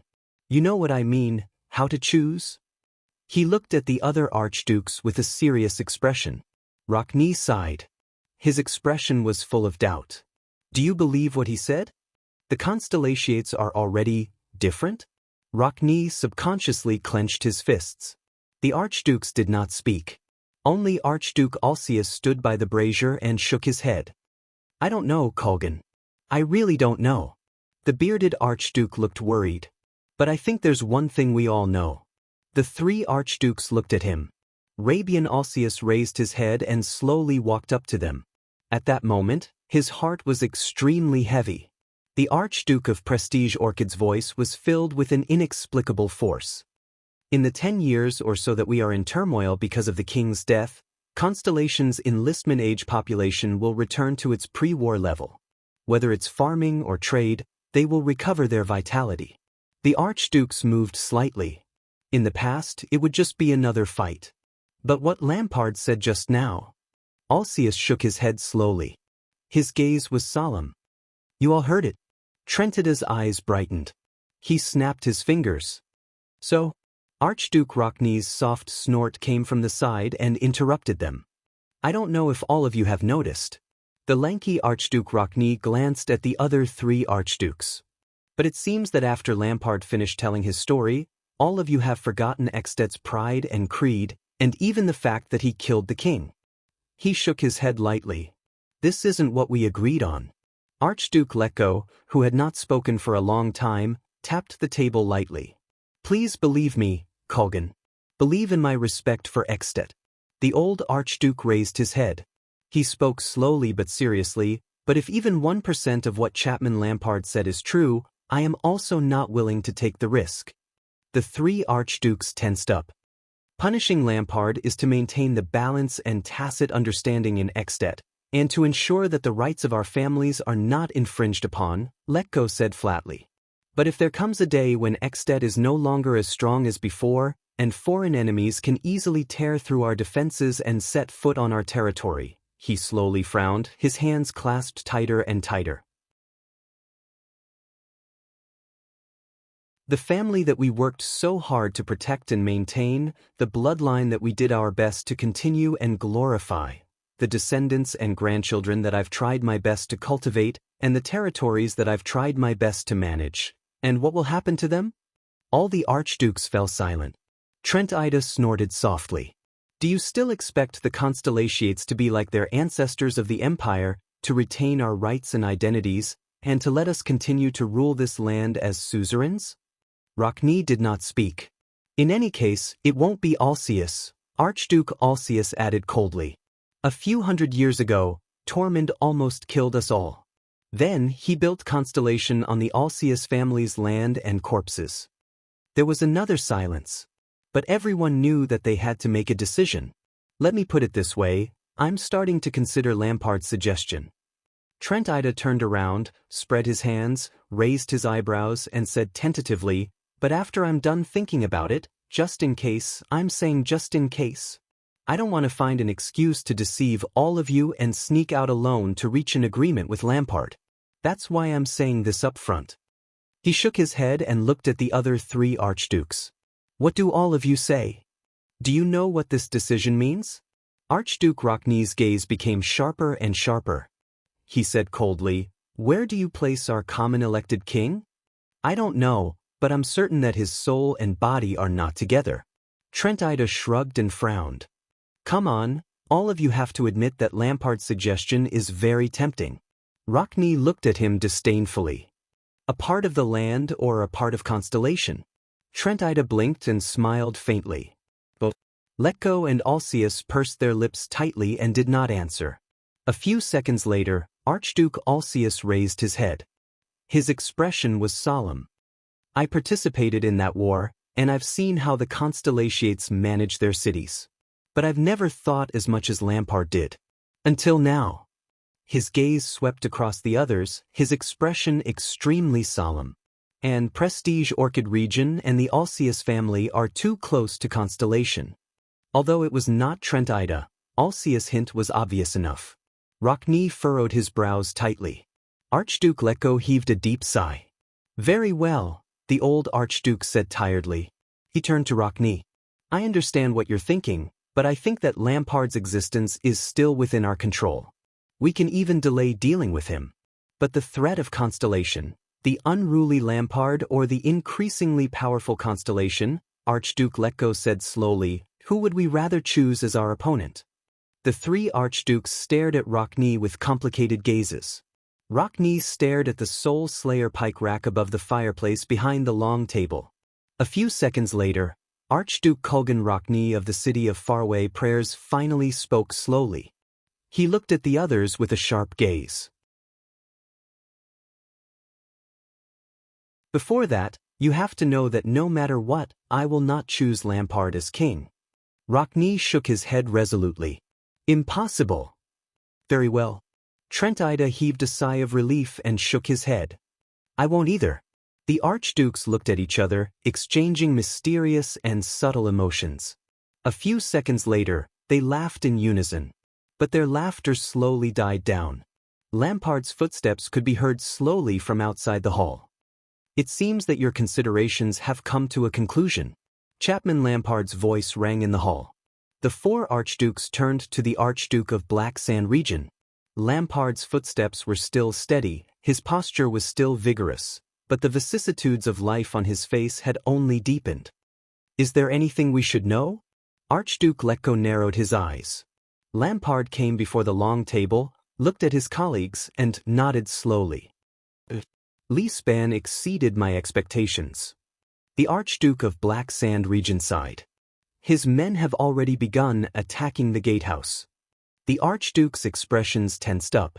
If it were before, this news would have been like a welcome rain from the sky. But now, though, Lampard's gaze became extremely sharp. We must make a decision now.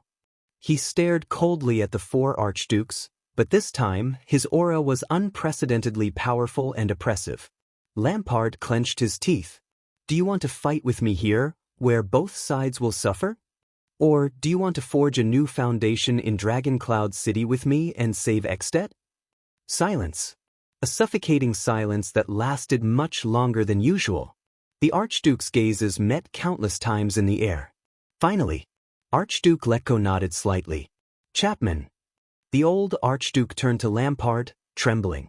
Wisdom and vigilance flashed in his eyes. First, you have to understand something. Lampard narrowed his eyes. The other archdukes stared coldly at Lampard. Archduke Letko stood up slowly and paced to the center of the hall. The old Archduke slowly extended his hand and raised his palm sideways in front of his chest. He said flatly, "This is for Ekstedt. Rogers, Let go, Archduke Letgo said flatly. Lampard stared at Letgo, and a ripple instantly appeared in his eyes. But his left hand pressed on the saber at his waist, and the ripple immediately turned into determination and cruelty. Of course. Chapman Lampard's expression was solemn as he strode forward. Chapman Lampard. The Archduke of Black Sand region extended his right hand and clasped Archduke Letgo's palm.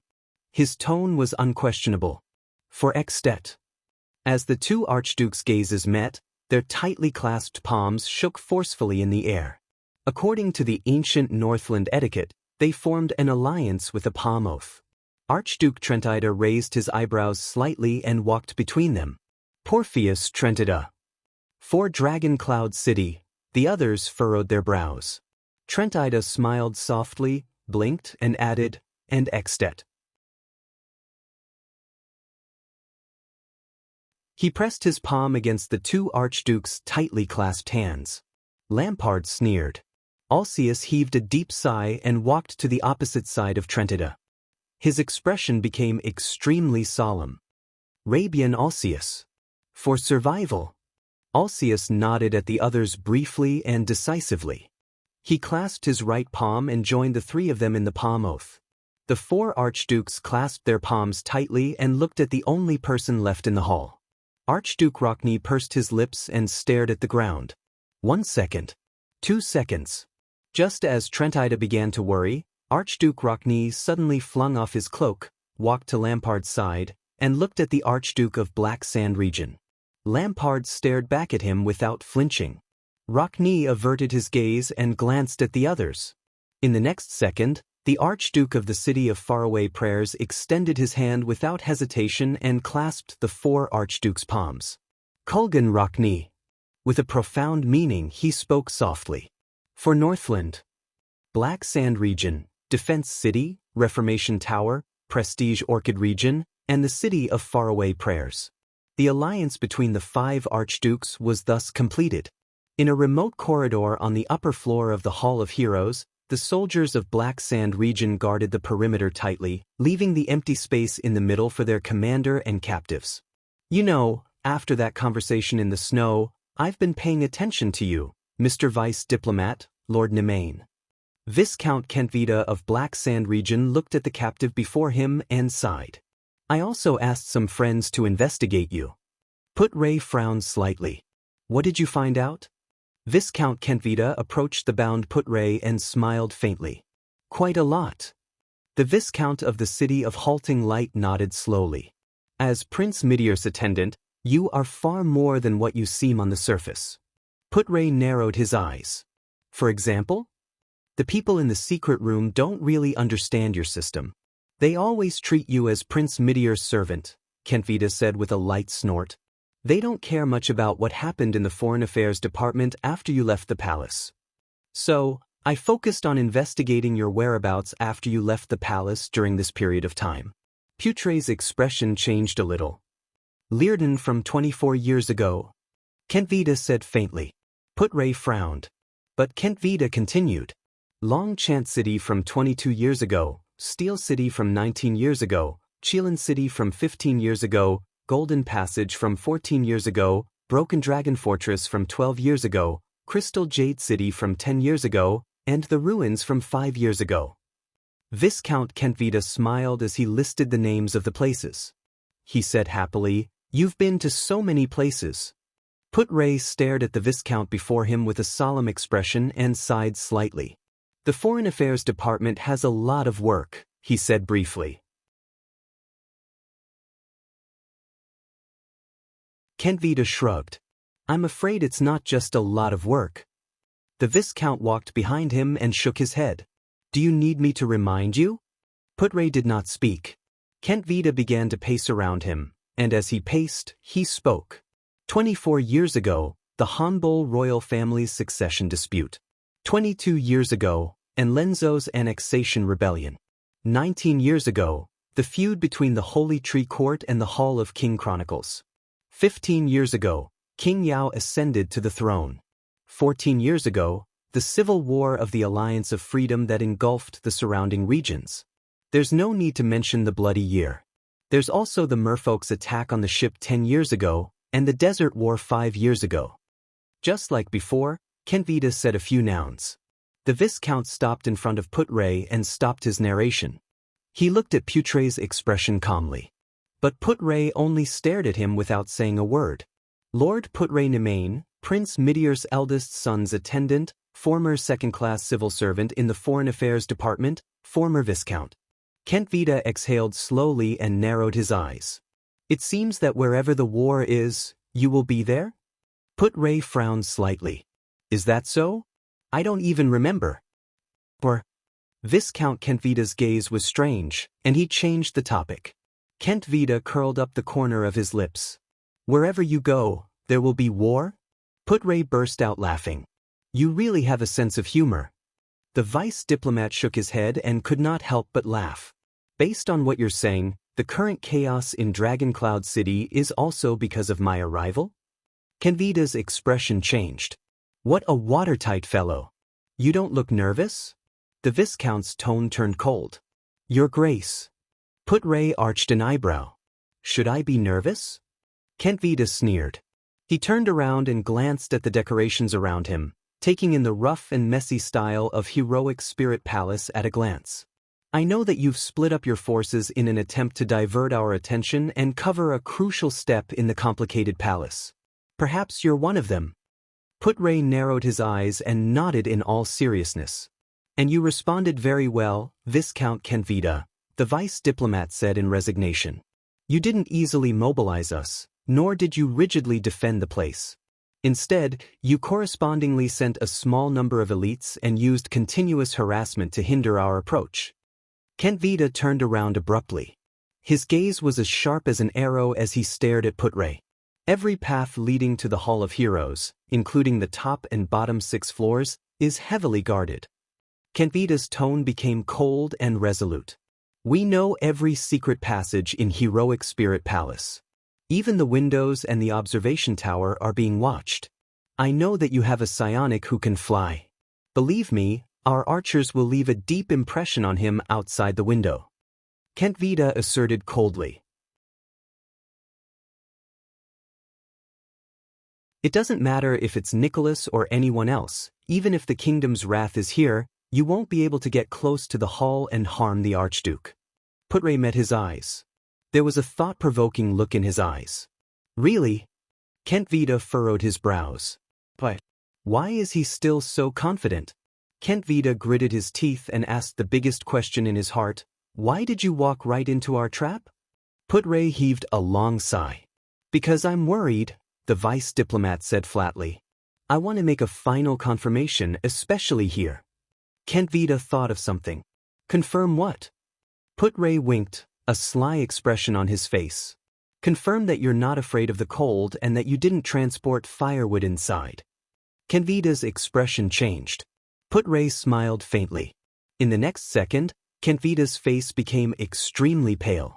He turned around abruptly and asked one of his subordinates, have you checked the fireplace in the Hall of Heroes and the chimney leading to the top floor?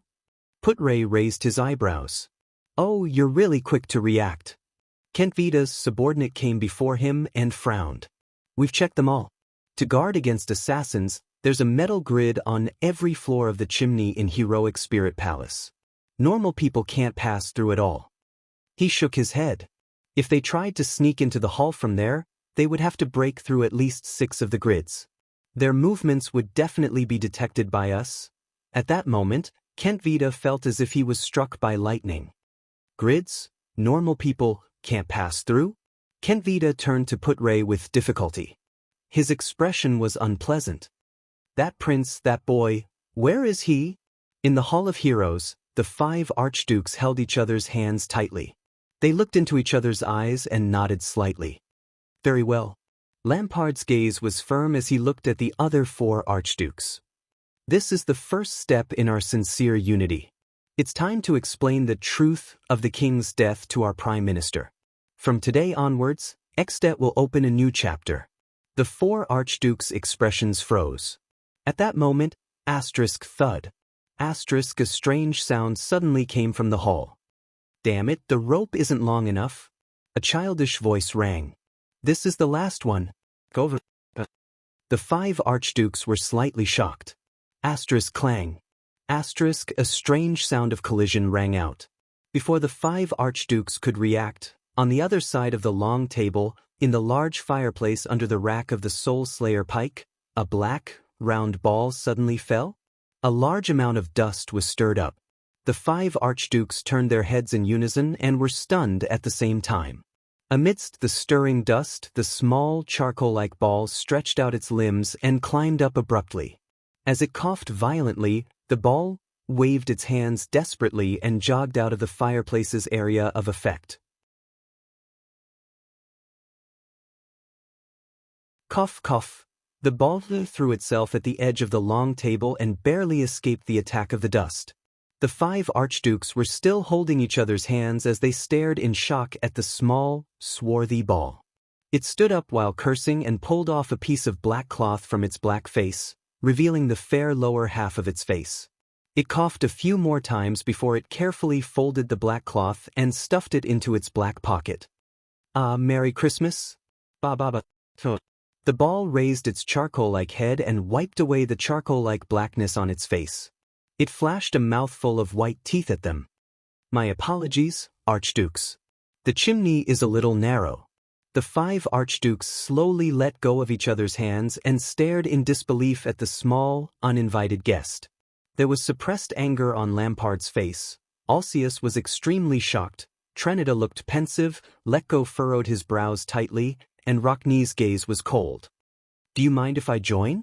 The boy, whose face was covered in dust and was so black that the bottom could not be seen, flashed a smile at the 5 dumbfounded archdukes.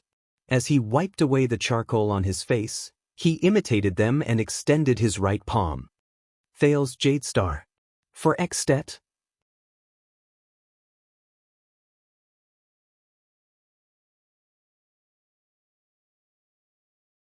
Chapter 253. After listening to his subordinate's report, Viscount Kenvida took a deep breath.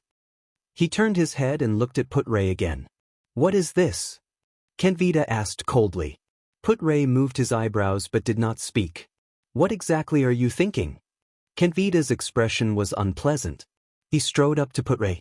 His height advantage of being half a head taller made him look mighty. You've done so much, but it's just to send a 7-year-old brat to meet the Archduke? Kentvida furrowed his eyebrows tightly. His gaze was as cold as a cold glare, sharp and cold. Putray exhaled slowly. He missed the pipe and tobacco in his arms very much. Unfortunately, his bound hands could only stare at the tobacco and sigh. The vice diplomat could only grind his teeth to quench his tobacco craving. Then, in your opinion, what should we do now? Putray raised his head and looked at his opponent without a hint of nervousness. Charge at all costs? Take the risk and carry out an assassination? Run all over the city to seek help? Think of a way to escape danger? Or try to make peace with you? He shrugged as though it was just a casual conversation between old friends. Kenvida took a deep breath and relaxed his mind, suppressing his shock and anger at the accident. With thorough and meticulous planning and far-sighted vision, he climbed up the ranks as a lord, won his current position among the local vassals of Black Sand region, and became the Archduke's chief strategist. In the Archduke's plan, anyone could be flustered, angry, and crazy when they encountered an accident, just like a typical Northlander. Only he could not. He could not. For the great future in their hearts. The future that was free from heavy shackles and had infinite possibilities. When he thought of this, the coldness on Kenvida's face eased a little. Impossible. The words slowly came out of the Viscount's mouth. Putray raised his eyebrows slightly. Kenvida shook his head. You can't possibly pin your hopes on a child. This is not a romance novel. What kind of trick are you playing? What are you counting on? Viscount Kenvida snorted softly and a strange smile appeared on his face. Or is there something on that boy? A letter from King Kessel? A promise from an archduke? A powerful legendary anti-mystic equipment? A special alchemy ball? Or even an edict from Empress Helen? Or is he just a substitute to divert attention? Putray lowered one brow and glanced at him playfully. You do not seem to believe it. Kenvida shook his head slowly. Let me put it this way, Viscount, said the deputy, shrugging his shoulders. What is the game between us? Deploying troops in front of two armies? The political strategy of exchanging chips? Or even the simplest and most direct assassination? Kent Vida stared into Putre's eyes, but he could only find endless profoundness and peace in them, just like the most seasoned politicians, the most senior spies. The Viscount said softly, whatever it is, even if you send Nicholas or yourself over, it is still wiser than sending a child to the 5 archdukes. Putre seemed amused. He's no ordinary man. Kent Vida took a step back and stared at Putre with his head tilted. Perhaps in your Renaissance palace, that child can act according to the script given by the king, cooperate with your performance, and earn the reputation of being a precocious person. Kent Vida clicked his tongue softly. But here, facing the Northlanders, you will regret it. Putre raised his head and met Kent Vida's teasing gaze. Perhaps in your eyes, the Star Killer's extraordinary skills allow him to charge into the enemy's formation and even turn the tide of the battle, and my strategies are also enough to make you flustered. But in fact, we all know very well in our hearts, the Constellatiate vice diplomat said slowly, the key to this game of chess has never been these edges and corners, nor the minor details. The battle that will decide the outcome of this battle has just begun. Very well. The Constellatiate deputy rubbed his fingers behind his back. He silently said in his heart, at least this Viscount was caught off guard by our actions. In other words, in terms of intelligence, Black Sand region has returned to the same starting point as us. They can no longer gain an irreversible advantage through prior preparations and covert actions. From this moment onwards, Putre closed his eyes, then slowly opened them. Thales Jadestar, you are about to face the fairest and cruelest duel. What will you do? Kent Vida's expression darkened. He stared coldly at the Constellatiate. After a long while, he said airily, the decisive battle? And what leverage does that boy have? The Viscount said softly, you don't understand what kind of person the Archduke is, what kind of power he possesses, and where exactly he stands, overlooking the world from above. Kent Vida narrowed his eyes and said solemnly, in the face of overwhelming power, all schemes and schemes are pale in comparison. Putre did not speak, but after he heard this, he stared at Kent Vida with a strange gaze. The corners of his lips curled up slightly. He slowly revealed a smile, then burst into continuous laughter. Viscount Kent Vida's pupils shrank slightly. Putre's laughter continued. You're laughing, Kent Vida said flatly. You don't agree? Putre's laughter lasted for a few seconds before he inhaled deeply. His muscles stopped twitching, and a strange expression appeared on his face. I thought that even if we're scheming for others at our level, we would more or less have some understanding of it. He stared at Kent Vida's expression and shook his head slightly. Overwhelming power? Putre sneered disapprovingly. Most people who say this are weaklings who know nothing about power, or pitiful people who pursue power but fail. Kent Vida's expression slowly stiffened. Putre raised his eyebrows slightly and continued, precisely because they have never understood power, they can only use their poor imagination and self-deceiving assumptions to describe things they have never obtained. They endlessly exaggerate the omnipotence of power to fill the emptiness in their hearts and absolve themselves of their failures. Just like how weak mortals are used to describing gods that they have never seen before as omnipotent beings. Kent Vida stared at him expressionlessly. However, only powerful people who truly possess power and have experienced it will know. Putre blinked and raised his head to look at the ceiling. So-called overwhelming power. Putre sighed slowly. There was a rare look of nostalgia and regret in his eyes. It has never existed. Kent Vida was deep in thought. He did not move. A few seconds later, as expected of someone who once stayed in Dragon Kiss Academy, the Viscount said softly, your eloquence in sophistry is really good. Putre smiled faintly. Thank you. He's just a child. Kent Vida shook his head slowly and revealed a ruminating smile. With the Archduke around, he can't do anything. He's not just a child. Put-Ray quickly replied. There was an infinite brilliance in the vice diplomat's eyes. He's Thales Jadestar. Kent Vida laughed in a mocking manner. That's the fairest battlefield. Whether it's the imperial family or the Jadestar bloodline, they won't bring him any help. Put-Ray snorted softly. Yes, the fairest battlefield. Put-Ray narrowed his eyes and nodded slightly. With Lessa Kent Vida. Why do you follow the Archduke of Black Sand region? Kent Vida was slightly startled. Is it because of the legitimate bloodline of the Lampard family? Is it because of Black Sand region's powerful foundation? Is it because of the Archduke's status? Or is it because you were coincidentally born in Black Sand region? Put-Ray shook his head and closed his eyes. It's the same, Your Grace. A king is not respected by his bloodline. Put-Ray took a deep breath and slowly opened his eyes. That child's greatest bargaining chip has never been his bloodline or birth. There was silence. Their gazes met like blades clashing. Kent Vida furrowed his brows. Damn it. This guy, I can't get anything out of him. Kent Vida quietly clenched his fists. How much do they actually know about our plans and methods? No, Kent Vida suddenly thought of something. It's not like we don't know anything. At least, judging by his behavior, they don't care about the Archduke's power at all. But what's more terrifying is that they don't even care about their own power. Because, Kent Vida's eyes brightened. He abruptly turned his head around and hurriedly said to his subordinate behind him, "Send a message to His Grace." Put-Ray frowned slightly. Their target is not us.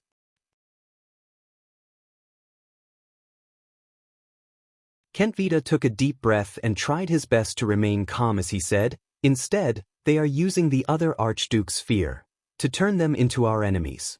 Put-Ray's expression changed slightly. Kent Vida's subordinate received the order and left. What a deep impression. Put-Ray raised his eyebrows slightly. There was an unconcealable surprise in his tone. Viscount Kent Vida. Kent Vida turned his head around and stared at his opponent with a solemn expression. The same goes for you, Lord Nemain. The 5 archdukes stared at him without blinking, until he cleared away the black ash on his face so that his face could be seen clearly. Awkward. This was the only adjective Thales could find for this moment. Can someone explain it to me? Archduke Trentida whistled and looked at Thales with a subtle expression. He then turned to the other archdukes, as though he was seeking help. The story about a prince of Constellation who mysteriously crawled out of the fireplace in Heroic Spirit Palace? As I said, Archduke Rockney tilted his head and snorted coldly at Lampard. Surprises are never too late. Lampard stared expressionlessly at the disheveled Thales. His eyes were filled with endless chilliness that almost overflowed. Under the gazes of the 5 archdukes, Thales could not help but take a deep breath. He did not know if it was because of the chimney or because he was nervous. Calm down, Thales. He clenched his fists. I'm already here. The final battlefield. He thought of all the people who went out to divert attention and create space for him. As long as I win, they can survive as much as possible. Thales lifted his head with a heavy heart. His gaze swept past every archduke. First, I want to start a conversation. Believe me, if it wasn't for our Archduke Lampard using a large number of soldiers to seal off almost every path from the gatehouse to this place, and locking all of you in a small cage that is isolated from the outside world. Thales tried his best to control his voice to make it sound relaxed and cozy. At the same time, he tried his best to remind every archduke of their situation. Actually, I would prefer to meet all of you in the guest room, dressed neatly. Archduke Rockney narrowed his eyes and let out a lukewarm chuckle. Alceus looked at him with a solemn expression. I admire your courage, child, Rockney said softly, but you came to the wrong place. You broke into the Hall of Heroes, the place where the 5 archdukes of Extet hold a solemn meeting. His expression became stern. You violated the dignity of Northlanders. Thales' heart skipped a beat. The atmosphere is not quite right. He furrowed his brows and carefully recalled what little rascal, Nicholas, and Put-Ray had told him. Violated dignity? Thales took a deep breath. Is it more serious than an Archduke of Extet killing the king and trampling on the joint ruling pledge? The 5 archdukes' expressions became solemn. They looked at each other. Be careful, child. Alcius snorted coldly and glared at him. Sometimes, saying the wrong thing can cost you your life. Thales chuckled softly and straightened his neck. The 5 archdukes' gazes were unbearable, especially when they came from Lampard and Rockney. I don't know if all of you are aware of this, but King Nuvan has unfortunately passed away. Thales clenched his fists with all his might to prevent himself from breathing too fast and causing his voice to tremble. But I was there, and I saw it with my own eyes, Thales said resolutely. Trent Ida heaved a long sigh. Thales carefully observed their expressions. The second prince gritted his teeth and threw out his next sentence. And the mastermind who mysteriously rushed over after that incident and manipulated the Calamity's invasion and the assassination of the king is standing among you, trying to convince you to cover up his crimes, clean up the mess, and collude with him in his evil deeds.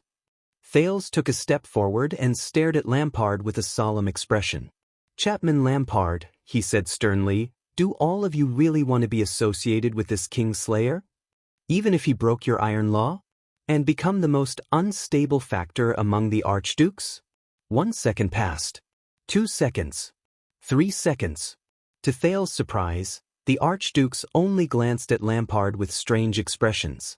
As if they had encountered something funny. Thales' heart skipped a beat. He instinctively felt that something was wrong. Archduke Letko coughed loudly, then turned to Lampard with a frown. Is this part of your performance, Chapman? Lampard still had that unsmiling, cold expression on his face. No, this was an accident, he said coldly, his gaze never leaving Thales. Thales looked at Lampard anxiously and flashed a set of white teeth. What's wrong? No, Thales told himself, I have to take the initiative and test my opponent. Hey, Chapman, I went through a lot of trouble to get here. The second prince forced a smile and spoke as if he was meeting an old acquaintance. Aren't you going to buy me a drink, old friend? Thales raised his eyebrows. When you proposed to form an alliance with me in front of the fortress, didn't you still owe me a glass of rye wine? The 4 archdukes' gazes shifted to Lampard, either overtly or covertly. Lampard snorted coldly. Of course, I have prepared a wineglass for you, the Archduke of Black Sand region said softly and calmly. Thales revealed a puzzled expression. The next moment, Lampard's gaze sharpened, and he suddenly raised his voice. Guards, 2 people are coming in. His voice faded away. Thales' expression froze. A question came from outside the hall. Archduke Letko? Do as Chapman says. The bald old Archduke exhaled and shook his head. He looked at Thales with a mocking gaze. Send one of our guests out. Thales' expression changed drastically. What's going on? I can't even initiate a conversation.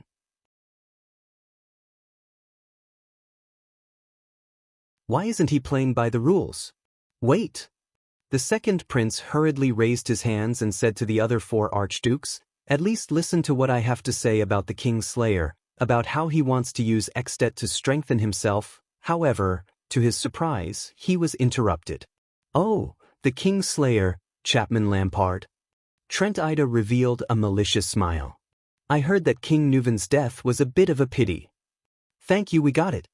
His Highness of Constellation. At that moment, Thales felt a chill in his heart. What's wrong? The Archduke's wife? Thales breathed absent-mindedly. The other archdukes' expressions were subtle, as though they were not surprised at all. Alcius stared at him coldly, his gaze threatening. Archduke Letko stared blankly at the floor tiles, seemingly unconcerned. Trentida's smile was like poison, chilling to the core. Even Rockney, who spoke up for justice when they first met, was expressionless. Lampard was the only one who flashed him a terrifying sneer, like a gambler who had already won. The footsteps of the guards came from outside the hall. In that second, Thales gulped with a pale face. No, they shouldn't have reacted this way. In a flash, he suddenly understood. The words they said earlier, for Extet, were not ordinary words. The archdukes and Lampard have reached an agreement. What did Lampard say to the archdukes? Promise? Threat? Conspiracy? Even make them disregard the great crime of king slaying and disregard Extet's tradition and stability? Make them turn a blind eye to Lampard's actions of gathering troops to force the abdication and choose to be in cahoots with a dangerous murderer? The footsteps outside the hall were getting closer. They were the people who came to escort him out. Thales looked at the archdukes in disbelief. They were still sneering faintly. It was as though the dumbfounded Thales was just a clown at that moment. At that moment, Thales, who was standing in the Hall of Heroes, suddenly realized how difficult the task he had to face was. This chapter is very tiring to write. I changed the draft 3 times. I'll correct the typos later.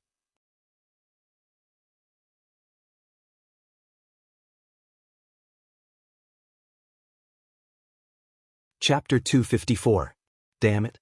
Sari bit the wooden piece in his mouth and felt his body shiver from the double torture of cold and pain. His consciousness was a little blurry, but he could still feel the pain of his arms and legs being tied to the wooden stake. His chest and abdominal muscles rubbed against the wooden stake, as if that could block out some of the cold.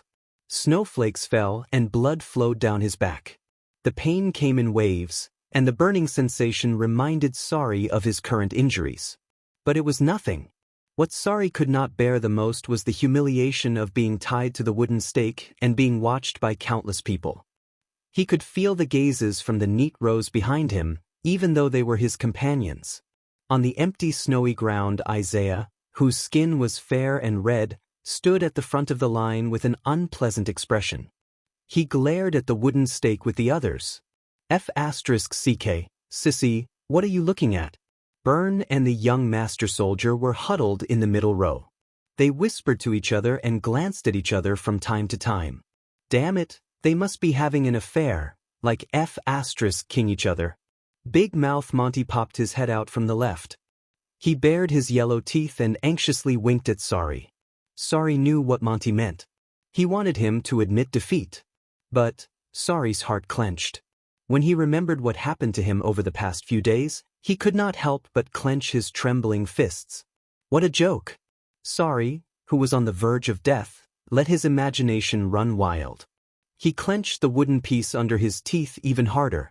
His dry tongue accidentally brushed past the wooden piece in his mouth. With a barely noticeable swish, he seemed to have tasted blood. You maggots, raise your heads and take a good look. At the back of the line, the deputy commander, Terend, nicknamed Inextinguishable Flame, carried his silver-black motionless bow on his back.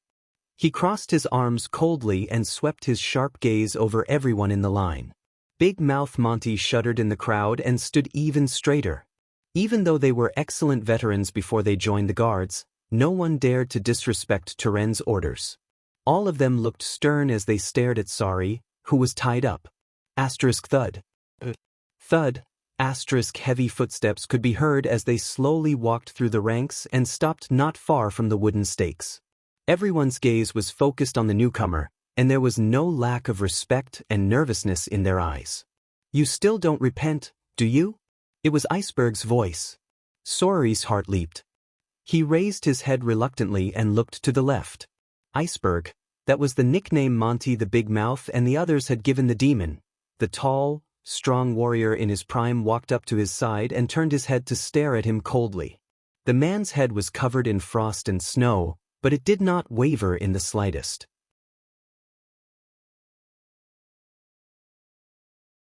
In his hand was a leather whip that was several meters long. It was abnormally dark red and was covered with barbs that were specially made. This is the first time that you have been sent to the front line as commanders to lead the conscripted soldiers into battle. Although I did not have much hope in the first place. But you spiky. Iceberg's gaze swept over Sori. His face was filled with disgust, and his voice rang coldly in the cold air. I only realized today that you are the worst, most disgusting, most bastard, and most cowardly military ruffian I've ever led in my 20 years. Shame is written all over him from head to toe. Asking you to be the commander of the conscripted soldiers? You're a disgrace to us. At that moment, anger and resentment surged in Sori's heart. But Sori raised his head in anger and spat out the bloody wooden piece that had almost been bitten off from his mouth. Shim? Disgrace? Go to hell, iceberg. You've always found me an eyesore. Sori held his head high and mocked with suppressed anger. Didn't you just want to find an excuse to beat me up again and chase me out of here? When he said that, there was an instant uproar in the formation. Then, countless whispers could be heard. Chicks are so energetic. At the back of the formation on the left, Instructor Dominic smiled innocently and said, "Don't worry, you'll have time to discuss later. How about running 20 more laps during the night training?" As if someone had cut off the transmission of sound, the formation instantly fell silent. For a moment, only the sound of breathing could be heard. Everyone's attention shifted back to Sori and Iceberg. But Iceberg's gaze became stern as he stared at Sori coldly. "Do you have a problem with me?" Sori stared at the bloody wooden piece on the ground. He clenched his teeth and frowned. "Problem?" Sori snorted coldly. Iceberg narrowed his eyes. Sori looked at Iceberg with an unfriendly expression. "On the battlefield, you sent a group of elite crossbowmen to Monty. Isaiah is the vanguard of the light infantry in the front line. Carlos has his heavy swordsmen. Even Slow Shiva is on standby in the formation with heavy cavalry." Sori stared at Iceberg with an unfriendly expression. Iceberg snorted coldly. "And I'm the strongest among the new recruits. I'm more outstanding than all of them. I'm the sharpest knife in the guards, the best soldier." Sori pressed his chin on the wooden stake and panted indignantly. He suddenly raised his voice. "And the result?" Iceberg stared at him coldly and slowly clenched his fists. In the next second, Sori raised his head abruptly and glared at Iceberg. Sori stared at Iceberg with a resentful expression. "In the end, when the war was imminent, you assigned me the worst, most trashy team, the supply camps transport team. Suppress me? Make me their commander?" His face was filled with indignation. "To be honest, Commander Lampard, I know you hate me, but I always thought that at least the White Blade Guards were fair and just." Iceberg stared at Sori without saying a word. His gaze was complicated. Under Turen's cold gaze and Dominic's unfriendly smile, no one dared to breathe loudly. They watched the scene in silence. After a while, Iceberg snorted coldly. "So, as my best soldier," Iceberg's words seemed to contain a piece of ice that had been frozen for many years. "When you were attacked, you used your subordinates as bait to die. You left them to fend for themselves while you hid in the dark to ambush the enemy." Sori clenched his teeth. "What else could I do? What could I do with those pieces of trash who haven't even swung their swords a few times?" Sori tugged at his bound limbs and sneered. "Sacrificing the weak to bite the enemy and sending the elites to defeat the strong. Isn't this the classic Northland tactic? Relying on this tactic, I killed the orc leader and finally managed to protect the carriage." He did not want to be outdone and said, "I won, it's that simple." Turen snorted coldly as he watched from the side. Iceberg's eyebrows twitched slowly, as though someone had cut his face with a knife. "You still don't understand." Iceberg's voice sounded tired. "Where did you make a mistake?" Sori shook his head and snorted angrily. "Mistake? If you ask me, the biggest mistake," he said through gritted teeth, "is that you gave me a pile of useless trash and expected me to give in? Bah!" Sori spat fiercely. "How about it?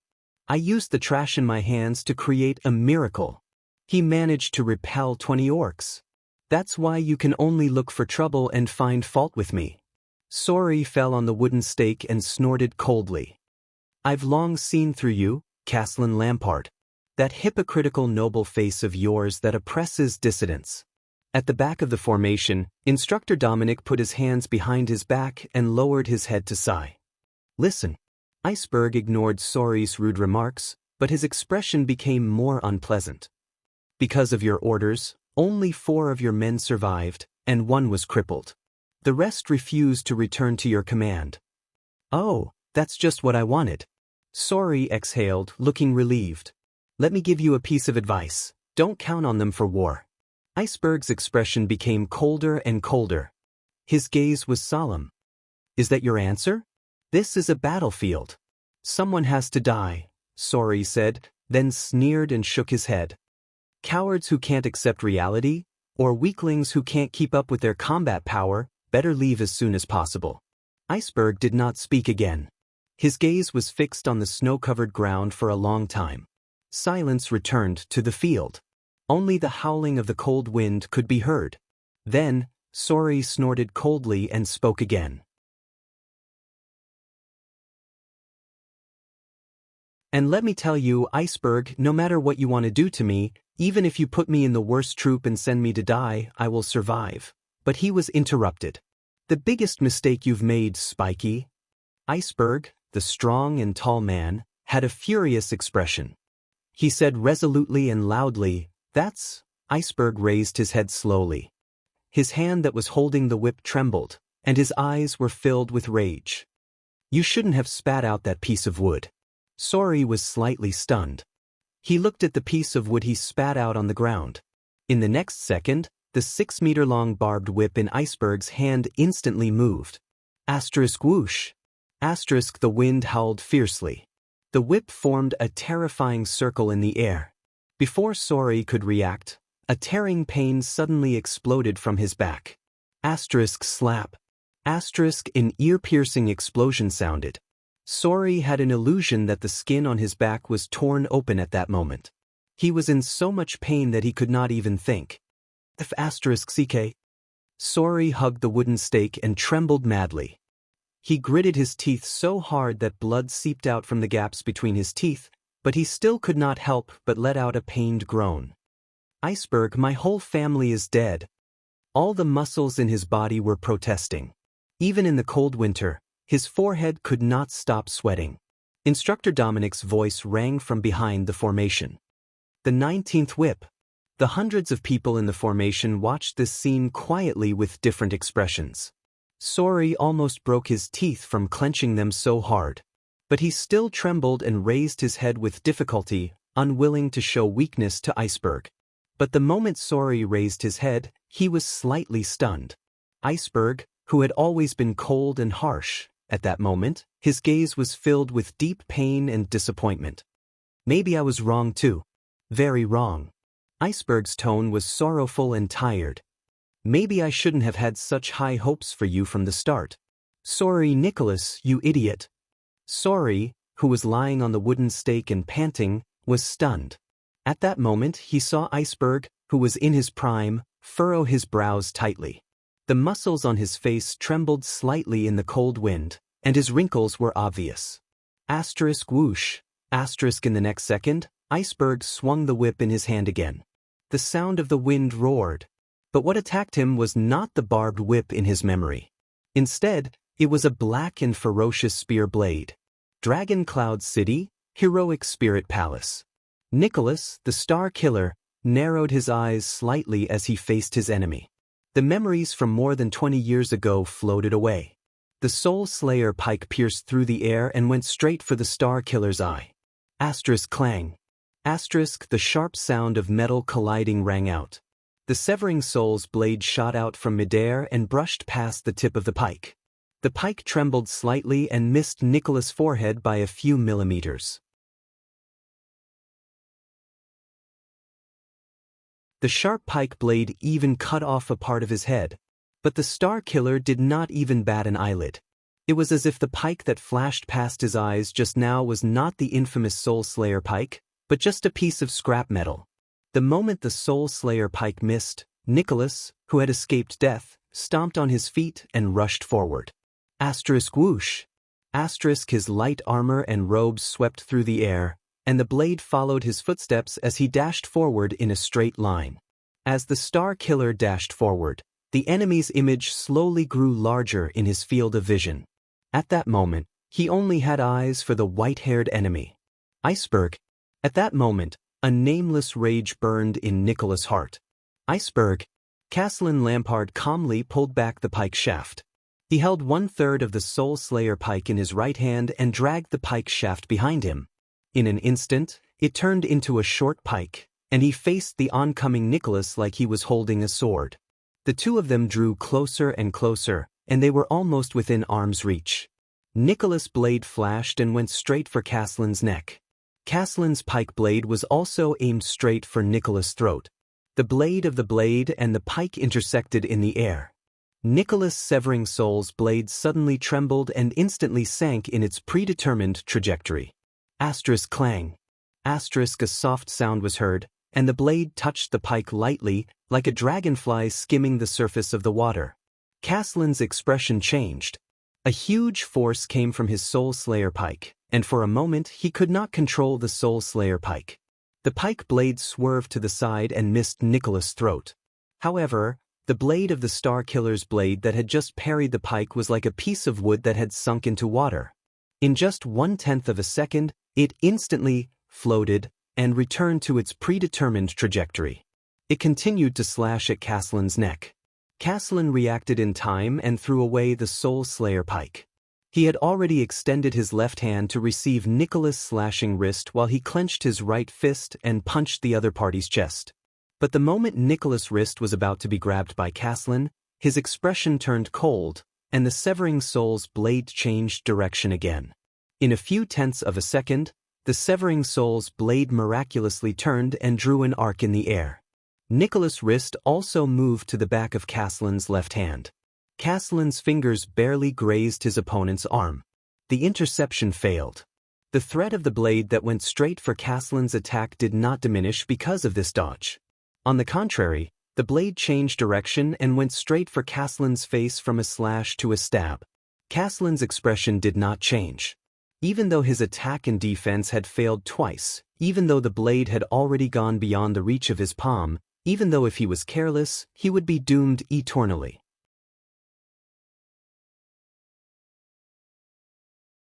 Caslin reacted quickly and retrieved his right hand. He tried to punch the side of the severing soul's blade to intercept or deflect the attack. But just like the previous two times, Nicholas' blade changed direction again in the blink of an eye. The deflected Caslin's right fist went straight for Nicholas' forehead again. In the blink of an eye, Nicholas' blade traveled a distance of tens of centimeters, but it changed direction 7 or 8 times in an unbelievable manner. Caslin reacted in time almost every time, but he also missed almost every time. Nicholas was like a loach that swayed left and right, but could not be caught.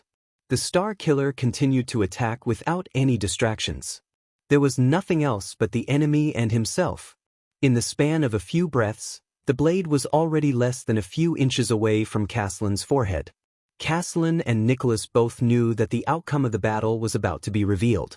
In the next second, Caslin suddenly leaned forward with an unexpected force.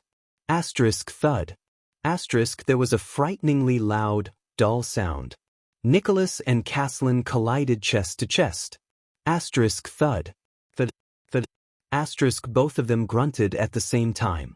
They grabbed each other and rolled on the ground a few times.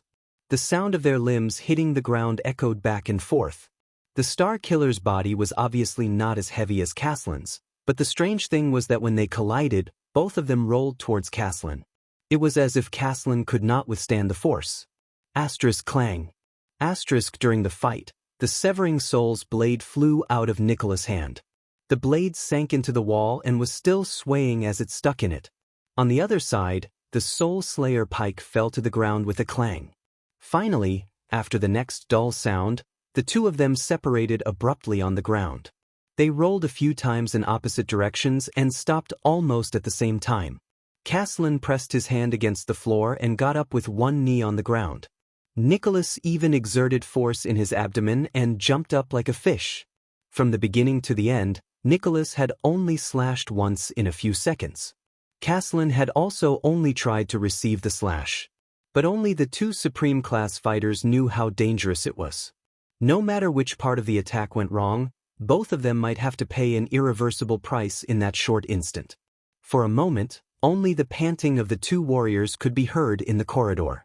Caslin half knelt on the ground and pounded his chest in pain. Blood flowed down from his forehead. From the spot between his eyebrows to his ear, there was a hideous wound that kept oozing blood. Not bad," the old man said faintly. At least, you cut 3 inches of my scalp. At that moment, Nicholas seemed to have seen the past in a daze. It was more than 20 years ago. At that time, the commander stood on the snowy ground and said the same thing. Not bad.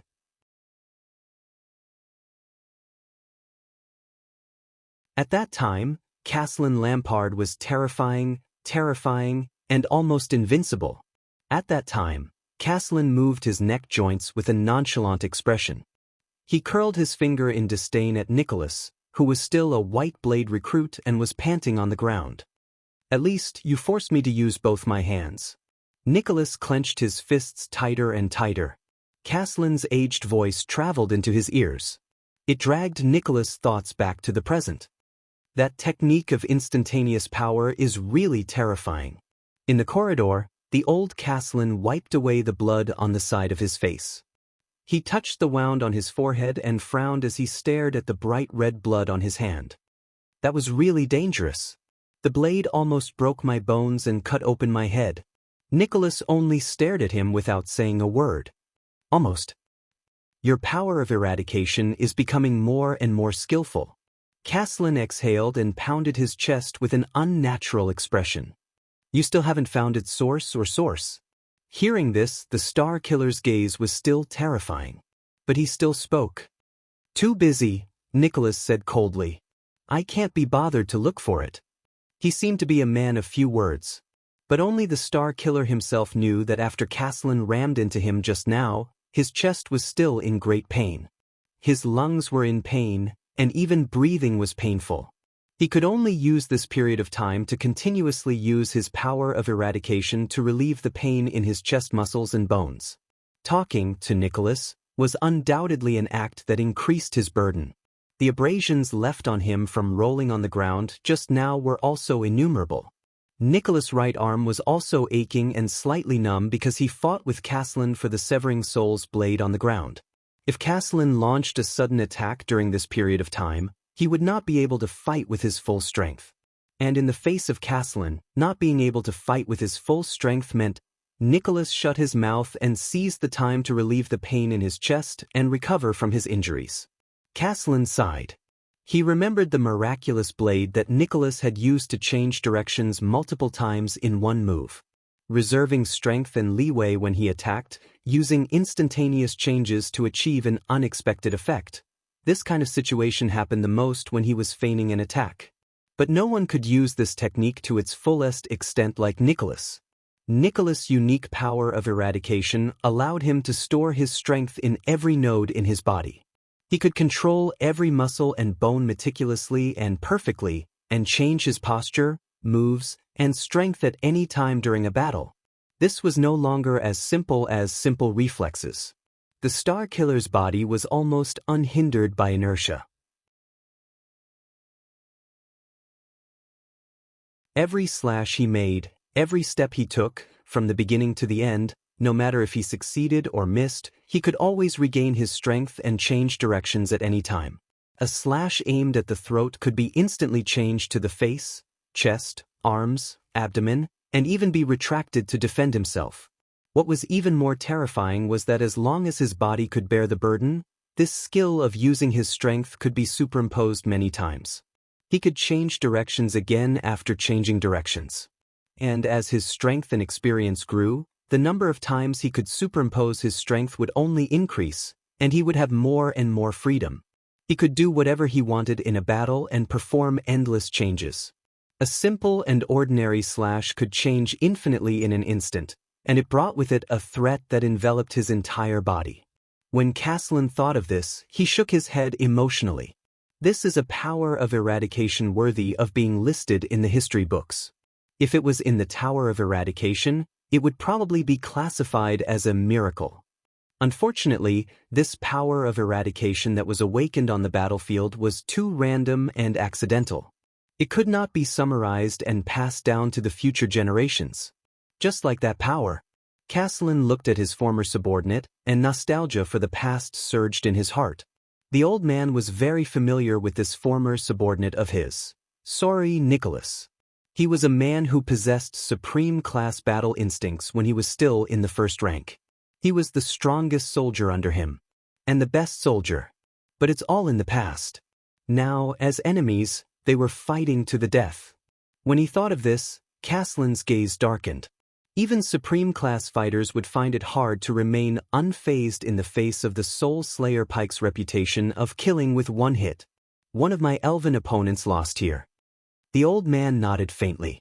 But you did well. You didn't embarrass the White Blade Guards, Spiky. Nicholas shuddered slightly. His thoughts returned to the 38th century land more than 20 years ago. The image of that cold and merciless iceberg appeared before the Star Killer's eyes. He remembered the scene of him standing in the snow and lecturing the soldiers with a stern expression. When they faced the Glacier Orc's sixth wave of attack, the leader had said this. Spiky, don't embarrass the White Blade Guards.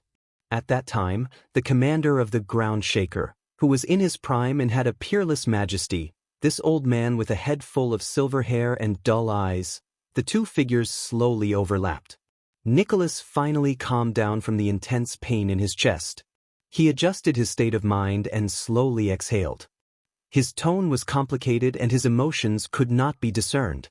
The Soul Slayer pike may be powerful, but it was forged based on a cavalry spear. It's too long, too heavy, too hard, the Star Killer said sternly. It's not difficult to deal with in a non-group battle. I remember that the person who taught you how to use long weapons was Dominic. Caslin laughed. If Dom heard what you said, I'm afraid he wouldn't be happy. Nicholas' expression darkened, then quickly darkened. Dominic. Bloodhammer, Dominic. That smiling old man, one of their instructors. That old man who loved to punish them by making them run laps and counting behind them. He always stood beside Caslin, who was in his prime, with a smile on his face. He brought some liveliness to the group of fierce and murderous White Blade Guards. If he's still alive, seeing this scene, seeing the current Caslin, Nicholas closed his eyes. Endless emotions surged in his chest, and he felt incredibly uncomfortable. He can't hear it anymore. The Star Killer's voice was hoarse. Don't you know? The veins on Caslin's fists tightened. 13 years ago, Dominic died in battle in White Mountain, Nicholas said softly. Blake, Lynn, Saul, and Bauer also died there. Caslin did not speak. After that, old Seva was also injured and retired. He went to Camus Union and never came back. Caslin sighed slightly. The old man lowered his head expressionlessly. I heard from old Coleman about the Battle of Deep Valley. I heard that old Dom led his team and charged 100 meters into the enemy's group while covered in arrows. He only fell after the enemy was defeated. Nicholas trembled slightly, and his chest ached. Caslin's gaze was sorrowful. He sighed softly. That man still owes me money for a leather armor. The Star Killer clenched his fists tighter. He almost scratched his own palms. A nameless flame burned in his chest, making him feel extremely uncomfortable.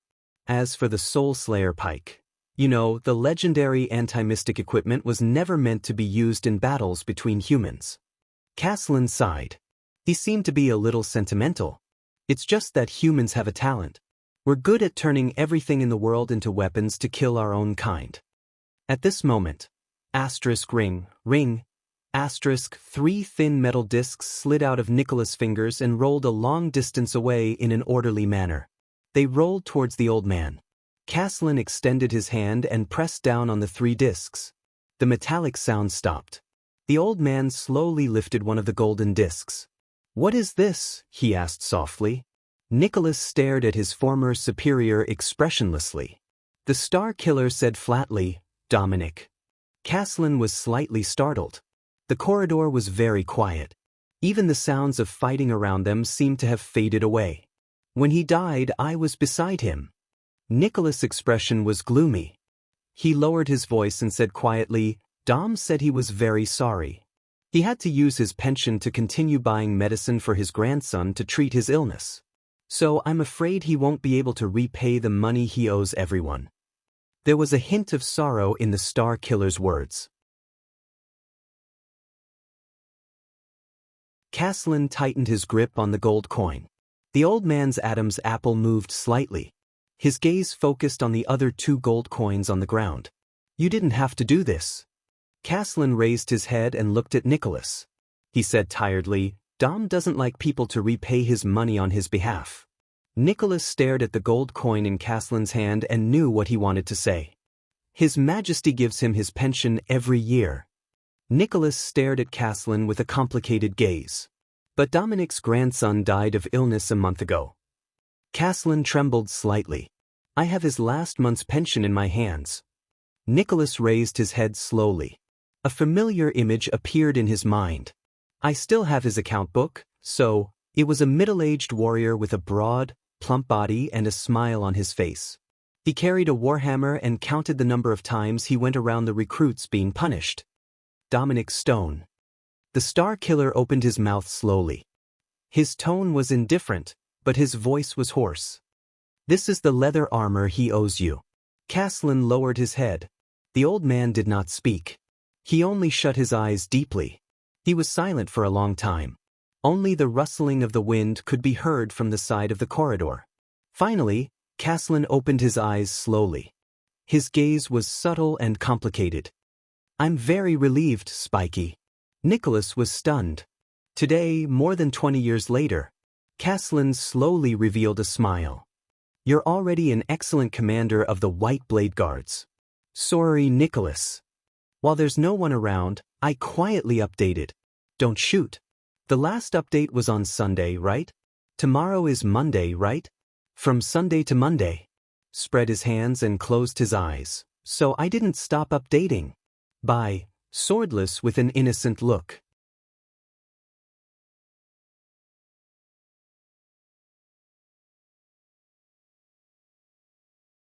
Chapter 255.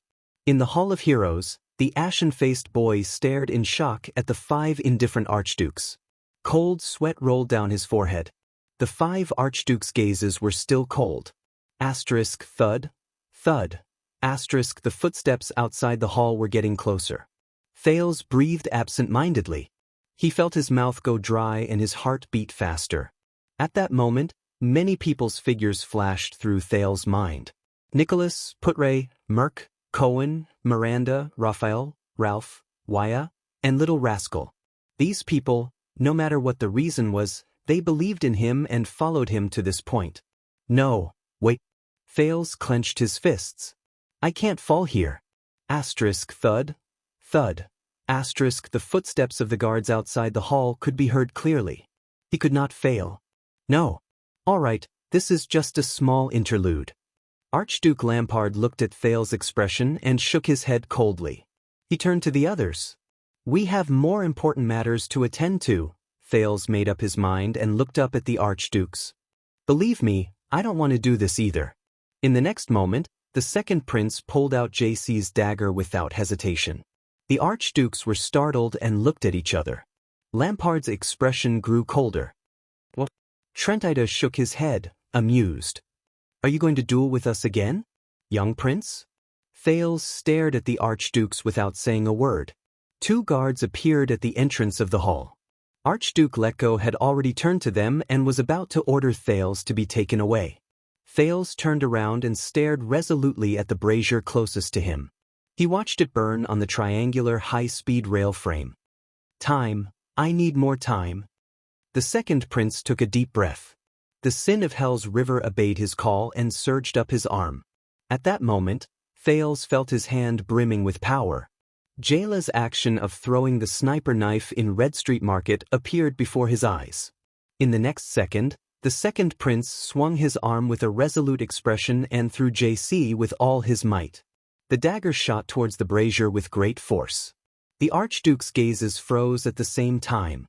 Asterisk clang. Asterisk the dagger hit the brazier squarely. The crisp sound of metal echoed in the hall. All the archdukes watched Thales' actions in shock. The brazier was knocked askew by the dagger. It lost its balance and finally fell from the iron frame. Clang clang, dong long. The sound of braziers falling to the ground could be heard continuously. The firewood and charcoal on it fell to the ground, and sparks flew everywhere. Archduke Alcius frowned. Hey, are you, But before he could finish speaking, he was surprised to see Thales cover his mouth with his palm and turn towards the door of the stone hall. Under the 5 archdukes' incredulous expressions, the second prince roared furiously in a hoarse voice, "Assassin! Protect the Grand Duke!" The archduke's expressions changed simultaneously. Clang! The sound of the brazier hitting the ground reverberated throughout the hall. It was so loud that it could be heard clearly from outside the hall. The moment they entered the hall, the 2 confused soldiers of Black Sand region looked at each other in astonishment. The next second, clang, clang, the sound of countless swords being unsheathed could be heard from outside the hall. Archduke Lampard's reaction was the fastest. Once he recovered from his shock, he immediately turned around and ordered the people outside the hall, "Steady," but before he could finish speaking, an uproar broke out outside the hall and drowned out his voice. "McWay! Step back! Black Sand region! Stop them! Hold your positions! 2 of you follow me in. Your Grace, please answer me, hold the crossbow properly, don't panic." For a moment, there was a hubbub of orders, the sound of shoving, and even the sound of blades clashing and metal clashing could be heard from outside the hall. It was extremely chaotic. Thales panted. He grabbed his right arm with his left hand to relieve the soreness and cramping from overexertion.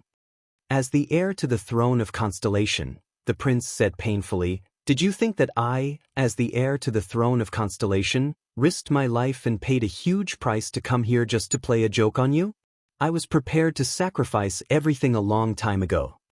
Thales raised his head and glared at Archduke Letko, who had an unpleasant expression on his face, without flinching. "I know what Lampard said to you that made you choose your current stance." Thales panted laboriously. He felt the pain in his arm getting worse. "But at least listen to what I have to say. Then, you will know the full picture of the situation. Then, you can make your decision wisely. Because we all know that your next move concerns the future of our 2 kingdoms, and even more so, the fate of all of you." At that moment, Lampard clenched his fists tightly. He looked at Thales with endless murderous intent. Alcius glared at Thales. The expression on his face was extremely terrifying. Trenida, on the other hand, showed an amused expression, as if he was meeting Thales for the first time. Rockne's eyes lit up. Archduke Letko did not say a word. His eyebrows twitched and his nostrils flared. The chaos outside the hall continued. A warrior who looked like a white blade guard rushed into the hall with a sword in hand. He mercilessly swung his sword at the 2 Black Sand region soldiers who had just entered. Clang! The Black Sand region soldiers gritted their teeth and withstood the attack. The 2 of them looked at each other, hesitating whether to counterattack. "Archduke Letko, we heard an unusual sound." The white blade guard raised his sword with a ferocious expression. "I knew it. If the bastards from Black Sand region tried to barge in, nothing would happen." At this moment, bang! A loud noise rang.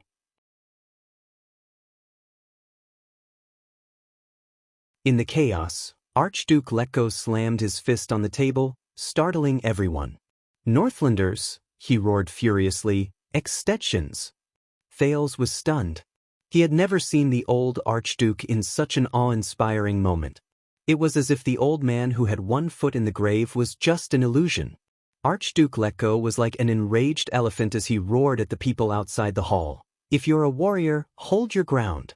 Whether it's us or Chapman, we're not dead yet."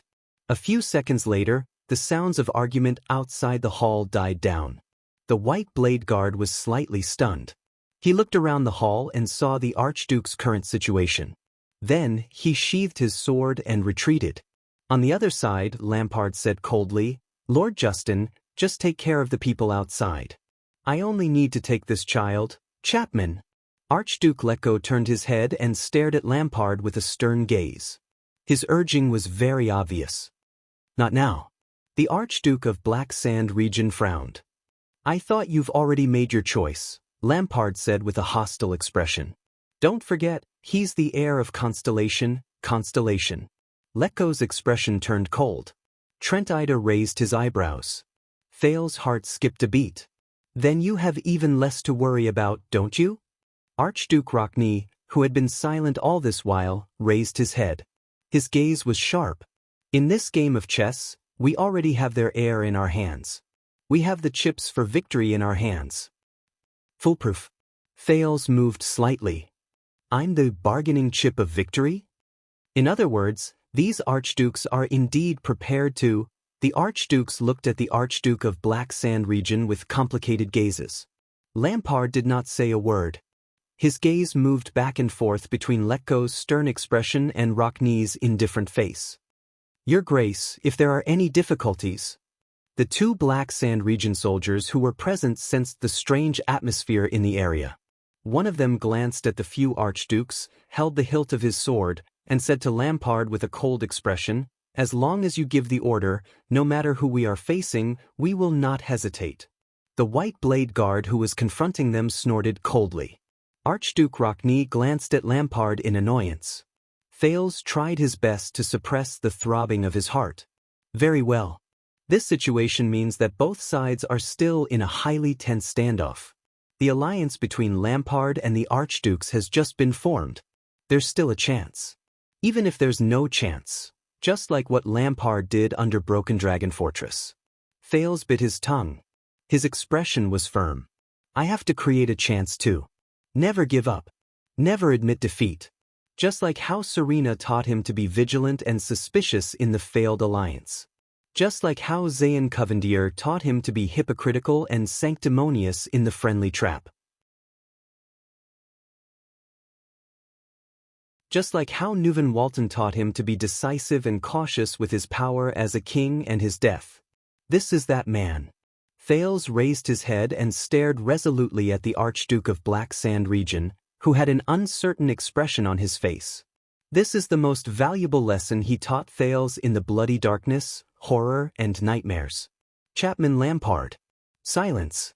The chaos and noise outside the hall continued. After a few breaths, the Archduke of Black Sand region unclenched his fists. He exhaled slowly and put away the coldness on his face. We're fine. You may leave first. Lampard looked at the two soldiers and nodded stiffly. Archduke Lampard turned his head again and roared towards the outside of the hall. Those outside, have Lessa defend his position and remain vigilant. Only then did Archduke Letko's expression soften. Rocknee flashed a smile. Lord Justin, please leave first too, the old Archduke said flatly. As you can see, we have some things to discuss. Lord Justin of the White Blade Guards was momentarily stunned before he nodded slowly. He glanced at the charcoal-faced little boy who suddenly appeared. Suppressing the suspicions in his heart, he followed the soldiers of Black Sand region and walked out of the hall. 10 seconds later, the commotion outside the hall stopped. It was as if the atmosphere had returned to that tense moment. Thales watched all of this and slowly calmed his breathing. He could only feel cold sweat dripping down his back. As expected, Nicholas was right. Welcome to Northland.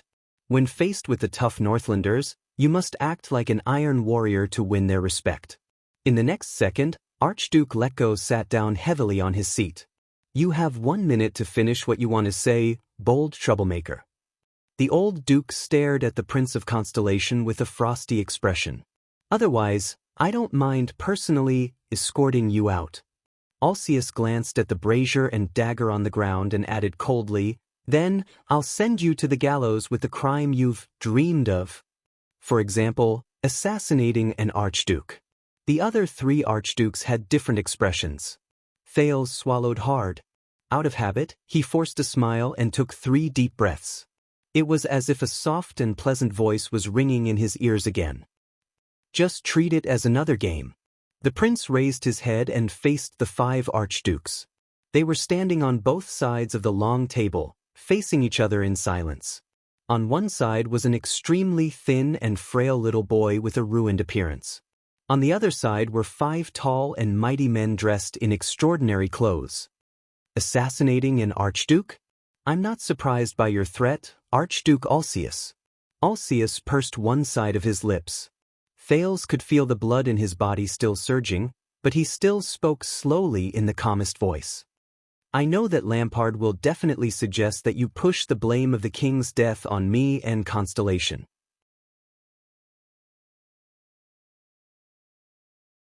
Then you will unite and conquer constellations, land and wealth. The prince's voice echoed in the stone hall. In the name of avenging King Nuvan, you will start a war to seize constellations, land and wealth, isn't that right? Compared to this, the crime of assassinating an archduke is nothing. His voice faded away. Other than Lampard, the 4 archdukes had different reactions. Trent Ida looked at Letko with interest, but the old archduke only stared straight at Thales without saying a word. Rockne snorted and nudged Alcius beside him. Archduke Letko coughed. Based on what I heard last time, Prince Thales, someone meticulously planned this assassination, and the Secret Intelligence Department is behind the calamity. No matter what, Constellation cannot absolve itself from the blame, the old archduke replied in a straightforward but polite manner. At this very moment, as the spokesperson of Constellation, Thales Jadestar. A strange light flashed in Archduke Letko's eyes. You are the one responsible for His Majesty's death, there is no doubt about it. Thales frowned. The Archduke's words avoided the peculiarities and loopholes. It was ingenious and perfect, and judging by their attitude, a direct rebuttal would be ineffective. The charcoal residue on the ground burned out and slowly extinguished. What should I do? Thales forced himself to chuckle and glanced at each archduke. We, Constellations, bribed the assassin's flower, who holds a deep grudge against the Jadestar family, to carry out the assassination? Archduke Rockne frowned. The prince continued, and Lampard coincidentally brought his army into the city, captured the first gatehouse and heroic spirit palace, and met all of you here? Alcius stared at him coldly. But all this is not important. The second prince of Constellation puffed out his chest and said seriously and cautiously, My dear archdukes, I do not take you for fools. Therefore, please treat me with sincerity as well. Cast aside unnecessary words and hypocrisy, and place all your chips and conditions on the table. Thales gritted his teeth and said coldly, After all, based on our statuses, everything that happens in this hall will not spread. Lampard showed an impatient expression. The archdukes turned their heads and looked at each other. At least 2 pairs of eyes were filled with astonishment. This is too interesting. With a contemptuous yet thought-provoking emotion, Trent Ida shook his head and clicked his tongue. A little boy wants to join the adults' chess game? Thales was in a highly nervous state and did not pay attention to him. He had to find a breakthrough. Most importantly, how did Lampard convince them? Was it really as he thought? Thales took a deep breath and gritted his teeth. I want to know what Lampard said to all of you. Archduke Alcius crossed his arms and looked at Lampard, only to find that the latter's face was stiff. What did he promise you?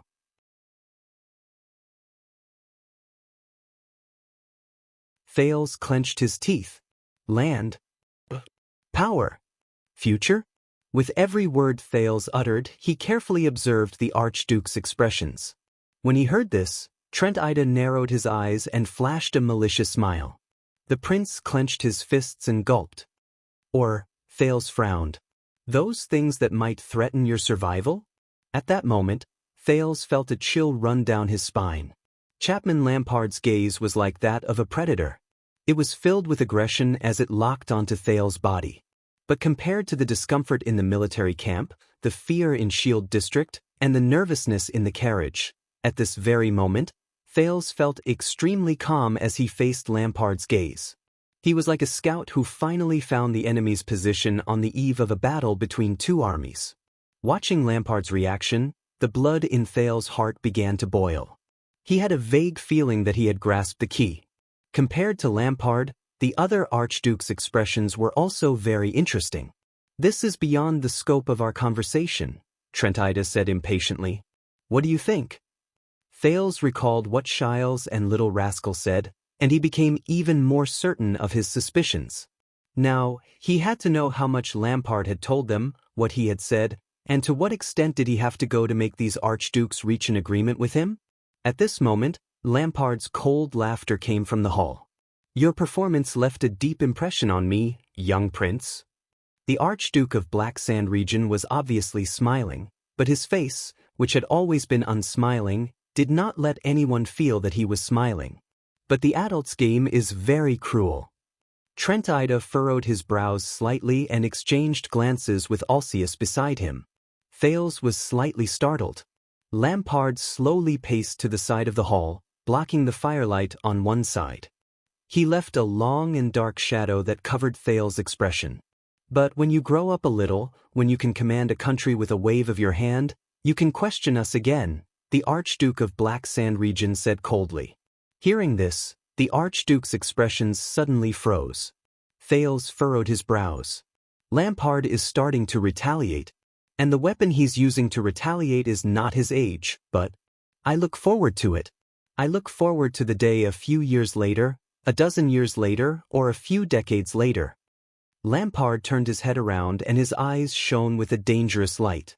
When you become a wise and wise king, what kind of interesting opponent will the constellation under your rule be? The moment Lampard finished speaking, Thales felt that the other Archduke's gazes had changed. Just thinking about it makes me excited. Lampard looked down at him, turned to the other Archdukes, and said coldly, "What do you think?" The temperature in the hall seemed to have dropped by half in an instant. The Archdukes looked at each other, then at Thales in unison, as if sizing him up. But this time, their expressions were far less pleasant and relaxed than before. Not good. Archduke Trentida coughed softly. "Prince Thales, I admire your courage, but you haven't said anything meaningful. All you've done is to sow discord and frighten us. I even suspect that you're stalling for time." The Archduke of Reformation Tower lowered his head, making his gaze look even more sinister. Northlanders are not people who can be easily fooled. Trentida looked at Letko. The latter's expression was solemn. He nodded slightly and turned towards the outside of the hall. "I think we should stop here." Thales' heart skipped a beat. What did Lampard just say? Constellation? But Archduke Letko had already opened his mouth. Seeing that he had fallen into a bad situation because of a few words from Lampard, the second prince shuddered and spoke without a care for anything else. "Wait." The Archdukes paused for a moment. "I don't know what my future will be like." Thales' breathing began to quicken. He could not help but furrow his eyebrows. His right arm had started to ache again. "Chapman Lampard, but you're a terrifying opponent. There's no doubt about it." Lampard's gaze was ferocious. Thales gritted his teeth and stared at Trentida's smile and Letko's solemn expression. "What kind of glib tongue did you use to convince the Archdukes to accept your justification, to accept your regicide with a clear conscience, to turn a blind eye to your sin of disregarding Reichru's joint ruling pledge, and to turn a blind eye to the internal threat you brought to Ekstedt?" Thales gritted his teeth. The second prince's words made the Archdukes frown. Thales adjusted his breathing. Feeling incredibly anxious, he could no longer care about probing Thales. He rudely revealed what he knew. "Now I understand. They're not afraid of you, but the fact that you're trying to convince them. Sooner or later, Constellation will become." The Archduke's expressions changed. At this moment, enough. Thales paused. The rest of his words were stuck in his throat. The one who interrupted him was neither Lampard nor Trentida. It was Alcius. The Archduke of Prestige Orchid coldly said, "Who do you think you are? You can stand here and sow discord among the Archdukes without any qualms?" Thales frowned. "It looks like Prestige Orchid has become a staunch supporter of the Archduke of Black Sand region. This is bad. I haven't found the key breakthrough point, and I haven't figured out my opponent's trump card. I can't use that, General. Judging by the Archduke's expressions, if I act too early, it might even backfire." "Sow discord? You're standing here now, advancing and retreating together for Ekstedt. You're as close as a family." Thales struggled to find a point to continue the conversation. He pointed at Lampard. "But did that jackal who killed the leader think the same? Did you know that his plan to assassinate King Nuvan was to... He was cut off again."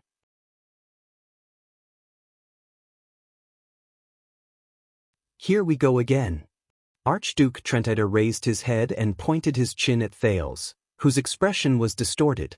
He said in a strange tone, "Prince Thales of Constellation, with what identity do you have to say these words here and cry out for King Nuvan's innocence? Don't make wild accusations anymore. Thales stopped talking. You're right. Even if we put aside the suspicion of assassinating the king, you're just a foreign prince. You shouldn't be here.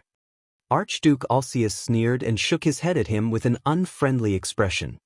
He said coldly, "Don't butt into our internal affairs." Not good. Not good at all. He had already opened the conversation and tried to make the archdukes talk to him as an equal, as if they were his opponents. Then, they would find the conditions Lampard gave them and launch a counterattack. But Thales clenched his lips, feeling anxious. Lampard has turned things around and made use of my intentions. The archdukes really see me as a dangerous opponent in the future. Because we don't have enough bargaining chips, because the situation is terrible, and because of my special performance just now, Lampard provoked the archduke's hostility towards me with just a few words. Thales clenched his fists and looked at the three archdukes, Letko, Trinita, and Alsius, with a troubled expression. What should I do? Lampard sighed. With all due respect, Prime Minister Leespan still has a misunderstanding with us that needs to be resolved. He's already waiting for us at the gatehouse. The archdukes glanced at each other and nodded slightly. Archduke Letko nodded expressionlessly. It's time to let the guards in, or we'll personally send him out. Then, go and do what needs to be done for Ekstedt. At that moment, Thales felt as if he had fallen into an ice cave. As he watched Archduke Letko slowly get up, his heart beat faster and faster. So many sacrifices, the future of two countries, is it going to be decided here? What should I do? What should I do? At this moment, a familiar but terrifying voice rang in Thales' ears. I can help you. The second prince shuddered violently. That's Thales. Heir stood on end. Under the archduke's strange gazes, his face was pale and he was drenched in cold sweat. The archdukes did not seem to react to the voice, as if they did not hear it. The prince forcibly suppressed his desire to look around. Thales' heart beat vigorously, uncontrollably. It's him. It's him. He hasn't left yet. He hasn't left yet. As long as these people die here, the truth about Dragon Cloud City will be covered up. The pleasant male voice continued to travel to Thales' ears. It was filled with a deep temptation. Everything you worry about, the people you care about, will have an acceptable ending. But the prince's breathing became increasingly rapid. Fear and hesitation appeared on his face. Thales clenched his fists tightly and stared at the ground.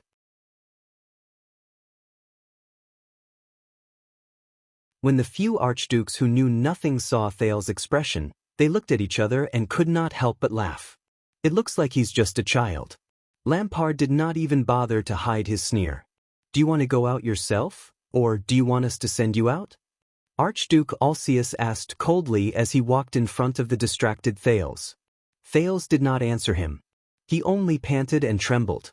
In a place where the others could not notice, the voice traveled faintly into Thales' ears. The condition is that you give up everything and come with me. Come with me. At that moment, the absent-minded Thales suddenly remembered what High Priestess Holm had said to him in Bright Moon Temple. One day, you will face an important choice again, perhaps even a choice. At that time, you may recall what I said today. Be careful with your choice. Make up your mind quickly. I can't wait for you for long. The voice beside his ears urged him softly. The legendary anti-mystic equipment is right before your eyes. Thales raised his head with difficulty and stared at the 5 archdukes in front of him with an incredibly grave expression. Kill them all? Go with him? How should I choose? How is it, Thales Jadestar? In the air, which no one noticed, the air mystic, Asda Sakern, who had left and returned, said faintly, Do you want to accept your fate as a mystic, or end your future here? If you were Thales, what would you choose? Chapter 66 has been overhauled. Those who subscribe can go take a look. You're tuning in to the Passion Pages YouTube channel. We're so grateful for your support, and don't forget to subscribe to join us on this incredible journey through captivating stories. Your generosity through donations truly makes a world of difference, as it's the primary source of revenue that allows me to expand and enhance this channel for you. Thank you from the bottom of my heart for being a part of this adventure.